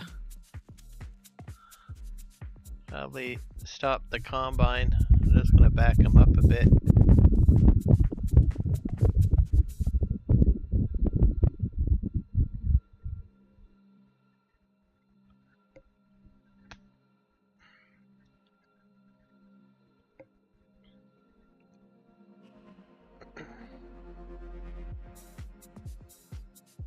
Just gonna wait, and then I'm going to start the cruise control. Come on, don't be shy. He's backing away. He's backing away in fear. Okay, are you gonna come forward, bud? This combine's not gonna. He's not gonna bite you. Come on. Oh, you got some bravery in you. Good man. Or lady. No, just keep on coming. He must be a newbie. A new farmhand. Okay, come on, guy. Let's get that speed up. There you go.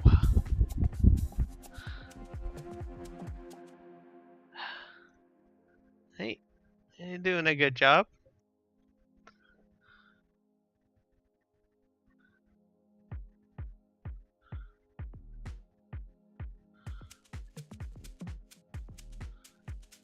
It was, yes. It was a little mini scared. It was mini scared.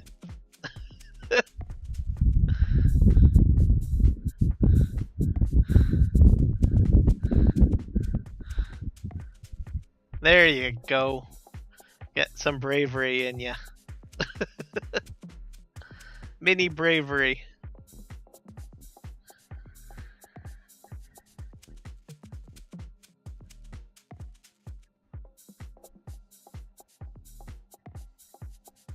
I've got a helper on at the moment, so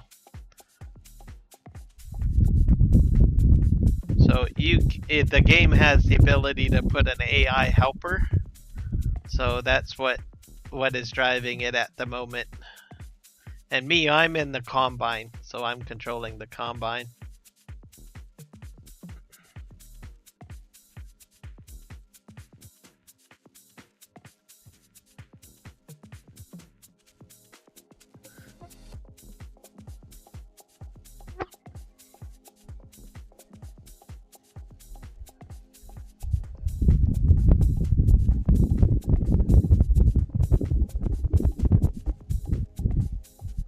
I think he's going to drive off now. He must be fairly full.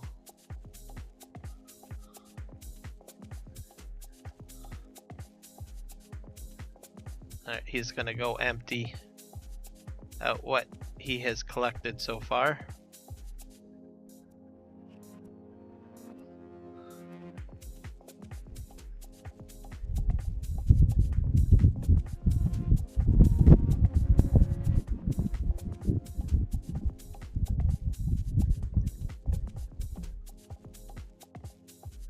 So I do a lot of automation in my gameplay, so I use helpers, I use different mods that allow for the game to control some of my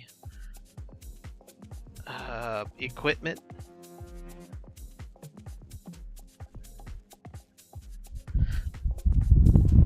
I can drive all of those what do you call it? All those tractors and everything manually.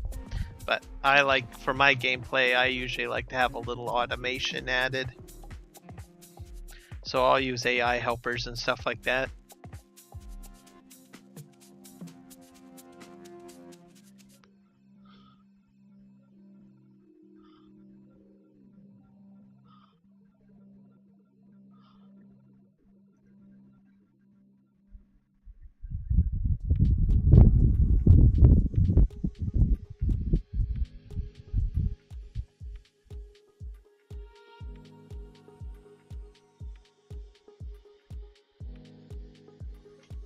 I think they're on the outside of the map boundary. So there's like a big, well, there's a, I guess I shouldn't say big, mini boundary that's there, and you can't get past it. It's an invisible wall.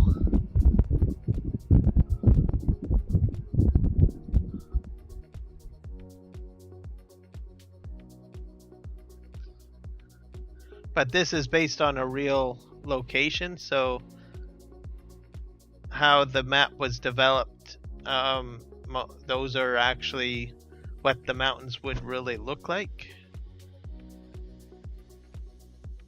Because if I'm not mistaken, I think Chumpy used probably a Google Earth topography map of some sorts.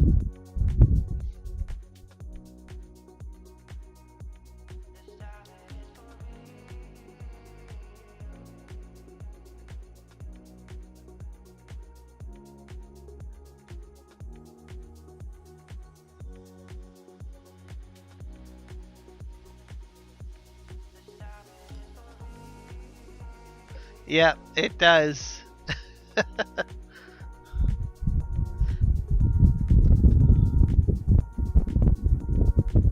But it's very scenic, and this is what it would look like in Chilliwack.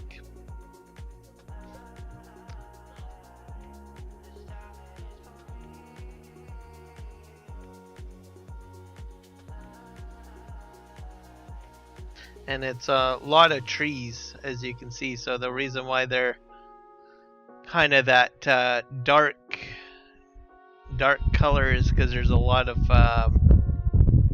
pine trees and cedar trees that are on the mountains.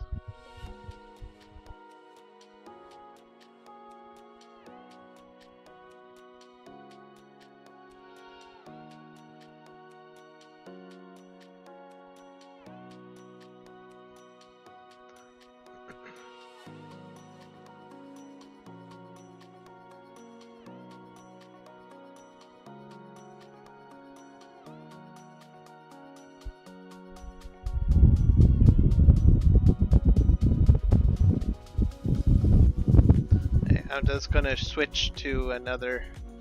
So this guy is coming in. I need to find. This guy is still doing his job. He's only got a few more rows to do and then he'll be finished, so that'll be cool. Alright. And then I can cash in that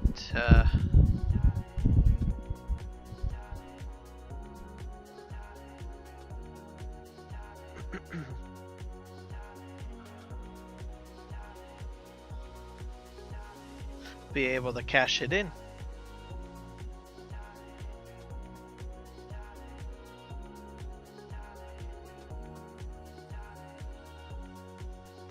Yeah, they're still there.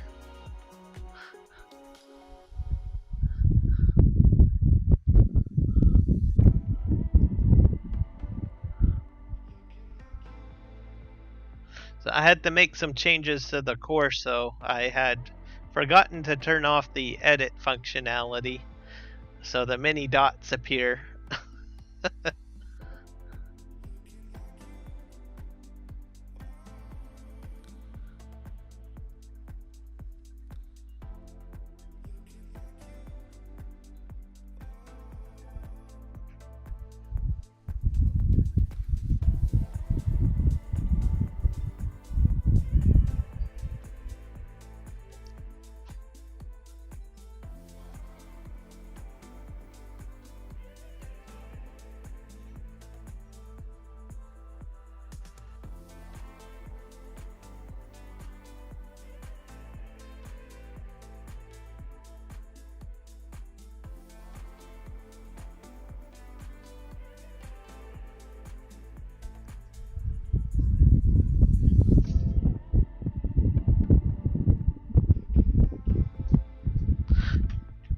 So what I'm gonna hope to do is hopefully I'll get this field finished. I think I've only got about maybe 5 more rows to do, I think. This is going to be a lot of straw to pick up. And when I do the straw pickup, it's going to be manual. I'll have to figure out, let's see, what other contracts we've got going on here. There's a cultivator that's cultivating, fertilizing, harvesting.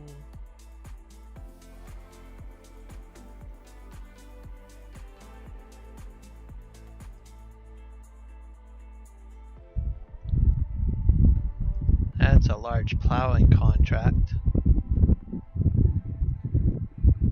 Field 20.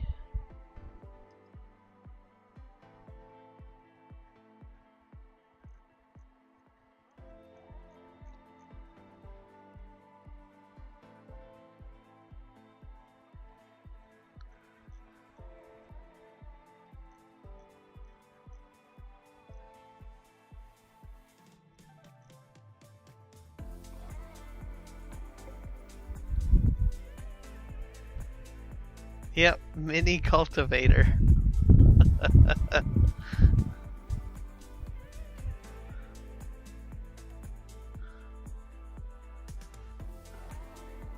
$1.2 inches. Oh my, that's gonna take. Oh.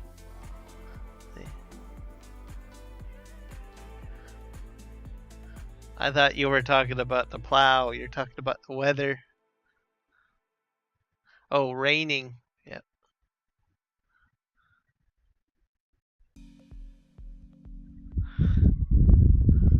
You know what they need? They need a Reese's peanut butter cup factory. That's what we need. Just for you, Milo girl.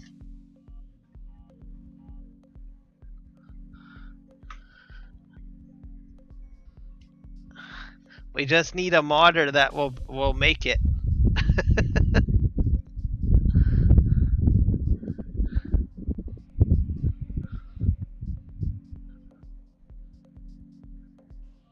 Okay, is this guy gonna turn around okay?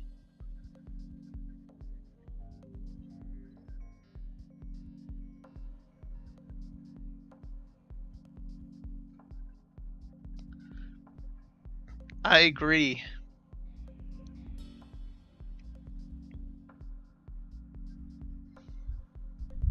And then have chocolate made, and we'll need peanuts as a crop, and sugar, milk, flour,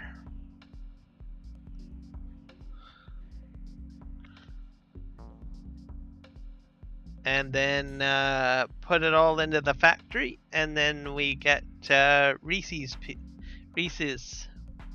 cups. I should check that. Maybe there is a mod that does it. Let me just take a see. Reese's Pieces Factory FS22. I don't think they have one though, but it would be interesting to know if they did have one.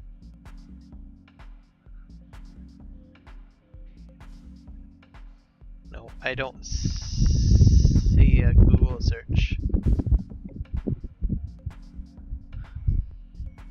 Yeah, have mini peanuts. Yeah, mini sugar, mini flour.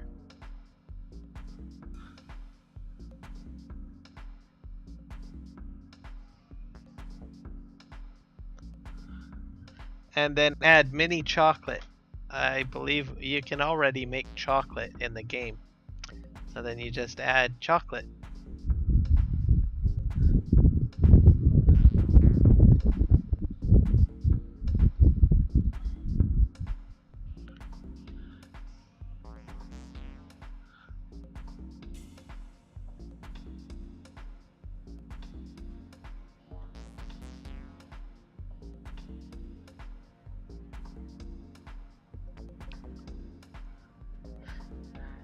Yeah, mini cocoa. That would work. I'd be down for that. If someone makes like a Reese's Pieces factory for Farming Simulator 22, I'll put it down.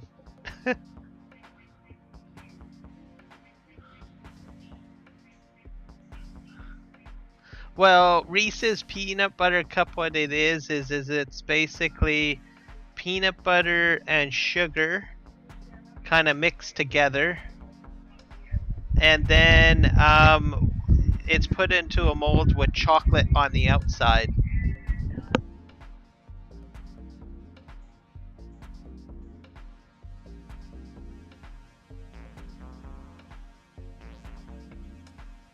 Make a Reese's Peanut Butter Cup. So it's a kind of a peanut butter mixture on the inside, and then the outside is chocolate.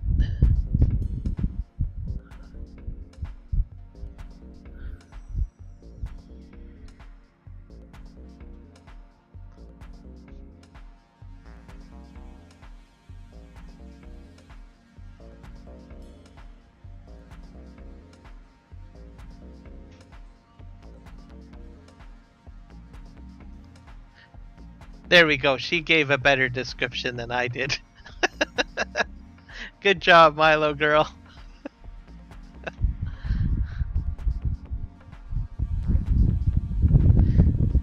So I would think the inputs would be chocolate, which I think we already make from the dairy, if I'm not mistaken.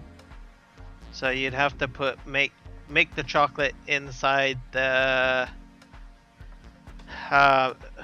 milk factory, and then the actual Reese's factory would have to have input of chocolate, sugar,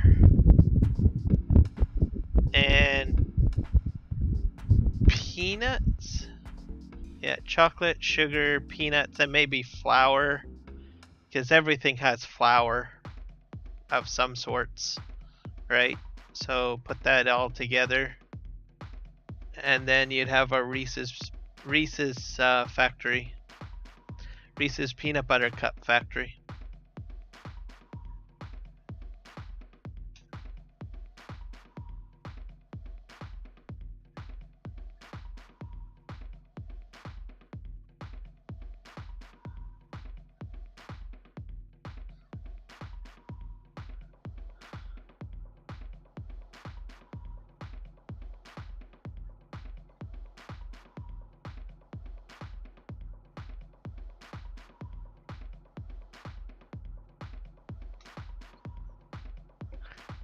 Oh, I say it correctly? Awesome.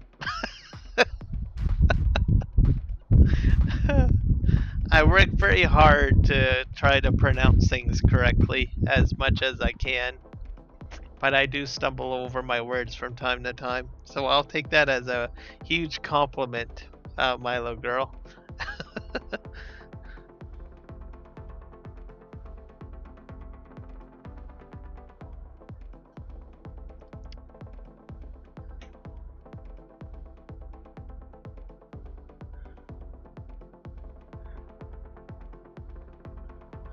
Ghosts, I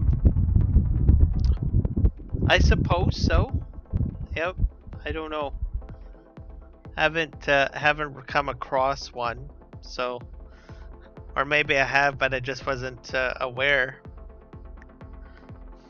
But I distinctly think that there's a possibility that there's ghosts. There's just so many things in the universe that are unexplained.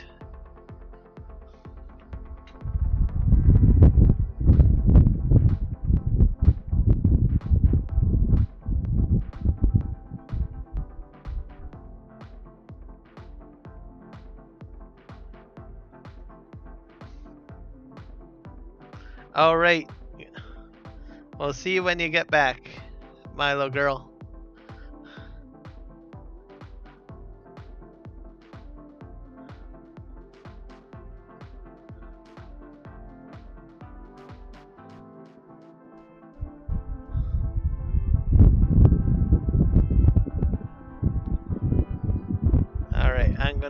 turn off the call, and then I'll go down the other end. I have a feeling my pickup wagon is having some issues again. I'm gonna have to go and check and see what's cooking with him or her.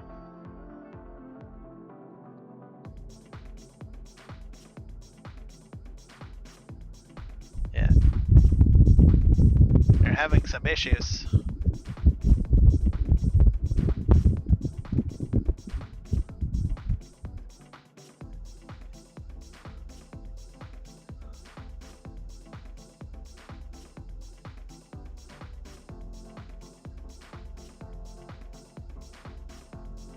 There you go.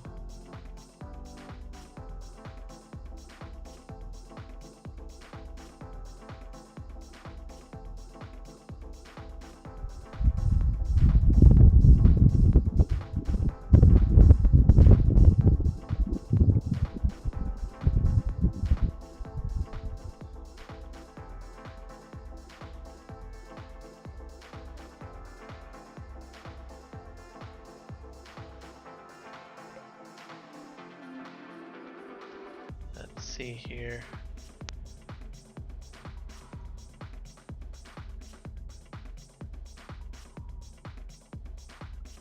I've got the fast one.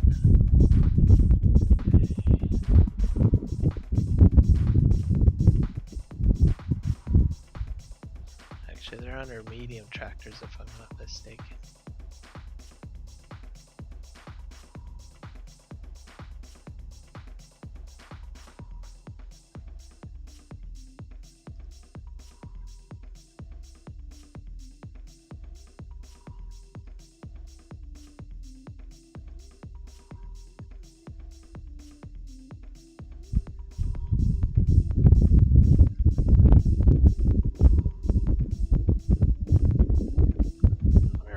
I have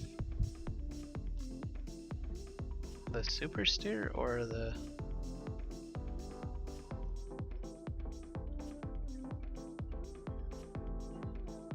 let's see here, garage.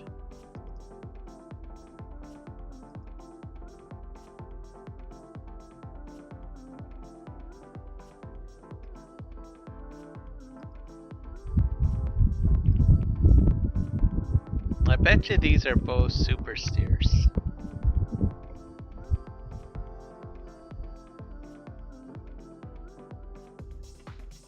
Ooh, mini pasta. That sounds good.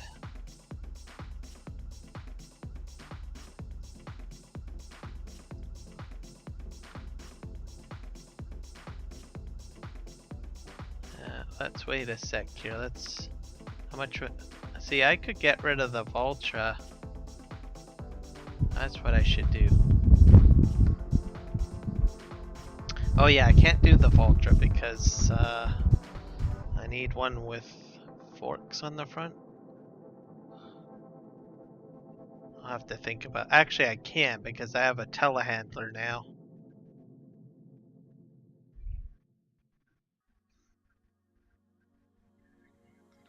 So I would probably get. Let's see if there's anything on sale. Oh, that thing is huge.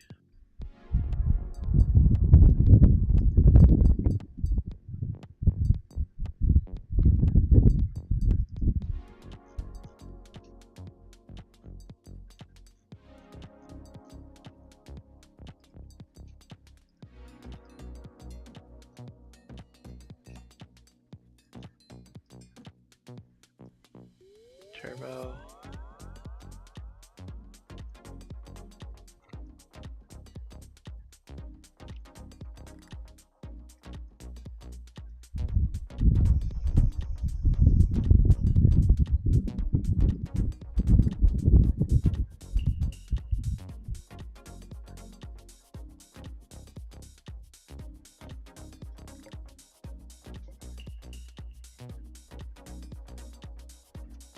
I don't know if I installed that case tractor, which I keep on forgetting to install. Let's see.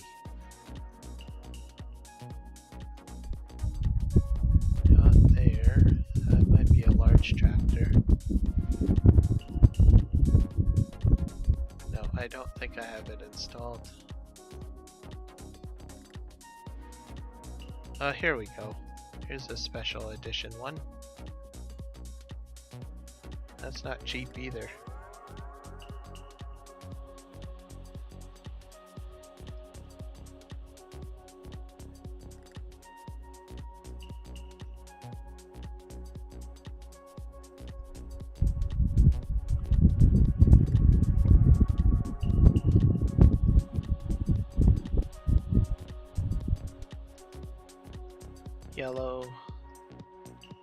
Yellow and white,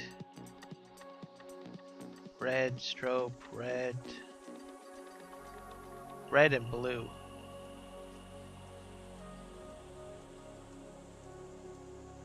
LED light bar, okay. All LED strobes, red and blue. LED corner. All LED strobes. This gets a little complicated. Wow. There's a lot of things to change in here.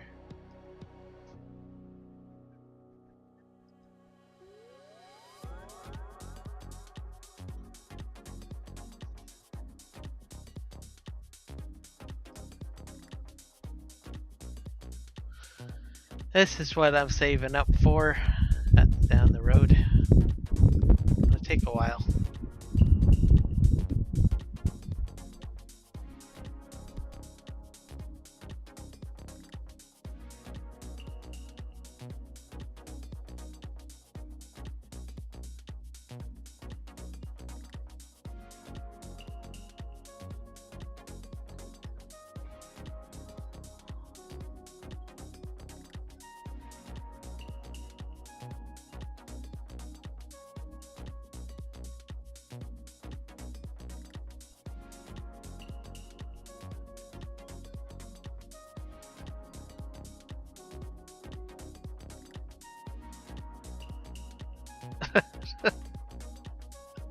You've been, I guess you're banned, Michael.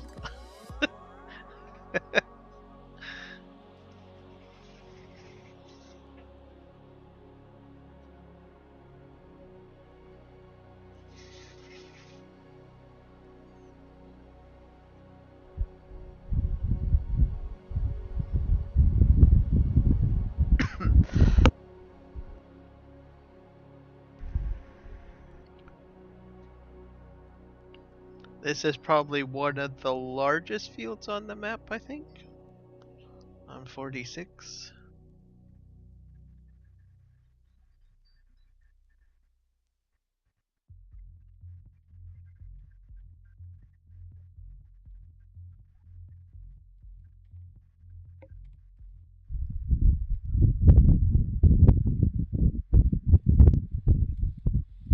I did not know that they had those types of emojis in the chat system.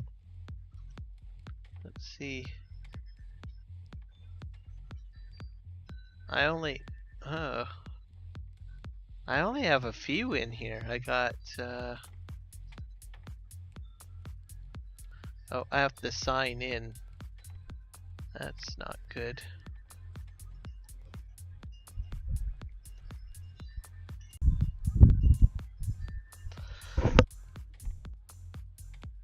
My chat. Dang it. Guess I have to sign into that. Let's see if it'll remember.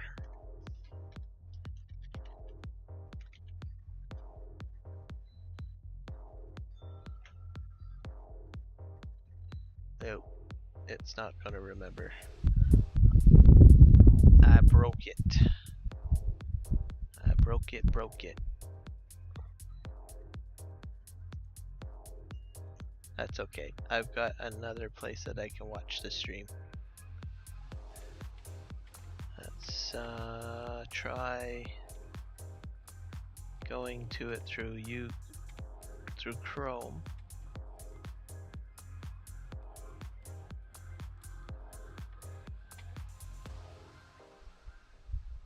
Oh yeah, there's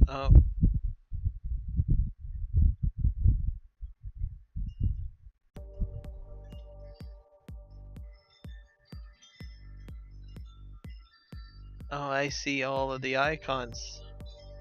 Man, OBS Studio Chat so limits me.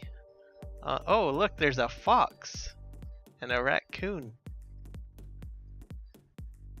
A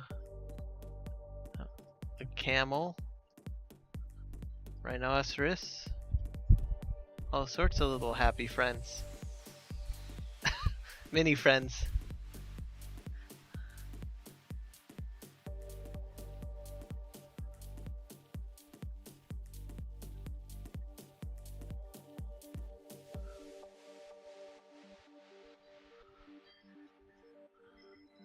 There we go, all the little mini animals.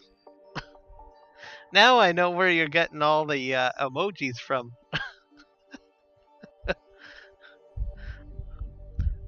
Where I monitor the chat in OBS, I'm limited on how many emojis I can actually use.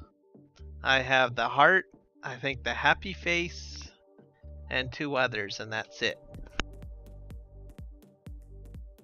But if I watch my stream from like browser, I've got like all these emojis.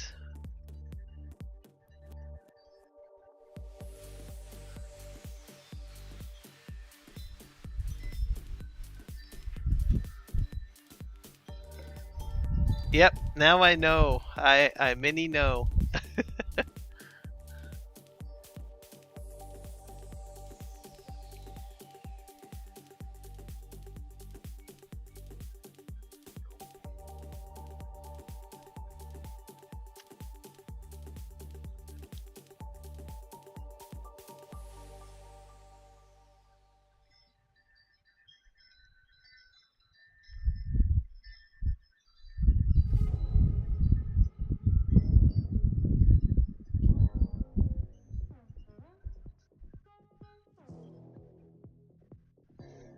Indeed it does. And my OBS Studios doesn't have any of those emojis.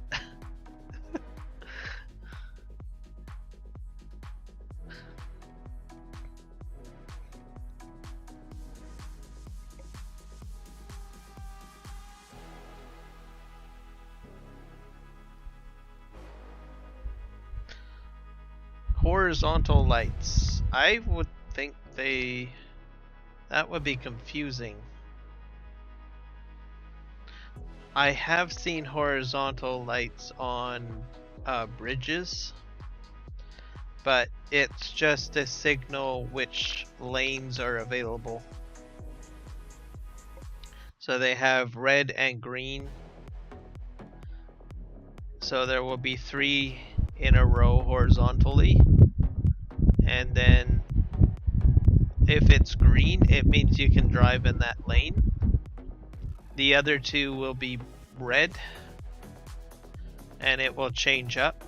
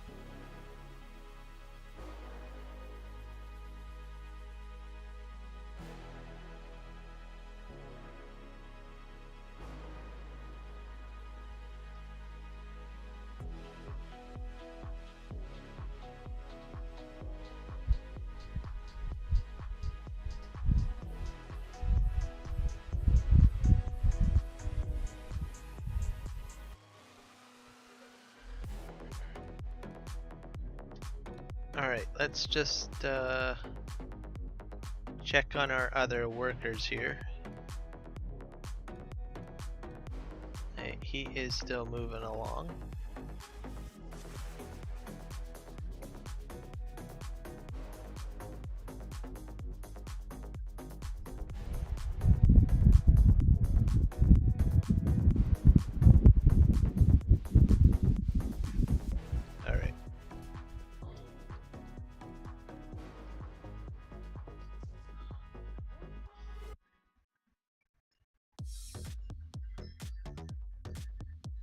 This is going to be a lot of straw on this field, that's for sure. This field I'll have to pick up manually.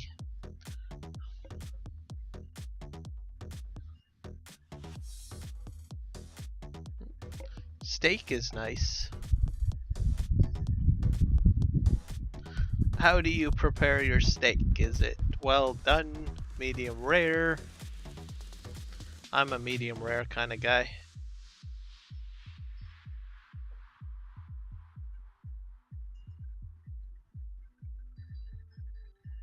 I don't like mushrooms, so I don't do mushrooms. I do like onion, grilled onion. I do not put sauces on my steak. I'm not too big on sauce. I prefer like seasoning, salt and pepper, or some sort of seasoning.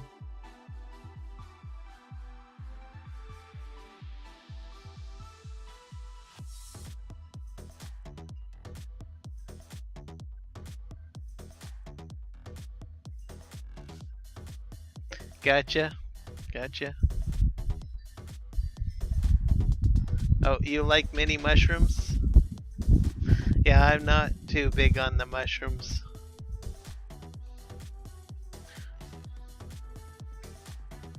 Do you do onions?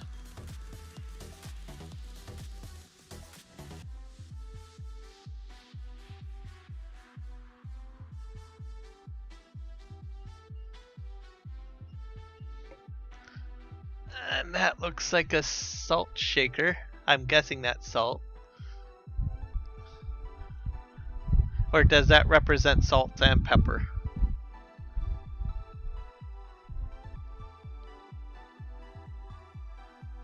And mini sauce. Okay.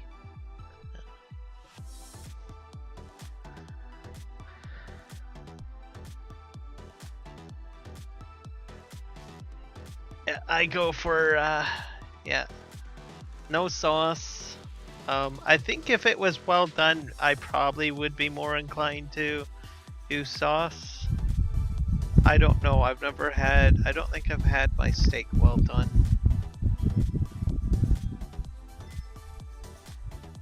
I like the medium rare because it's more of a, it's like there's a juice to it. So I won't go into too much discussion on that because most people that I think like it well done don't like the juice aspect of it, but I do.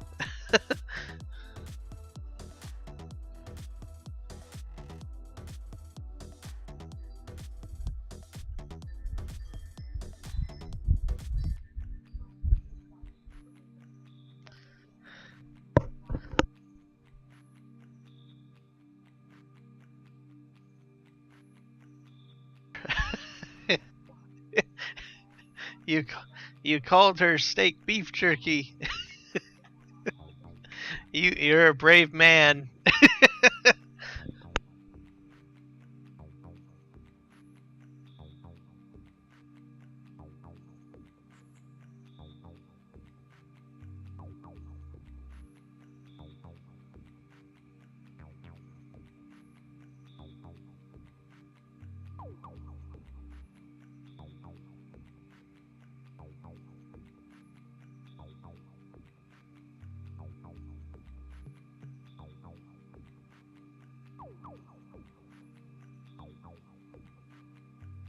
That's for no comment from me.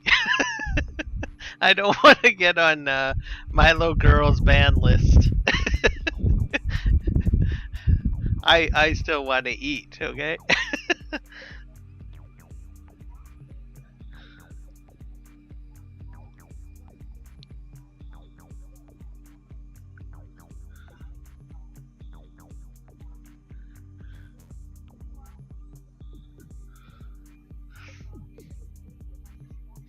I like my steak, so I'm no comment from me.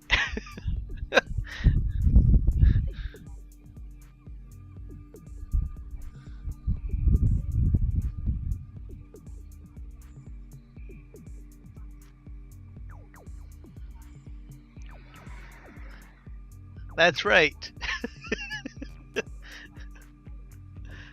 I don't think I can survive a minivan. Especially when it comes to food that I enjoy.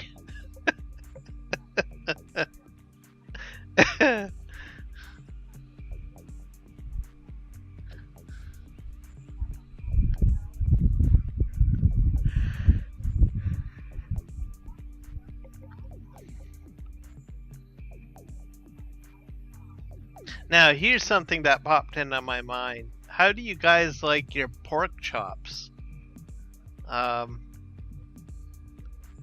Something that I like is mushroom soup. Cream of mushroom soup, I should clarify. Have it baked. That's always good. I love that. And then seasoned a little bit with salt and pepper. It's kind of like a mushroom soup gravy served on your pork chops. I do like pork chops on their own without, what do you call it, mushroom soup?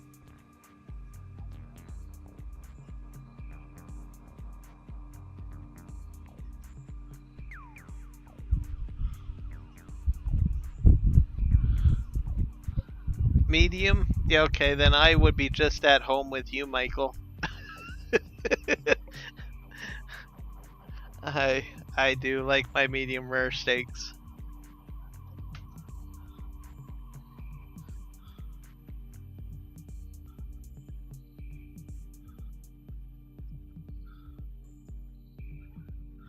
I also like chicken. I can have chicken pretty much anyway.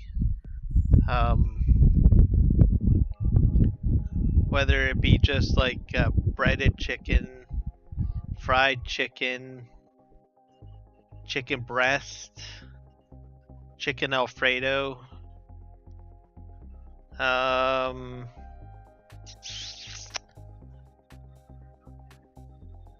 Let's see, mini chickens, or mini hens, I guess, that are on rotisserie.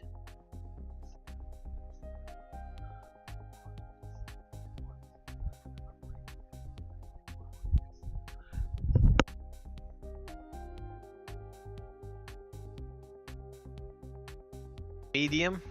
Gotcha.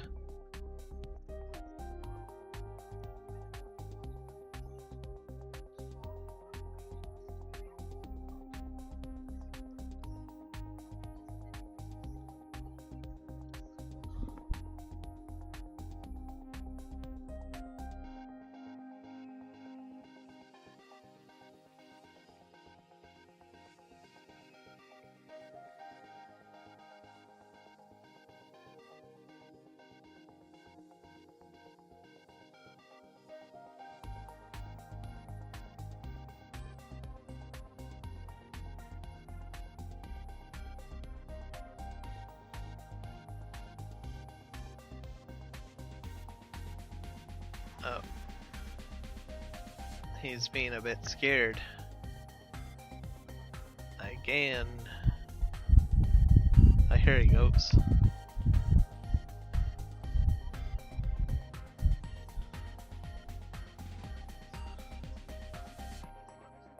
Yep. Mini hens or mini chickens on rotisserie.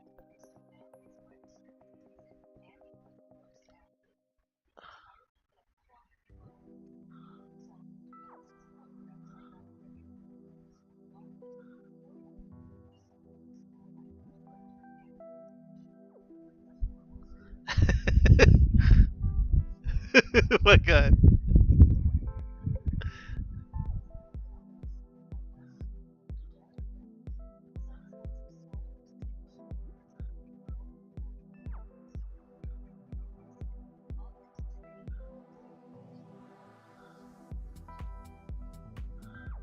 Hey, I think I'm about half full. Hey, let's see. Hopefully he'll catch up. There you go.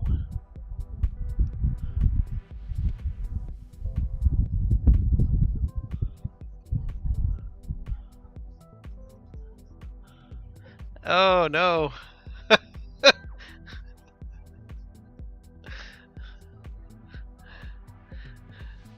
The mini war is on.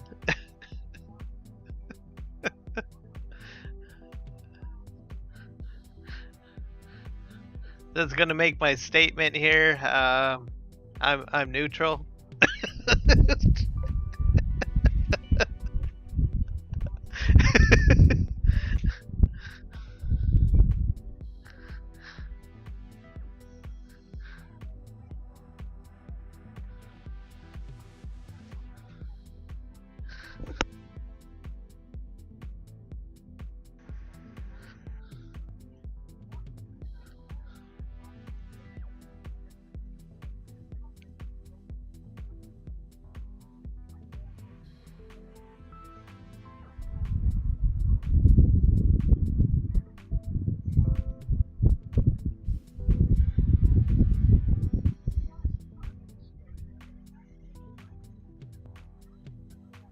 Oh, oh no.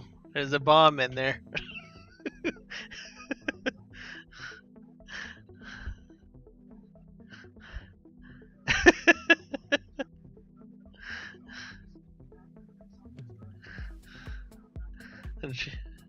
The chat is heating up, folks.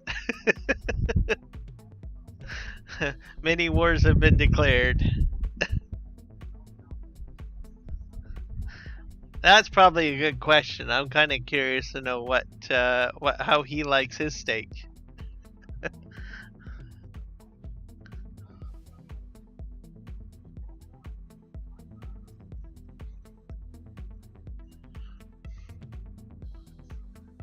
Yep. Same with Jess and James too. We'll have to find out what they like, how they like their steak.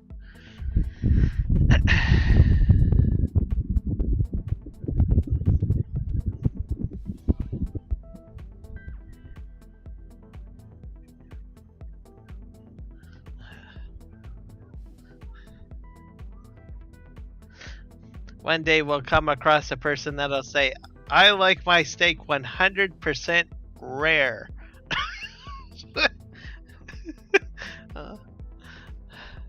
That would make the conversation extremely interesting at that point.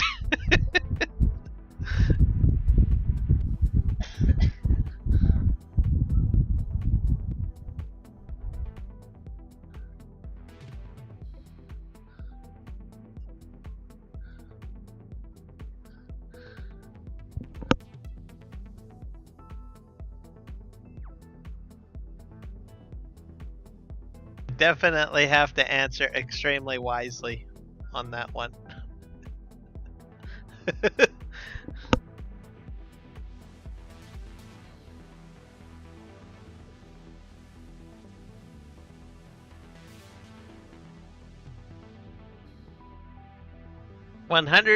%, mini rare. Hey, you never know. There might be a person out there that eats it that way. Be very interesting conversation. Yes.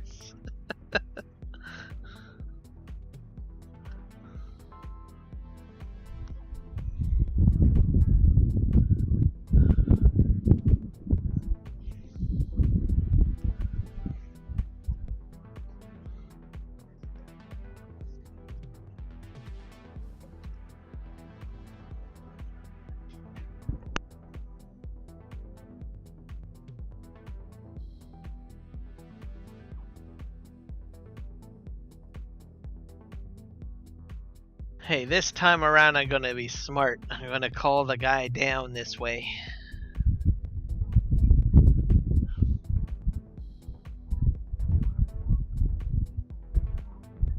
A blue rare steak. You know what? I've heard that term before, and I never knew what it meant.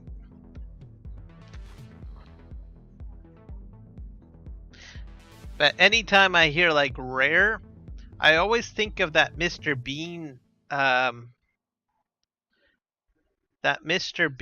episode where he goes to France and he orders Well, he thinks it's a steak, and it turns out to be raw hamburger.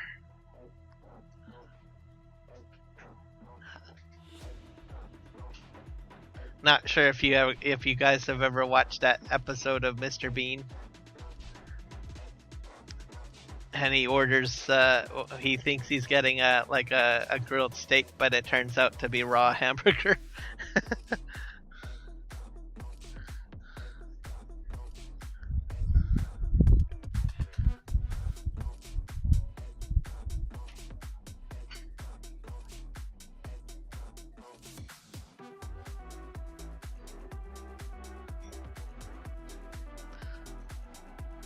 Yeah, probably wouldn't be too thrilling on that one.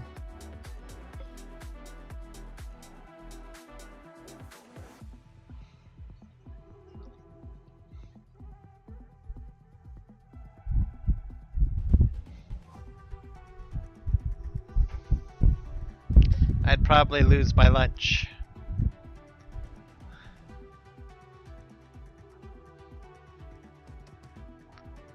Yeah, it would be a poison hazard for sure.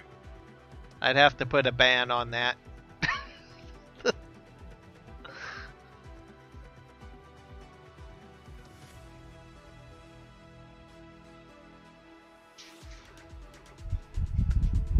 Oh, there's a lot of episodes of him on YouTube. So actually, I think some of his episodes, there's full episodes of Mr. Bean, I think, on YouTube. It's pretty funny.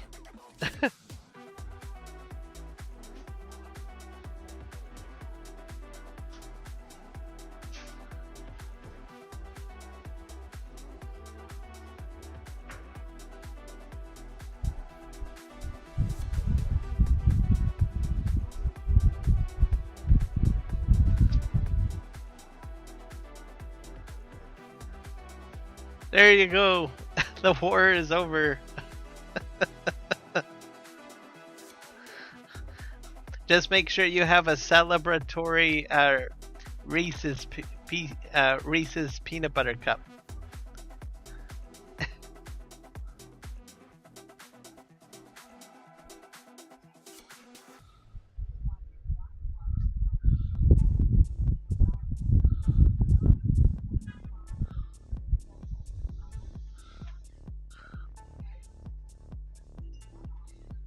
And tons of fireworks everywhere.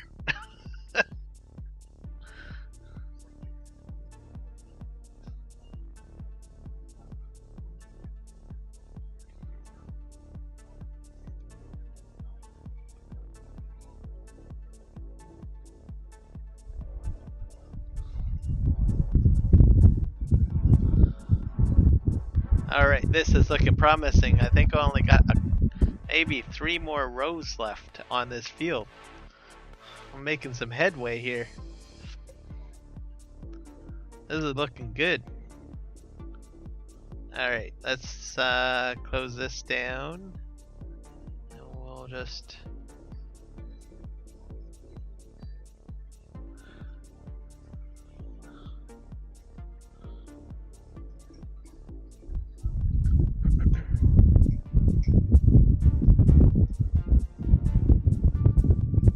hopefully he will follow me.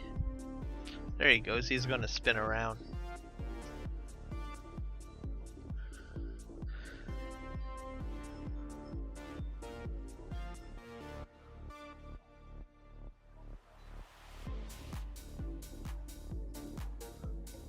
Yep, all the celebrations. Yeah, I'm not sure what the black flag means.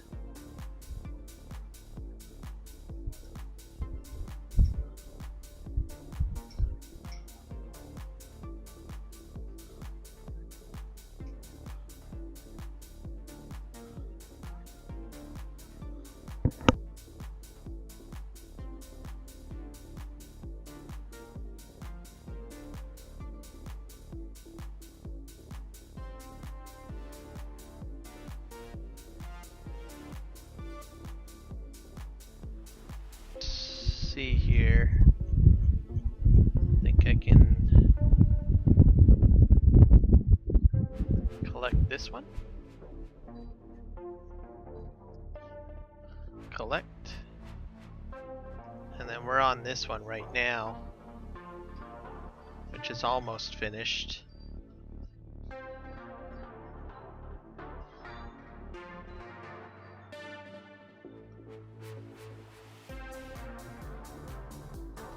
And then it'll be just in time because the straw guy, I can bring down the pickup wagon down here to do the straw pickup. And this field is closer to the main farm, which isn't too shabby. It'll make it easier for controlling and for pickup.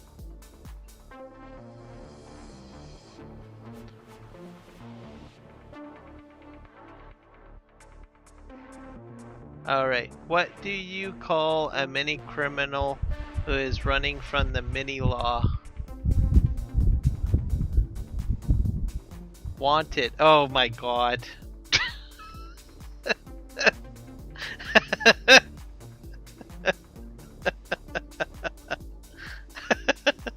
Alright, well, okay, fair enough. Fair enough. That is a good one. That's funny.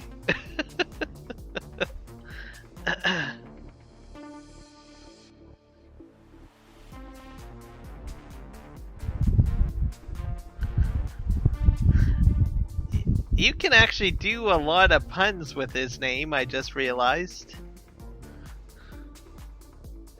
Like you could say, you wanna,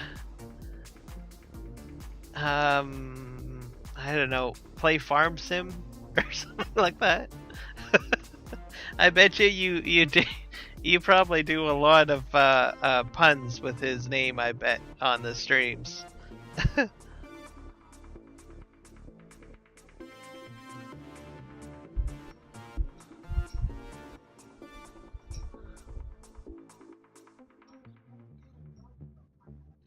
Wonton soup.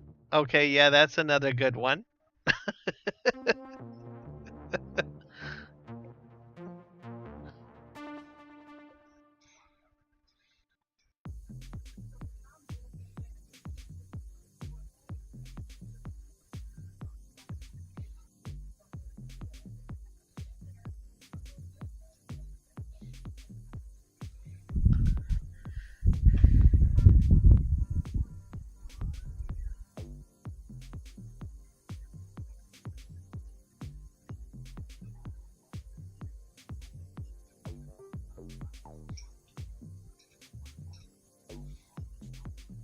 Oh, that's a really good one. I like that one.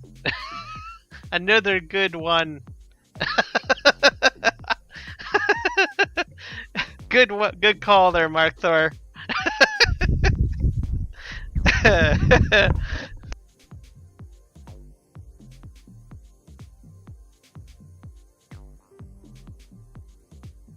I'm gonna have to remember some of these and try to mention at least a few during his streams.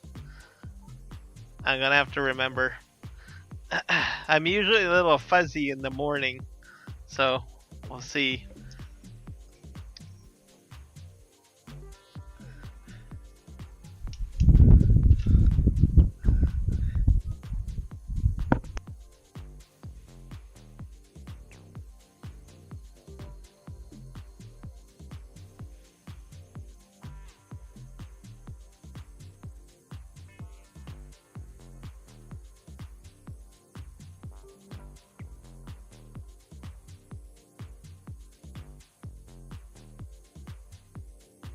Oh, I had to think about that one for a moment. I got it now. Swan.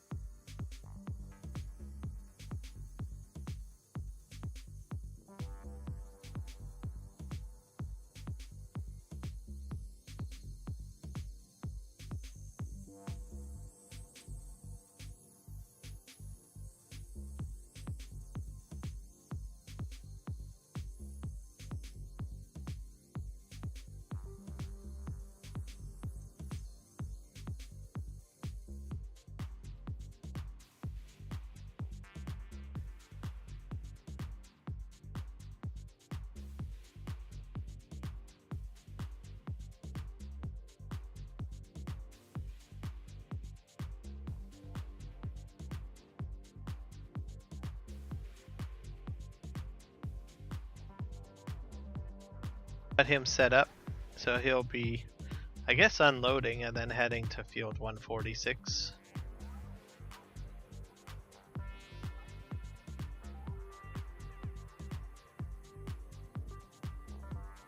Someone once told me to enjoy the many things I got now, because one day I could lose it all.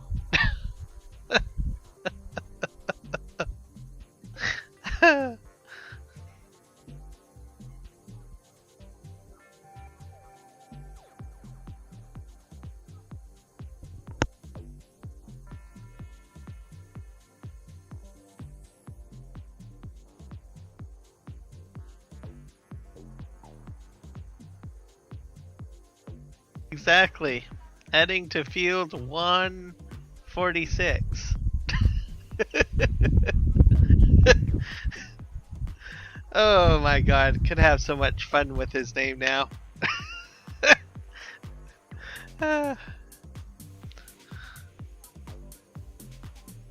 He's probably, if he's still lurking in my stream, because he said he was watching NASCAR and he was going to lurk, he's probably just shaking his head right now.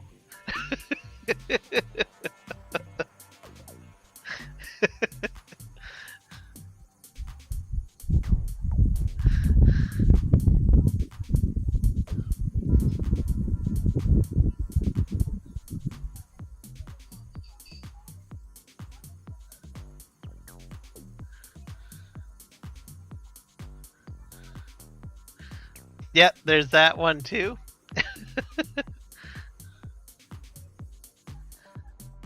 He could be. He did say he would be lurking potentially. So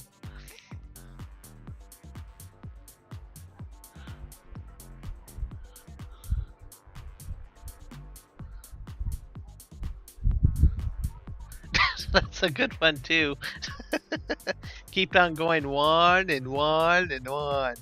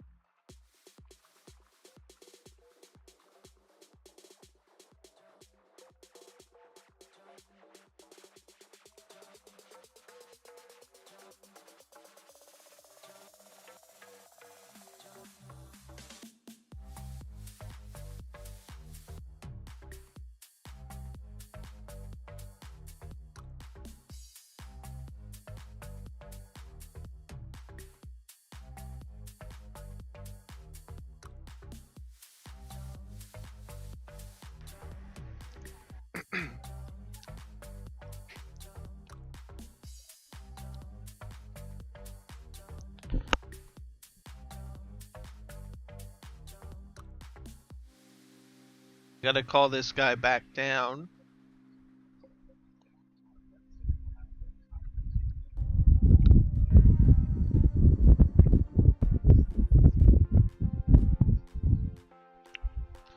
I'm not sure what my pickup wagon is doing down there.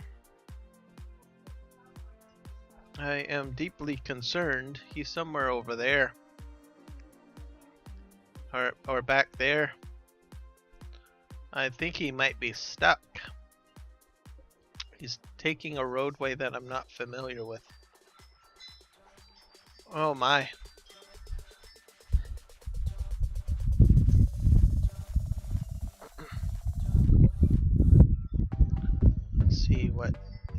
do. He's trying to make his way over to field 146.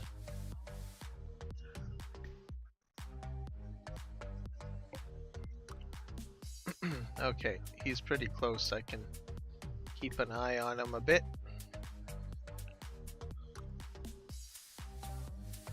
Alright, let's drive forward.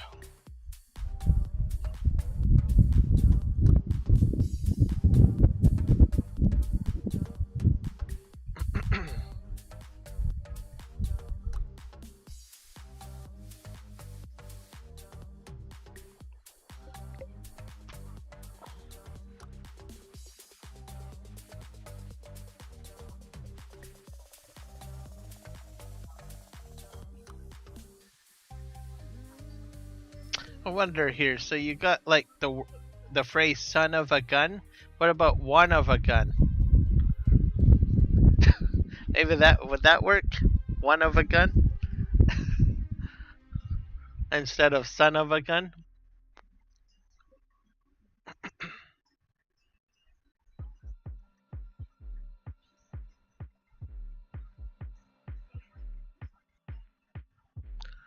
Oh, the white flag is up.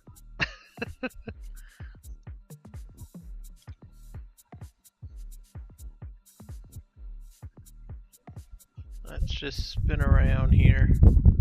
This guy's trying to avoid the crops.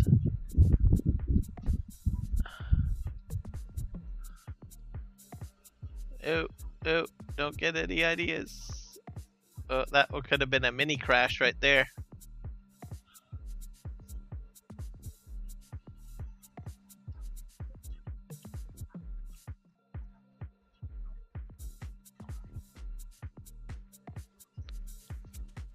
Son of a one. Yep, there you go. Guan. Yeah, son of a guan. There we go. We got another one to add to the list.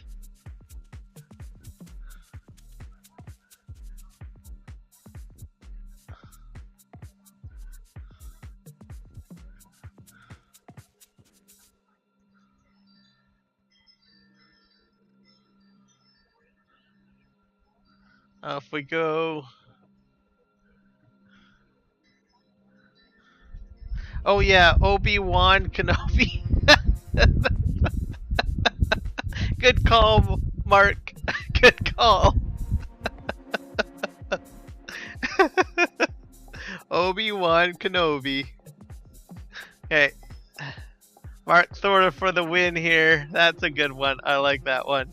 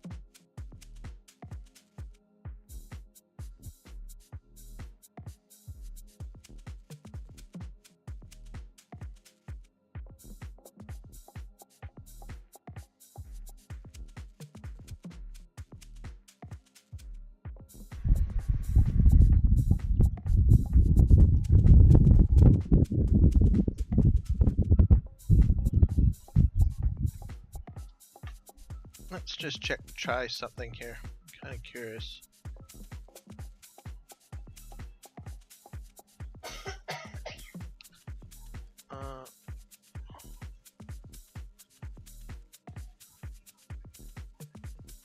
Nope. I'll just move this guy right over here because this is where he's gonna start.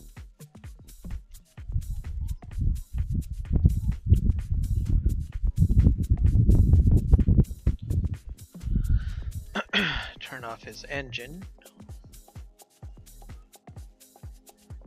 We'll finish up this guy.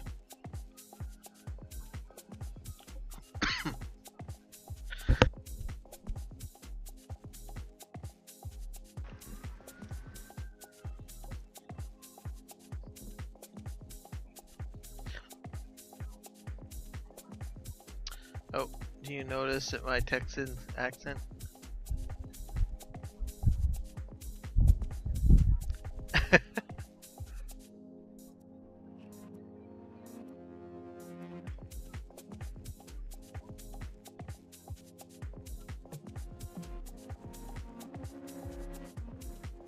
Actually, that could be kind of a little bit of a pun. Instead of saying Tex to Texan. I get that. I could see that.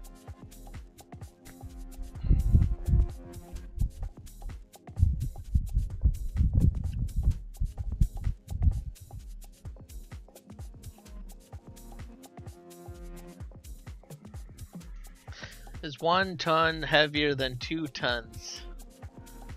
The mini answer is no. That's true.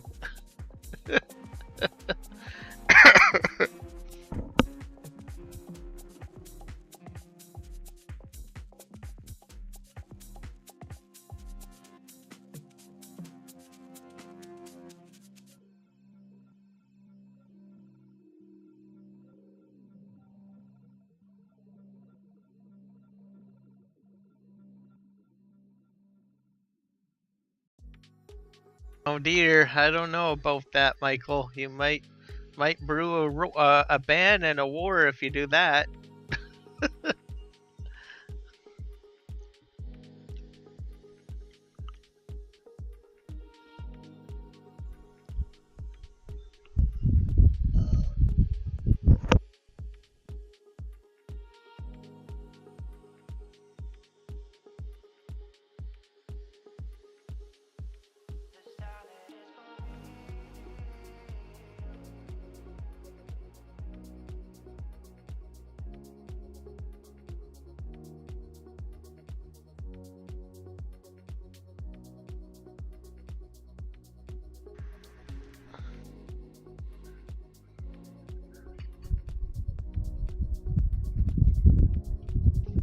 Yes.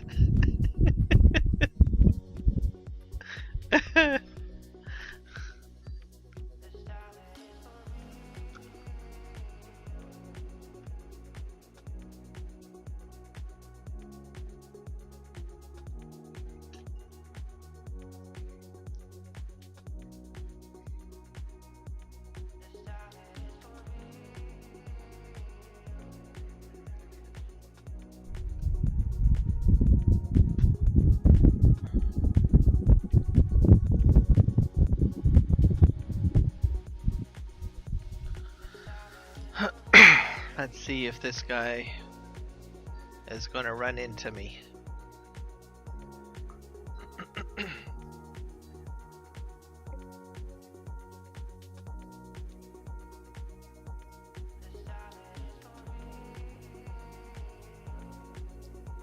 I think he's kind of stopped. He's kind of slowly creeping down the field.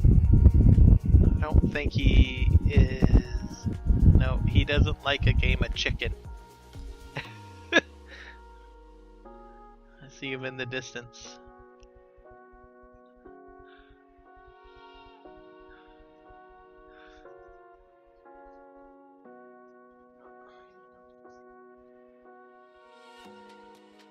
He's gonna have to turn around. I'll force him to turn around. There we go. I'll just drive on this row.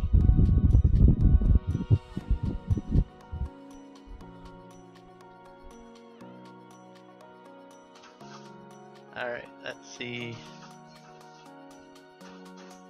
Are you gonna come? No.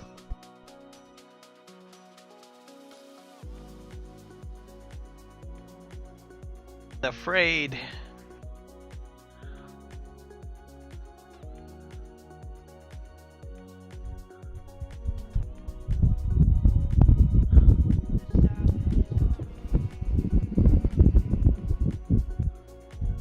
Come on.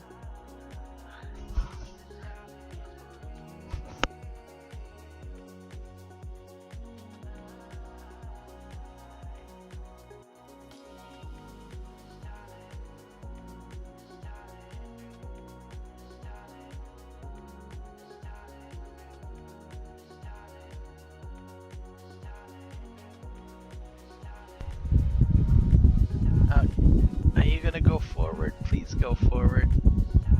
There you go. He's behaving himself now. Oh, I shouldn't have moved. Oh my god, oh wait, I'm already empty. Alright. You can go to deliver it. I'm just gonna move this guy off of the field.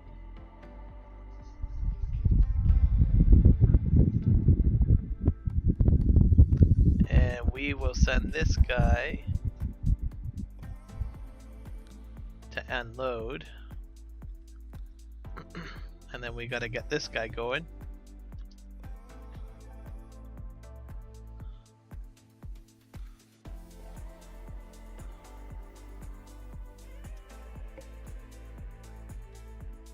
Oh, I forgot to lower the pickup.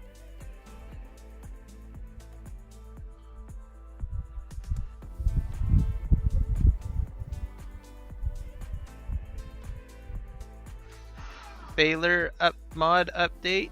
Oh, okay. What's that contain? I'm curious. That's to the mod hub, or just a generalized update?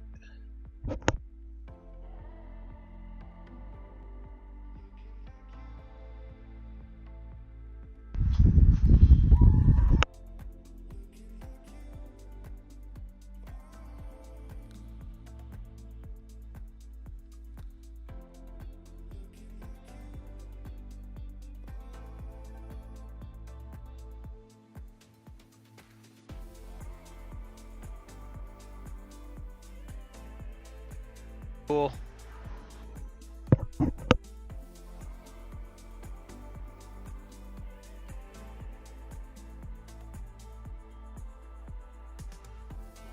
Thor makes mods, so he also has his own Discord channel if you want to join. You should throw your Discord channel link into the chat. Some people might want to pop over and say hello. He has all sorts of interesting goodies for Farming Simulator 22.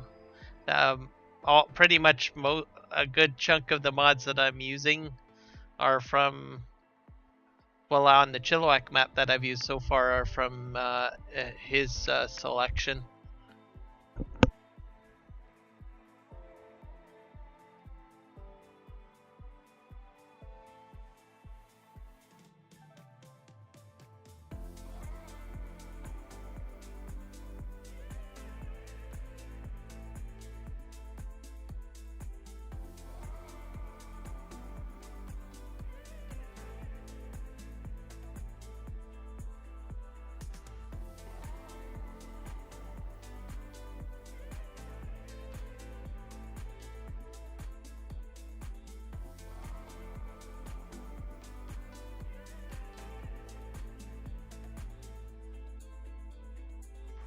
Yep, there you go, guys. You got the Discord channel link. So, and Discord is free for download. You can put it on your computer, your tablet, on your mobile phone if you want. It's a very versatile app. And then once you have the Discord set up or installed with an account, you just click on a Discord link like what Mark Thor has posted there, and you can join an entire community of people.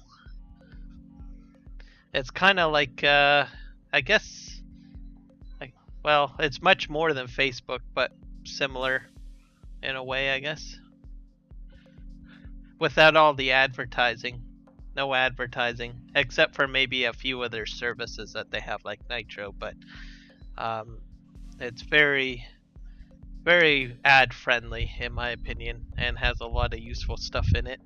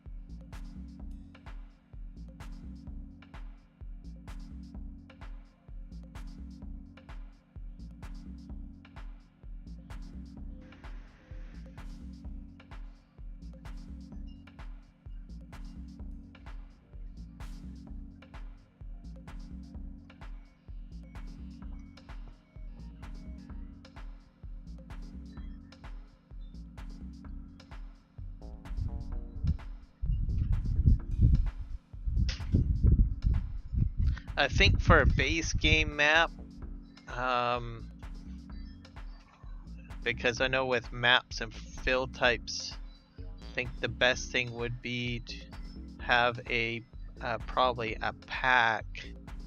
I think if it was to be done, so that you don't actually have to have a crop of peanuts, you could have like a greenhouse that grows peanuts and have that tied to the factory. That would probably be an idea.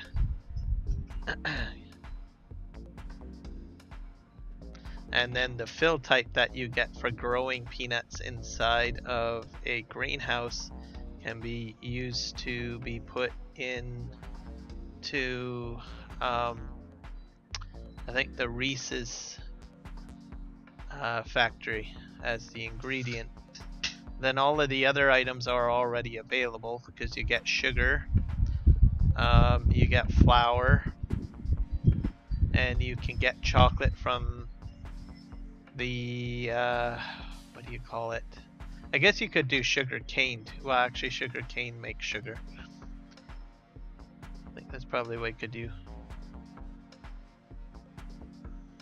Okay, let's see. I got Discord, I think, up here.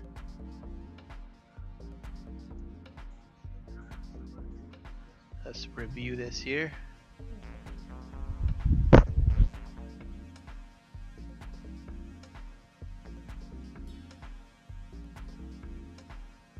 I see someone's gonna be quite happy about option number 2.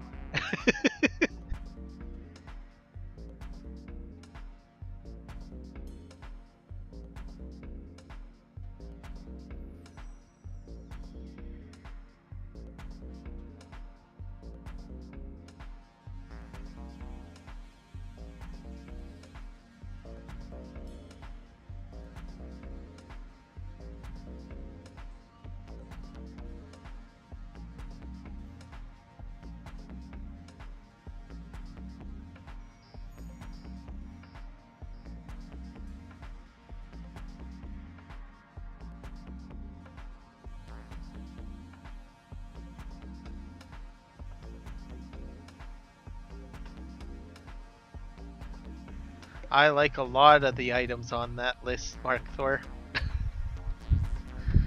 Very well done.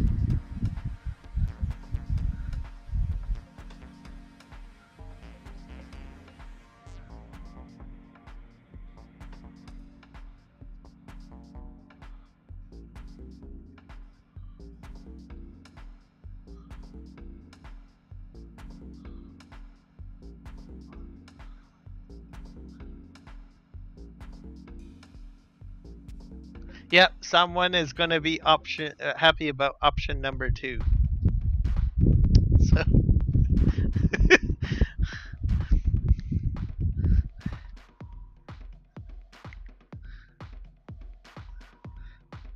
but I'm not going to say what it is because it's more impactful having the person see it. I can't wait. I get my own mini enjoyment from watching the reaction of the individual for option 2.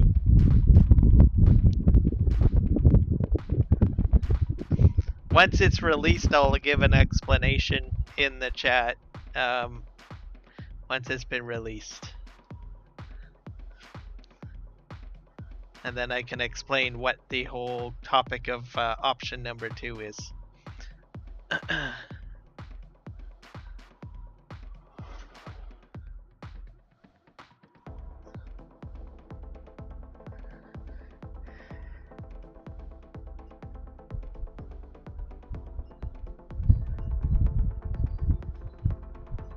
Yep, mini enjoyment all around.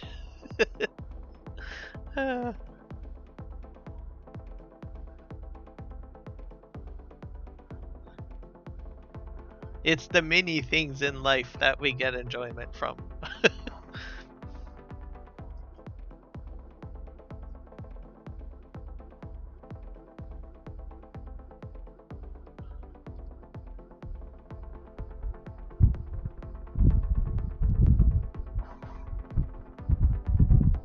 Yep, exactly.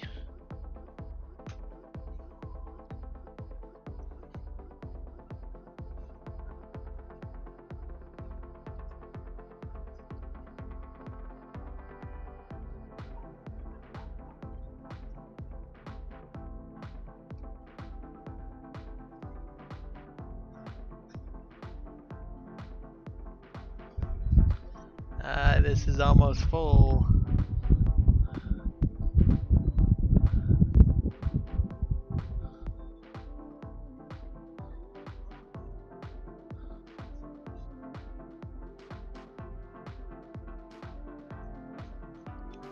%96 full.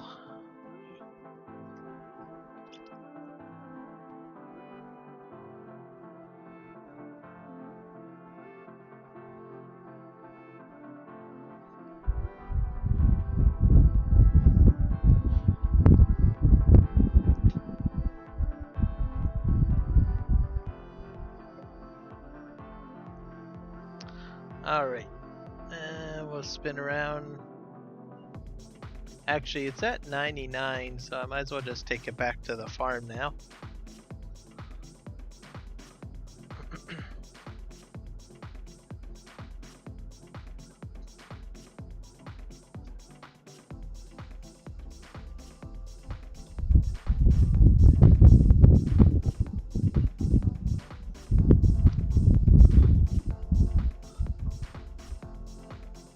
Once I cash this in, I can put in the straw production, so I will be able to get mini straw hats.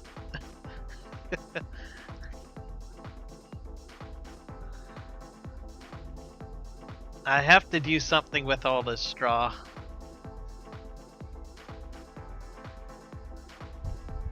It will make me a lot of money.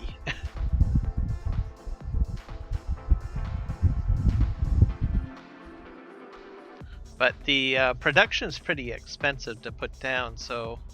But when I cash in the actual contract, I should get a fair amount of cash to cover the cost of it. Yep, it's gonna be mini straw hats. Oh boy. Nope. Oh, I was doing so good. That is not good at all.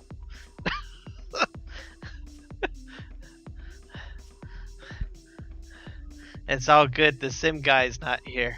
I'm pretty sure he would have commented. I'd never hear the end of it.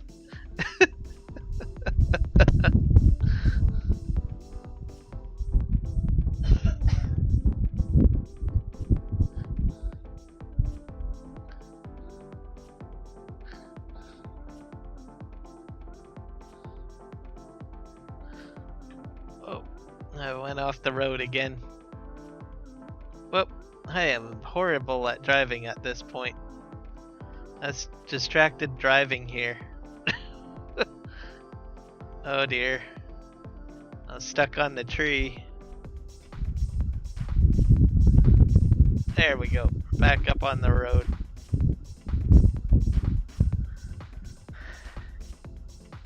Too many crashes.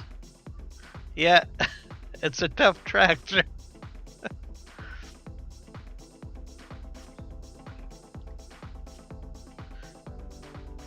I'm gonna have to fuel this guy up. He's almost on empty.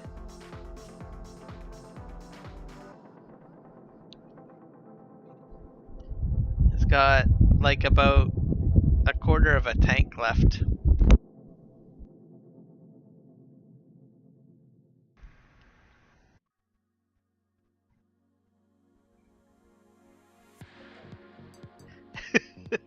Tons of crashes everywhere.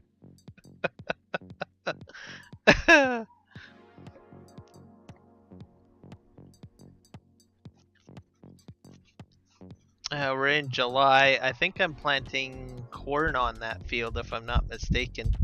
I think I'm gonna give corn a whirl. But I think I don't plant that till next year.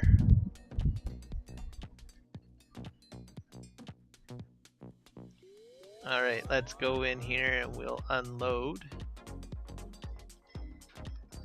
the straw. So much straw. Alright, unload. Oh.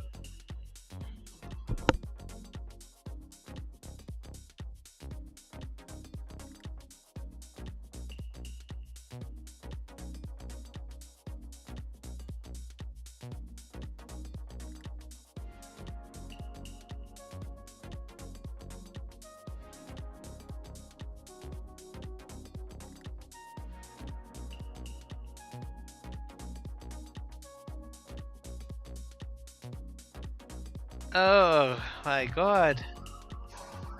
Wait a second. Why would you put Reese's cups in your pockets? Huh? Wouldn't they melt?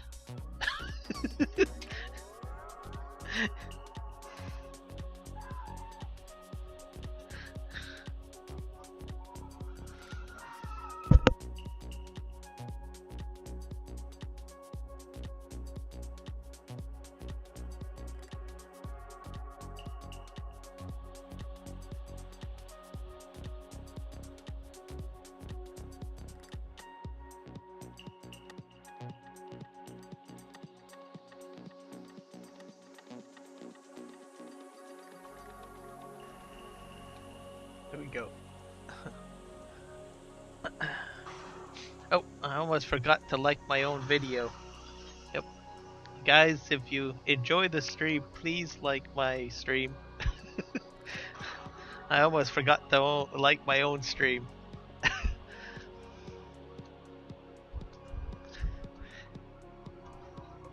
was wearing normal mini clothes,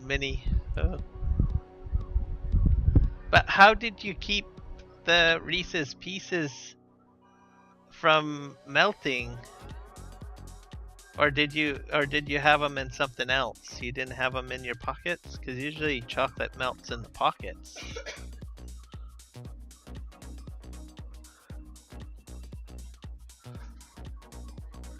Perfect, thank you.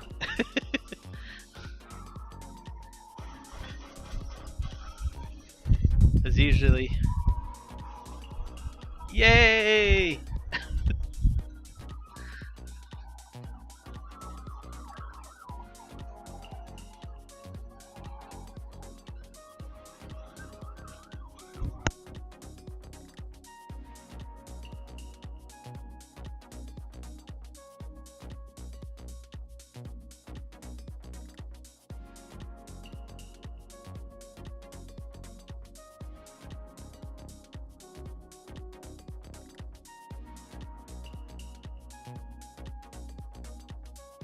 Because a lot of my chocolate usually melts when I have it in my pockets. So, which isn't that fun.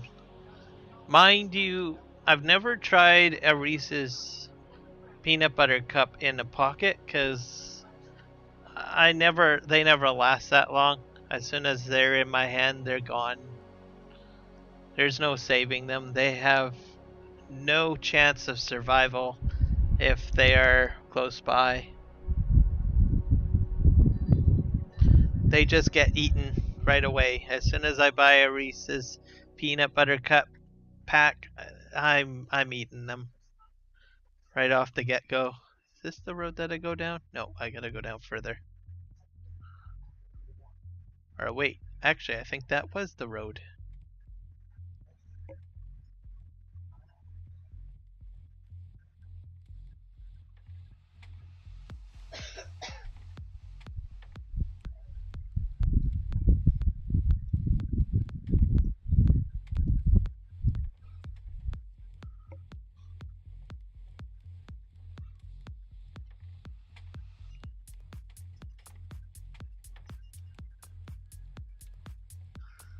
Oh.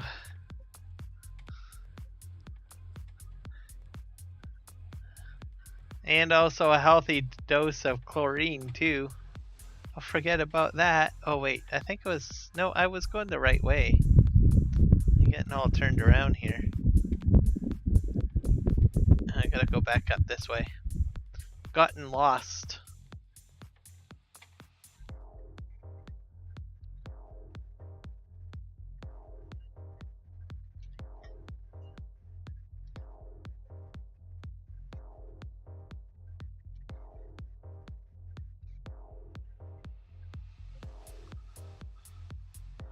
And I think it's this road here that I have to turn on. Yep.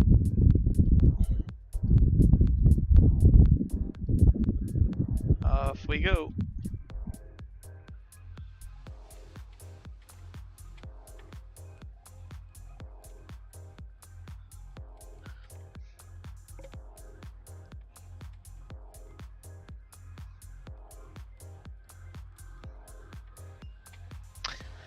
I think tomorrow I'm gonna have to get some Reese's peanut butter cups now. All this Reese's talk has kind of gotten me into a craving. Well, it's also warm, so maybe I might try to get a Reese's Pieces. Well, I can't get a, actually, maybe I can get a peanut butter cup Blizzard. I know that they do Reese's Pieces, but I don't know if they do Reese's Peanut Butter Cup Blizzard.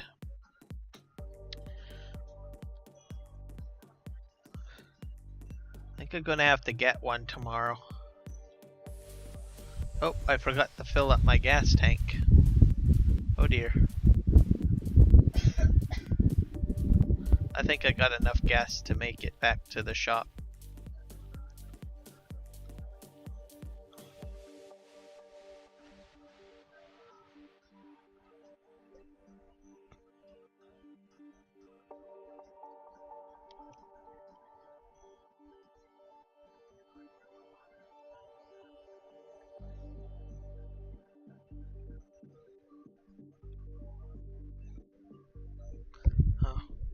But do they make a Blizzard though, out of Reese's cups? I'm not sure on that one. At Dairy Queen, I mean. Not sure if they use peanut butter cups.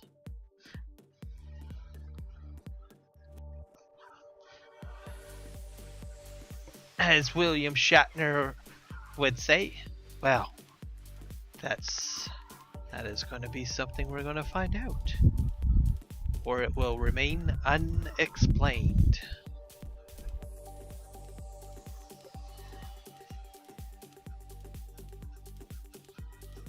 All right, we'll see you when you get back.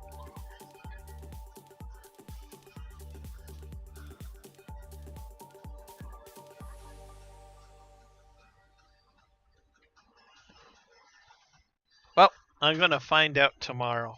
That will be one of my tasks for tomorrow. Find out if they have any Reese's peanut butter cup blizzards and try it out. See you when you get back.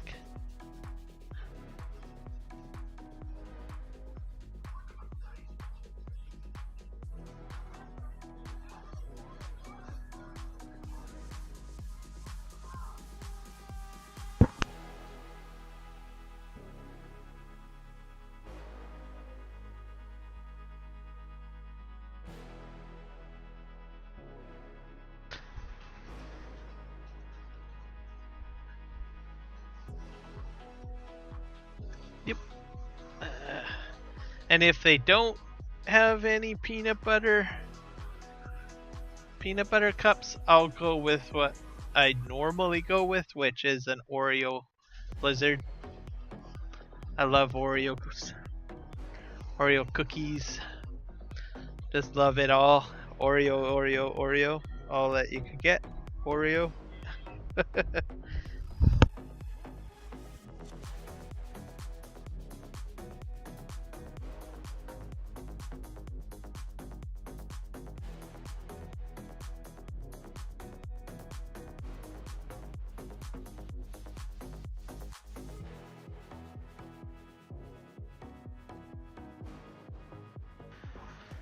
Yeah, let's see how much of the field I can get into the trailer. I'm at 29%, so should be pretty interesting here. Keep on going.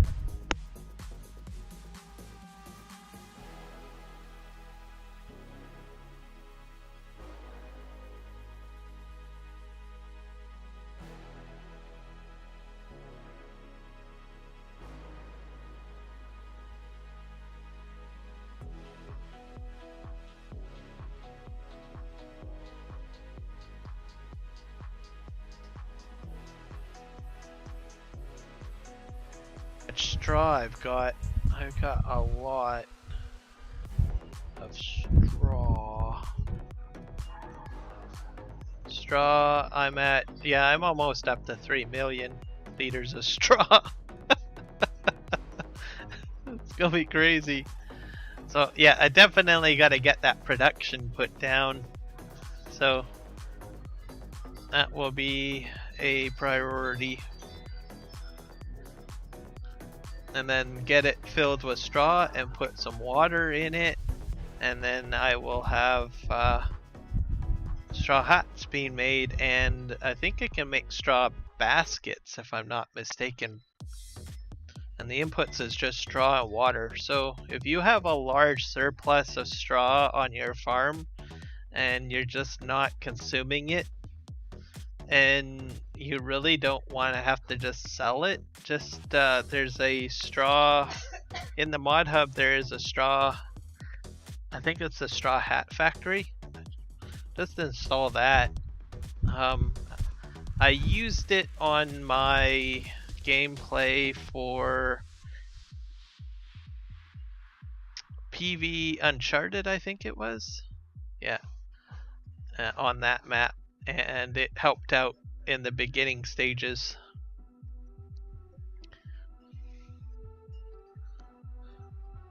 And then you can just take your excess straw and just put it in there and start making hats and baskets, and then sell them. They generally you sell the straw stuff in June, I believe. It could be June. I'll have to see once I start producing it.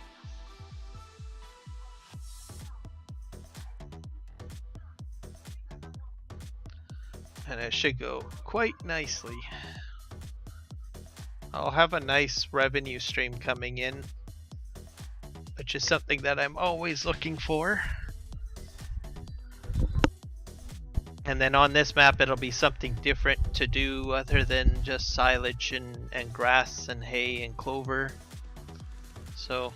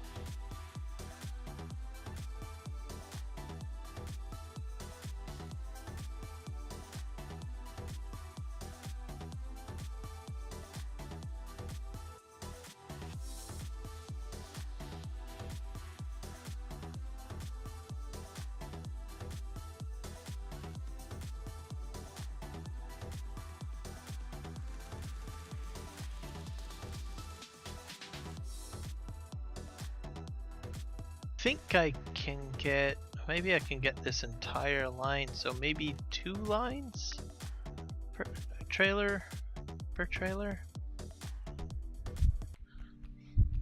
And my grand total, I think I'm going to be at about 3.5 million liters, maybe, is my guess. That's my grand total of straw.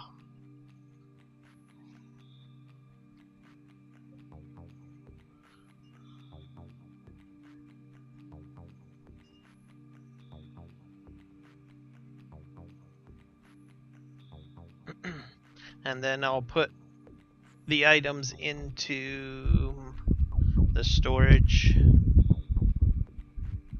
It'll take some time for them to make the straw hats and the straw baskets.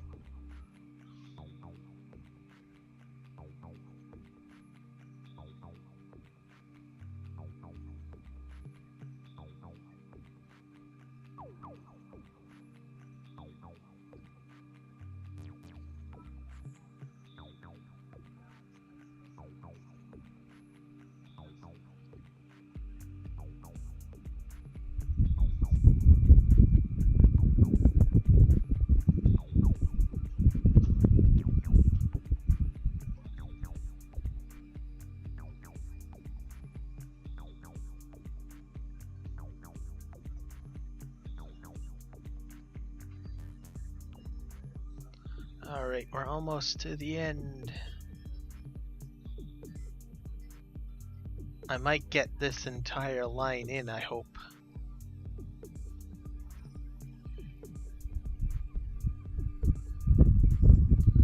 I'm at about 87%. So I think I can do it.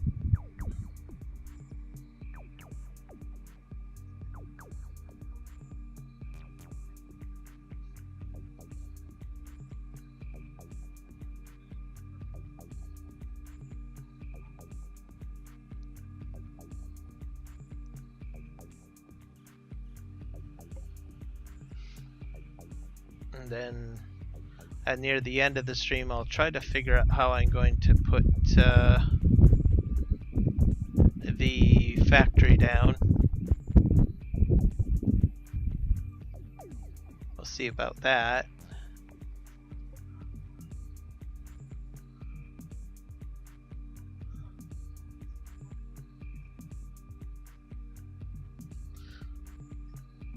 It's always hard to do building placements, because I'm always concerned that I'm going to ruin the layout, or I'm not going to like the way it looks.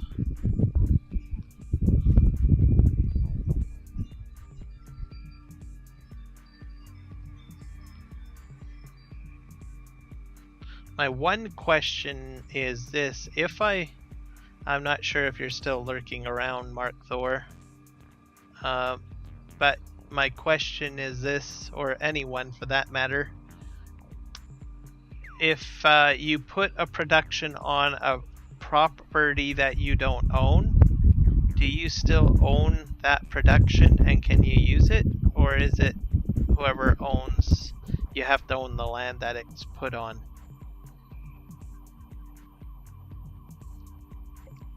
I've never tested that out. I've always put it on to my own land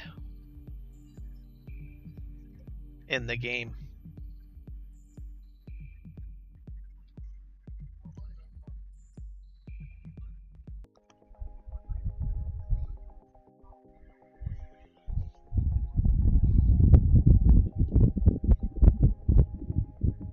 Okay, we just geared down.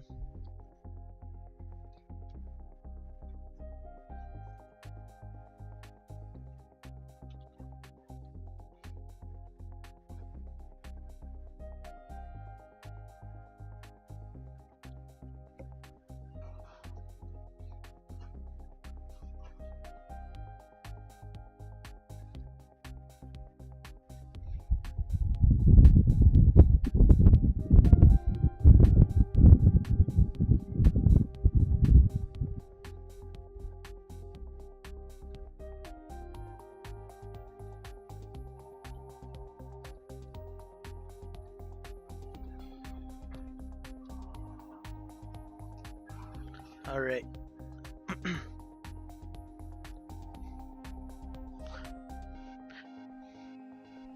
I might try to put it down on a piece of land that I don't own, maybe. I'm not too sure. Actually, I have something that... Oh, whoops. I almost fell off the road. I did go off the road. I know what I gotta do. Actually, I do have a factory... Yeah, I do have a factory that's not on my own land. Because I put one down by...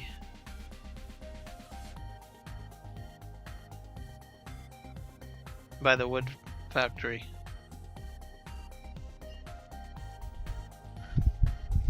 So I have to see. Uh-oh, what's going on, Milo girl? Got something exciting happening?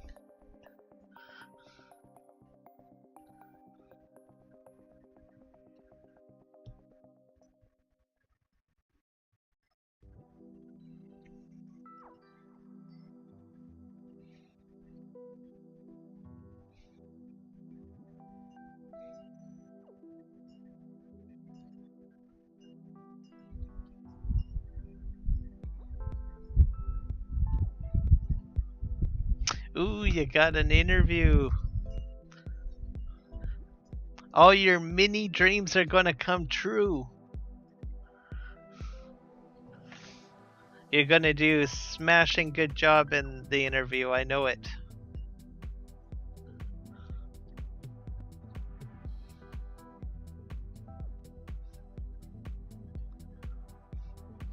And then your mini hopes and dreams will be fulfilled. And then there will be tons of mini celebrations.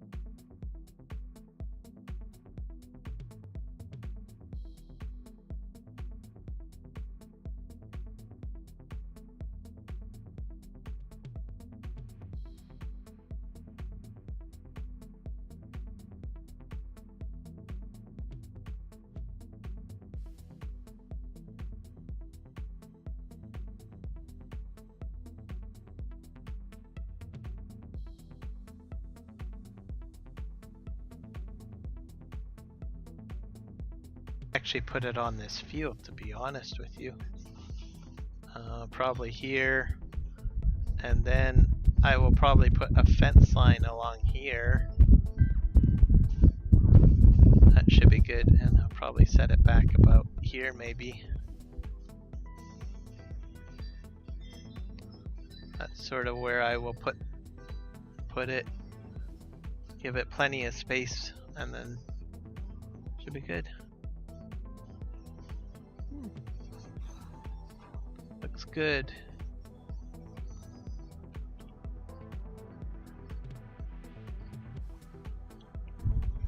That's the plan.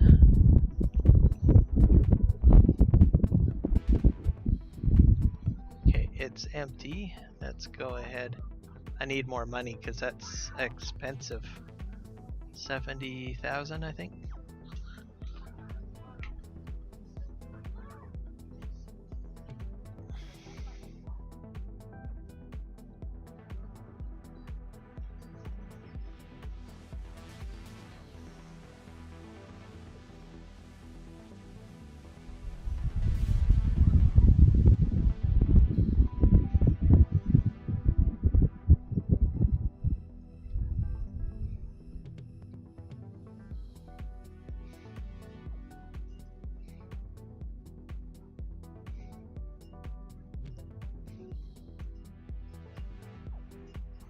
Oh, there goes the train.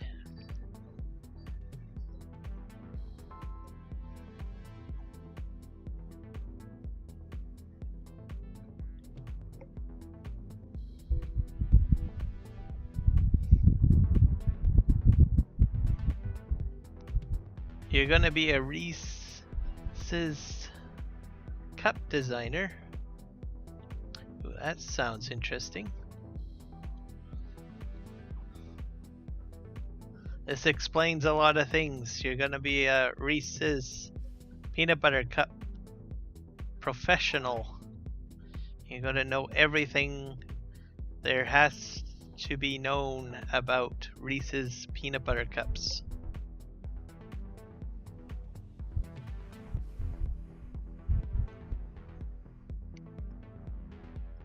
Oh, you're off to the woodlands on Saturday, Michael? That sounds like a good idea.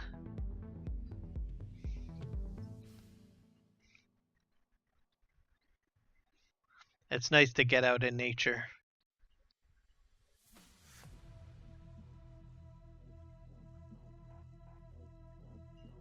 Oh, it's a city. Oh. I did not expect it to be a city. I thought it was you were going to the forest.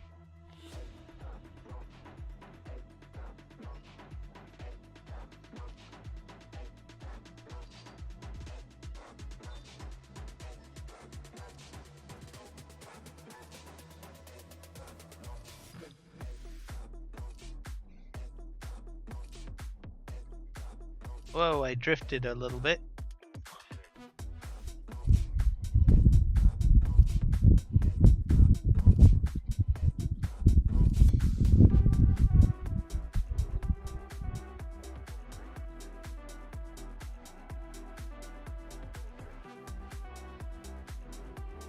Oh, I forgot to put my pickup down.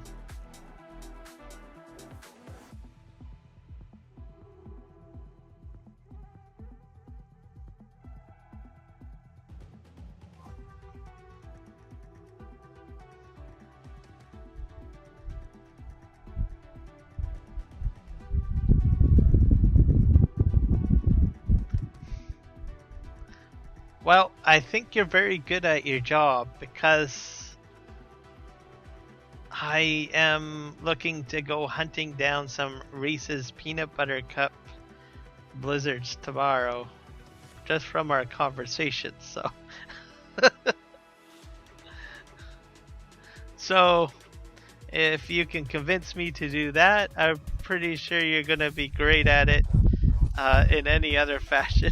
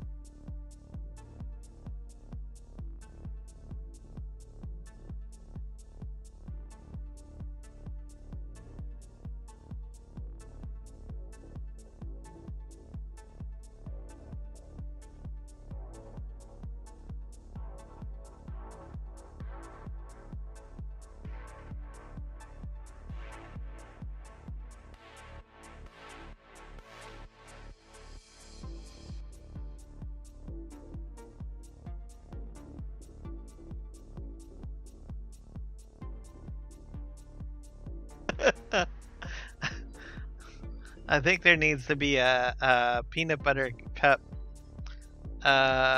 comment from Stream Elements.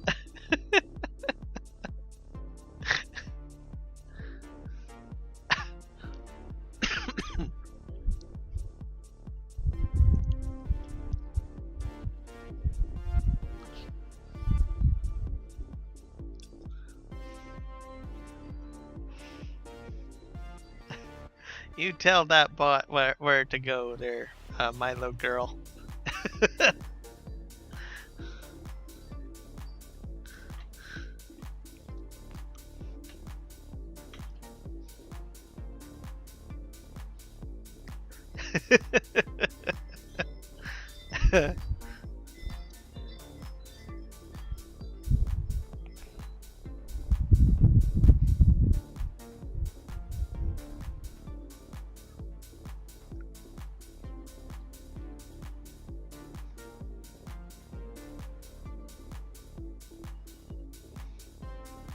Yep, let's put that mini bot in its place.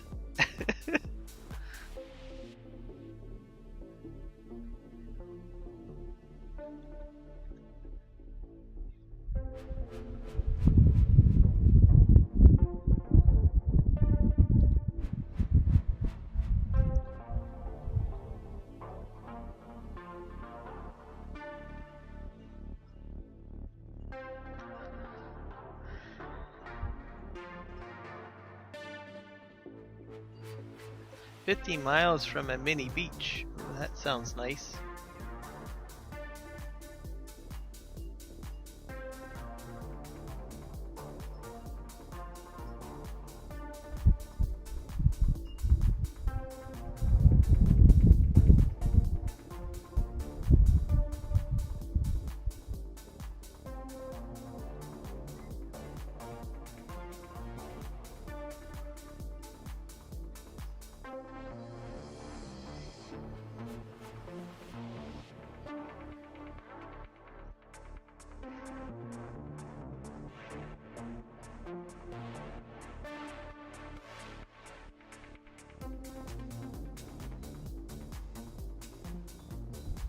Mini Juan.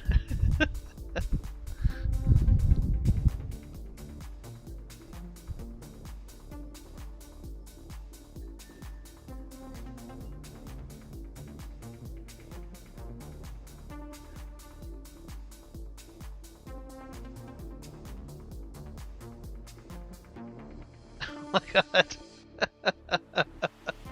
Yeah, there's the mini Juan there. At least he's set up with like a beach umbrella and a beach chair. I got a nice setup there out on the beach.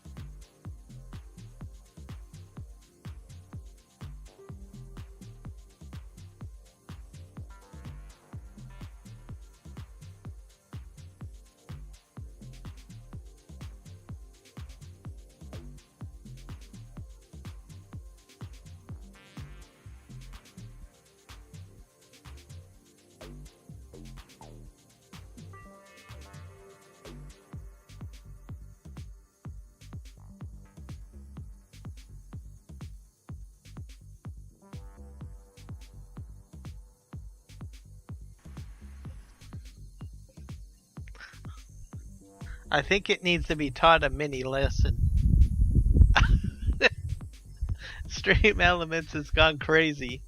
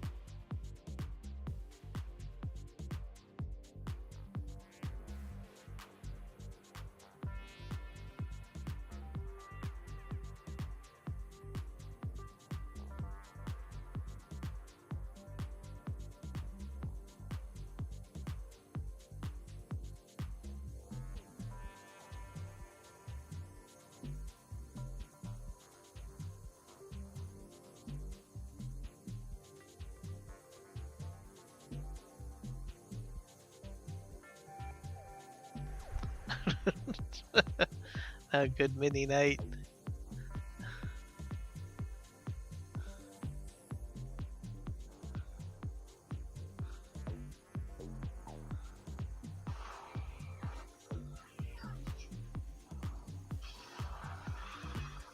Alright, at 97%. So I get about 2 rows in from the pickup.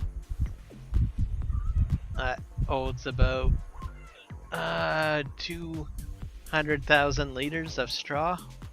So not too shabby, I have to say. I'll rush this guy back to the bar, back to storage.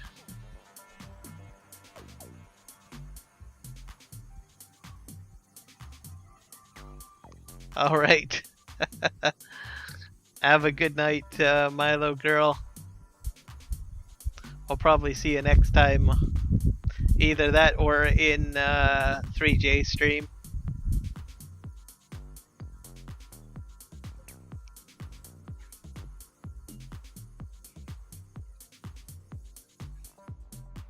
And good luck on your interview tomorrow, by the way.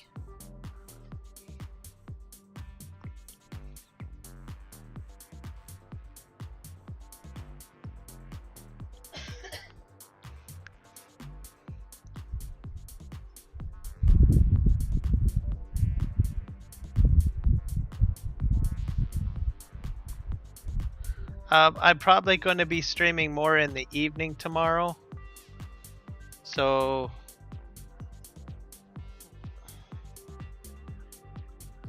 probably around 7 p.m. Pacific Standard Time. So it'll probably be more of a night stream tomorrow. It's going to be on the old stream farm, probably 19 and 22. So 2 games tomorrow.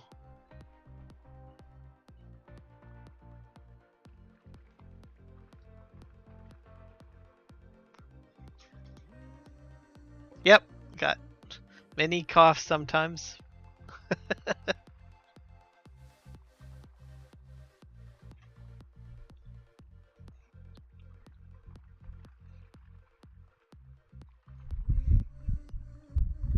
Whoops, oh, I went too far. Oh boy, this is not good. I think I'm on the wrong road too.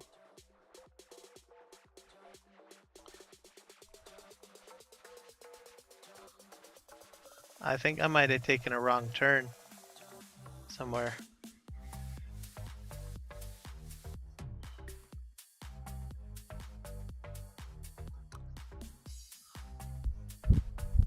Oh, I see what I did. I kept on going straight when I forgot to do my turn. Yep, a mini ghost.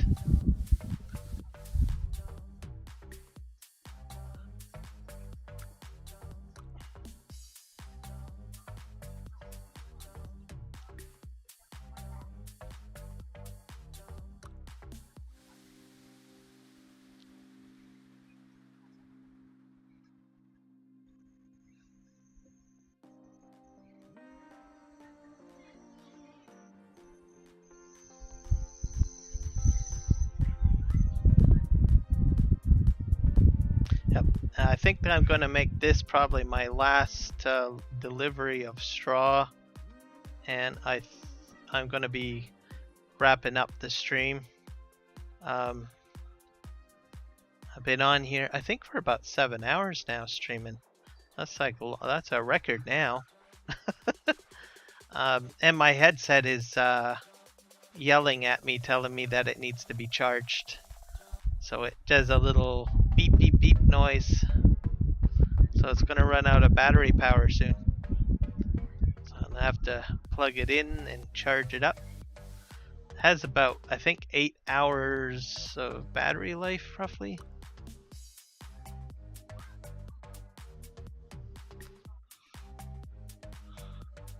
So I'll get her plugged in and should be good to go.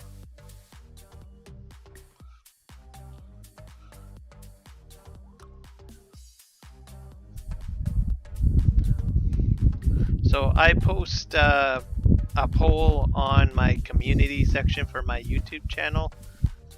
So I will be updating that after the stream.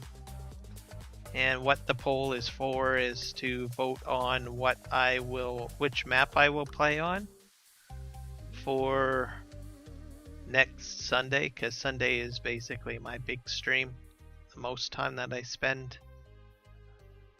in Farm Sim. So you guys can decide which map I get to play on. So I will be posting that poll in the community section of my YouTube channel, so you can check it out and put in your vote. I usually put about 5 maps in there: Chilliwack, the old valley, the old farm, Western Australia, No Man's Land, and the Oaks.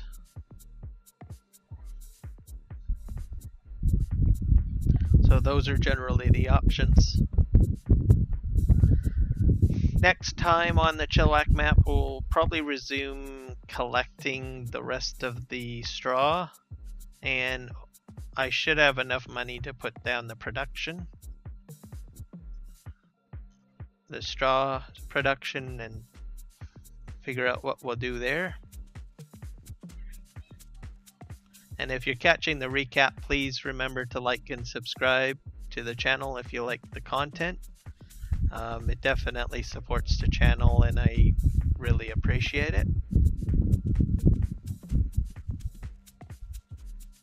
I think I'm going to just park this guy right here for now. And that should be it. So thank you everybody, and I hope you guys have a wonderful evening, day, morning, or afternoon, wherever you may be in the world. And take care.